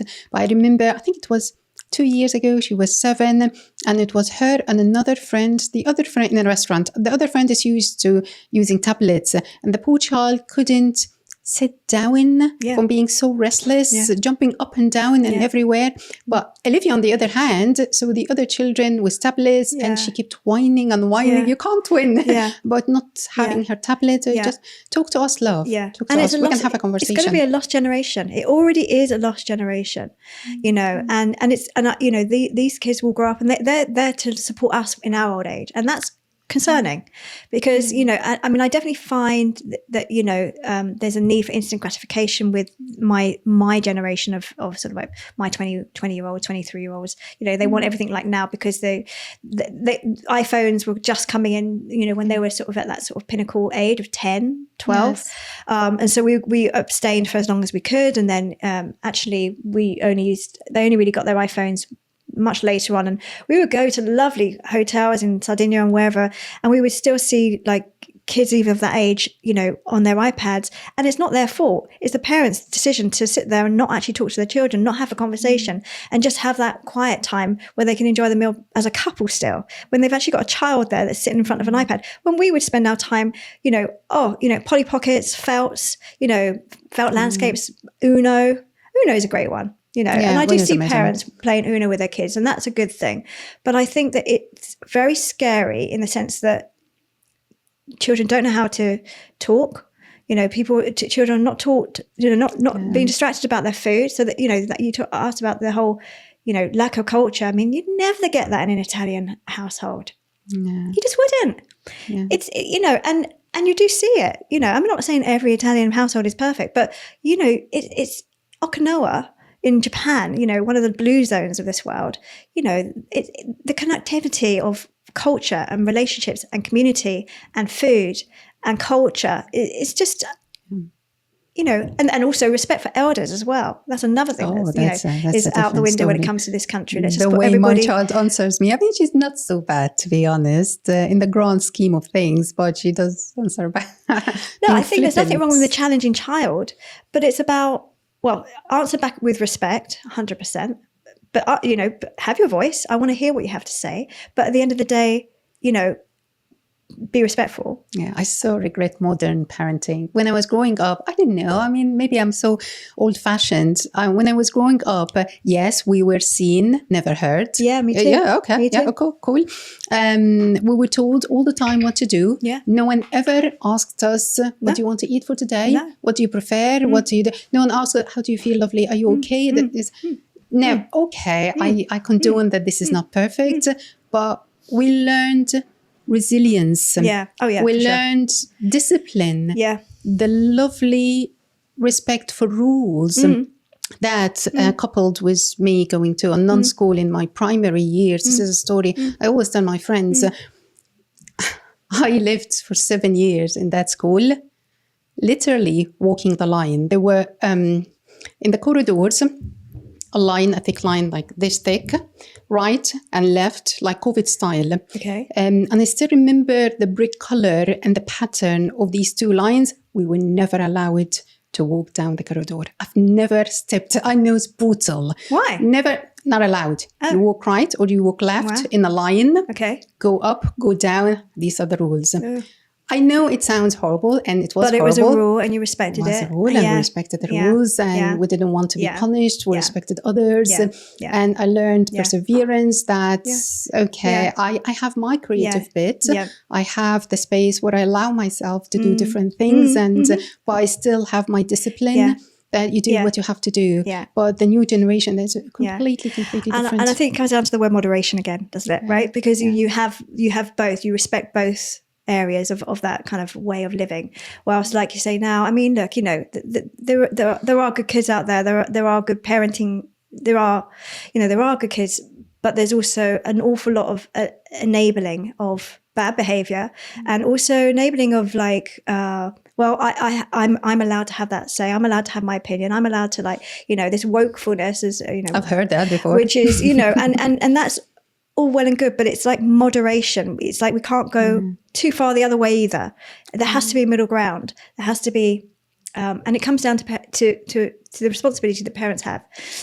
Problem is, you don't need a license to be a parent. You need a license to have a dog. Yeah. Not a parent, you know, bit of a problem. When I hear anything I don't like from Olivia, I told her only kind words. And that seems to work somehow. Medicine. Annie, let's talk about medicine now, shall we? You studied at the College of Naturopathic Medicine. How has that shaped how you view conventional pharma medicine? I think that pharma has its place. I think big pharma seems to be incredibly dominant. It's you've got big pharma, big agriculture, big food industry. They're kind of all interconnected. They are all linked, and they are actually all linked as well. And I think, you know, I'd love medical intervention and medical innovation when it's needed. And, you know, I'm never to say don't have a medical intervention if that's what's needed. So you're not anti-pharma? No, I'm not anti-pharma. But what I am anti is a knee-jerk reaction for pharma. I'm anti sort of looking at preventative. I'm for looking at preventative as opposed to just immediate sort of band-aid symptomatic response to, say, a condition or an illness. And I think, you know, to some degree, well, certainly when it comes to antibiotics, that has been woken up to, you know. But there just is again, you know, a need. Like at the moment, I think they're creating a polypill, a polypharma. Polypharma. So it's like so it would be a pharmaceutical that is basically a statin. I think it has an ACE inhibitor in it. Which, cocktail of things. Yeah, a cocktail pill. That basically, for all diseases. One and done basically. And the thing is, there isn't any one and done, because I mean, let's say for example, Ozempic. Okay, so are we addressing the problem that person got into in the first place? The reason why they put on their weight in the first place? No. We are affecting their appetite, and that will definitely reduce their intake of food, good food and bad food. So they'll have a protein depletion probably, and a fat depletion. But we're not changing the behavior. I'm not changing the fact that she was an emotional eater, or that she was a stress eater, or that, you know, or he was an overeater. You know, we're not changing any of that behavior. So it's pharmaceutical is fine, but it cannot be the only focus. It cannot be the only thing that we address when it comes to someone's health. It has to be about preventative health. It has to be about looking at their lifestyle and why they got to that point in the first place. You know, yes, there's genetics involved, but, you know, genetics is a loaded gun, but our lifestyle pulls the trigger. We know that. So the fact is that, you know, I think if I had, you know, if there was cancer and we needed oncology within our family and that was the only way to deal with it, yes, I would have to go with it. I wouldn't be sort of saying, no, I'm going to be ketogenic and hope that it's all going to just, you know, my tumor is going to shrink, because the data says that that's probably not going to happen. But the fact is that I think it, you know, when you have a good lifestyle, when it comes to, say, chemotherapy, and you have a good, food intake, you're definitely going to get a much more effective chemotherapy protocol. Your body will adjust and work with that chemotherapy in a lot more enhanced way. So I think that it has to be a combination, and I would really love to see, the pharmaceutical industry, or like certainly the NHS, or the medical world, focusing a little bit more or bringing nutritional therapy into the mix. Rather than at the moment they have a reliance on dietitian, but that's dietitian focusing on already a problem like diabetes, or some sort of condition like an inflammatory bowel disease, for example. But actually, nutritional therapy could come in as a preventative. Yeah, you stress on the prevention part, but can nutritional therapy also be a cure to some conditions? Yeah, well, yeah, I would say so. I mean, I have many patients like this. They have osteoarthritis. Look, there's wear and tear in an arthritic hand, for example. I have that. Yeah, but you can definitely reduce the inflammatory response with nutrition, because you've got these prostaglandins coming in and creating inflammation, and you can reduce and dampen down that activity. You won't probably build back the collagen that you've lost. Perhaps you can take collagen supplements and hope for the best with glucosamine and chondroitin and MSM. But the reality is that you can definitely help reduce the pain that you're experiencing with something like that condition. Yeah. I only knew that I have osteoarthritis when I had a DEXA scan, then we explored things and all this of that. But I never had any pain. And I know that through nutrition, I keep inflammation to the absolute minimum. Yeah. From what I understand from you today is that you want us to be in a place in which we rely on nutrition as a frontline defense against diseases. Yeah. So with the right love and care, can my body heal itself? Yeah, I think so. I mean, it's nothing is 100%.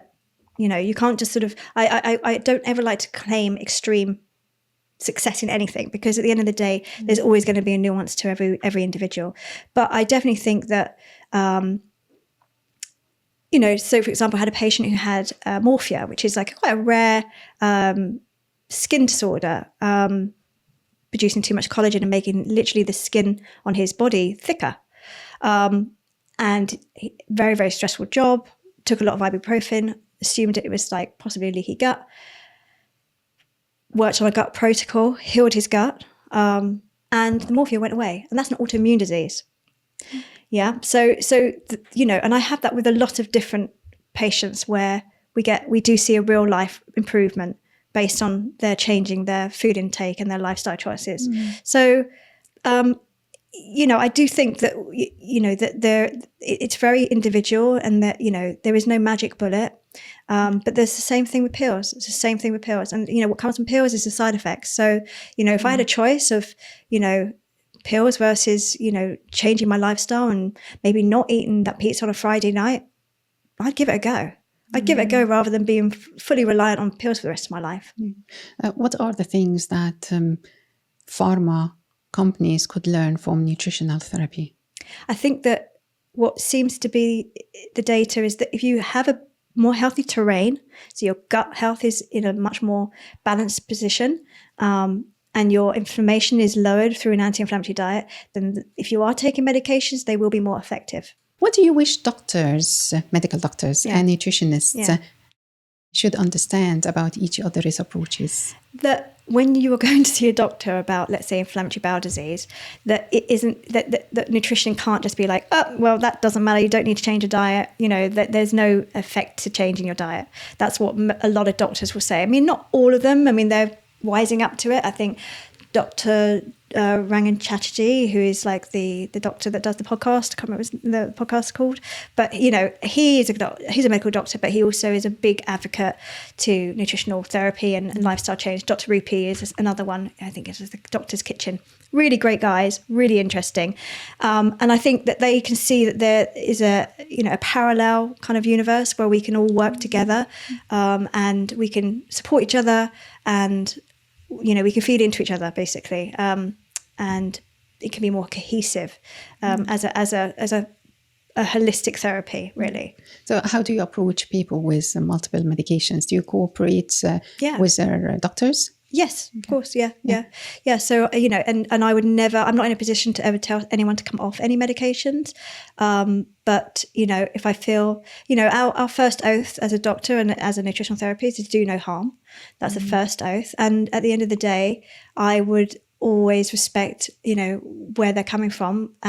But if there's things that we can tweak, and if, let's say we're working on type 2 diabetes and we're, titrating down metformin, then, with lifestyle and dietary changes going on alongside, then, over time, we can work to sort of come off it. Are there any cases in which you tell a patient or a client, I can't help you, go to speak to your GP? Yeah, if I think I'm out of my depth, for sure, 100%. Okay. Yeah, I don't really deal with cancer patients. I wouldn't, and I sort of worked a little bit in eating disorders, but it's too triggering for me personally, mentally, and I know my capacity, so I, move away from that too. And if I feel like I'm out of my depth, or I feel like I can't do anything more with the patient, I will refer them on. So. Are there any medications that you feel are oversubscribed? Protein pump inhibitors. Okay. What do they do? They reduce the the gastric acid being produced in the gut. They're used a lot. What happens with other medications is that they can produce a little bit too much acid, and so they'll add an additional protein pump inhibitor to reduce the side effects of that particular medication. A medication to reduce the okay. Yeah. But what happens when you reduce the gastric acid is you're impeding the ability to break down foods, because gastric acid is there for a reason. Gastric acid is there in the stomach to break the foods down with the digestive enzymes and break that food down, so it can then metabolize and go into the small intestine and be absorbed into the body. If you're reducing the gastric acid, then you're impeding that ability. And what comes from that is potential malnutrition in the form of, I can see something like osteoporosis is one of the sort of areas of concern, I would say, that protein pump inhibitors, I think, play a role in promoting. Yeah, this is very sad to hear. I mean, I'm not a doctor, and I know that you're not a medical doctor, but the idea of giving medication to deal with the side effects of another medication. Oh, it goes on all the time. Yeah. I feel that nutrition is so underused by the NHS. Do you think there are diseases or conditions where nutrition is too readily ignored or dismissed? Yeah, I think something like heart disease, which is obviously one of our biggies. It's a lifestyle disease. It's I mean, things like vasodilators, ACE inhibitors, alongside something like beetroot, which is a natural vasodilator. It's got it produces nitric oxide, which helps to dilate the vascular system. Why not? I think you got to be careful as well, because something like grapefruit can make a medication more potent. So something like blood thinners, warfarin, that type of thing. No grapefruit. Stay clear of grapefruit, because it makes that more potent. So I think, that's why we have to appreciate how important food is, even when it comes to taking medications, because there are positives and negatives to how they affect the body. I think a lot of us, by default, trust pharmaceutical solutions more because they are supposedly based on science. Where do you draw the line between trusting the science, we don't want to sound unscientific here, trusting the science behind pharma methods and questioning the role of profit in the industry? I have a medical condition now, and I was told by my GP or consultant, take this medication. How do I manage this research? I think you have to look at different consultants. Really, I think if you go, it takes a year to see a consultant. Well, but I mean, in terms of naturopathic as well as allopathic. Okay. So so if you go to see a surgeon, he's going to want to cut you. That's his job. He's going to want to, so for example, I've got a patient who's got a bone spur in his toe, and they want to fuse his toe, and he's a very active person, and ultimately it could really affect the way that he is very active in the future. So he's seen a surgeon, they want to do surgery. Now he's seen a physiotherapist. She's like, okay, you can do some mobility movement on this and improve it that way. Maybe still take the bone spur out, but definitely don't fuse it. And then, he's seen an osteopath as well, who is all about bones and manipulation of bones. So it's about getting a fuller picture. It's not just taking one opinion that, if you see a medical doctor, he's going to give you medicine. Okay, if you see a nutritionist, she's gonna sort out and look at your nutrition. If you see an acupuncturist, they're gonna look at your meridians. It's like, if you can get a broader picture when you have a proper condition and it's life affecting, then invest in that. Yeah, is what I think. It makes absolute sense. Annie, how can people reach out to you and maybe have a chat with you or know more about you? Where can we find you? Yeah, they can find me at Health Smart Nutrition on Instagram. They can find me at www.healthsmartnutrition.co.uk on my website. And they can give me a call. And that my phone number is on my website. So, they can find me that way. Brilliant. Annie, as I mentioned before many times on this podcast, and that's really the reason why I have this podcast, is that I have so many diseases and conditions. And the only reason I keep a good body and good mind is good nutrition. And whenever I veer off this good path, I suffer the consequences. I do acknowledge that nutrition, as you have rightly said, is not a magic bullet, and there might be a place for medications, of course, in our lives. So I'm already sold on your vision of nutritional therapy. To me, it's undeniable. And your vision that food can actually shift the needle in terms of our health or well-being, this is really, really inspirational and very empowering, because it gives hope to so many people that they could actually have the agency to change their lives. And you also reminded us today that food is not just fuel, it's foundational to healing, to resilience. Thank you so much for being with us today. Yeah, no, my pleasure. Thank you. Lovely to have you. Yeah.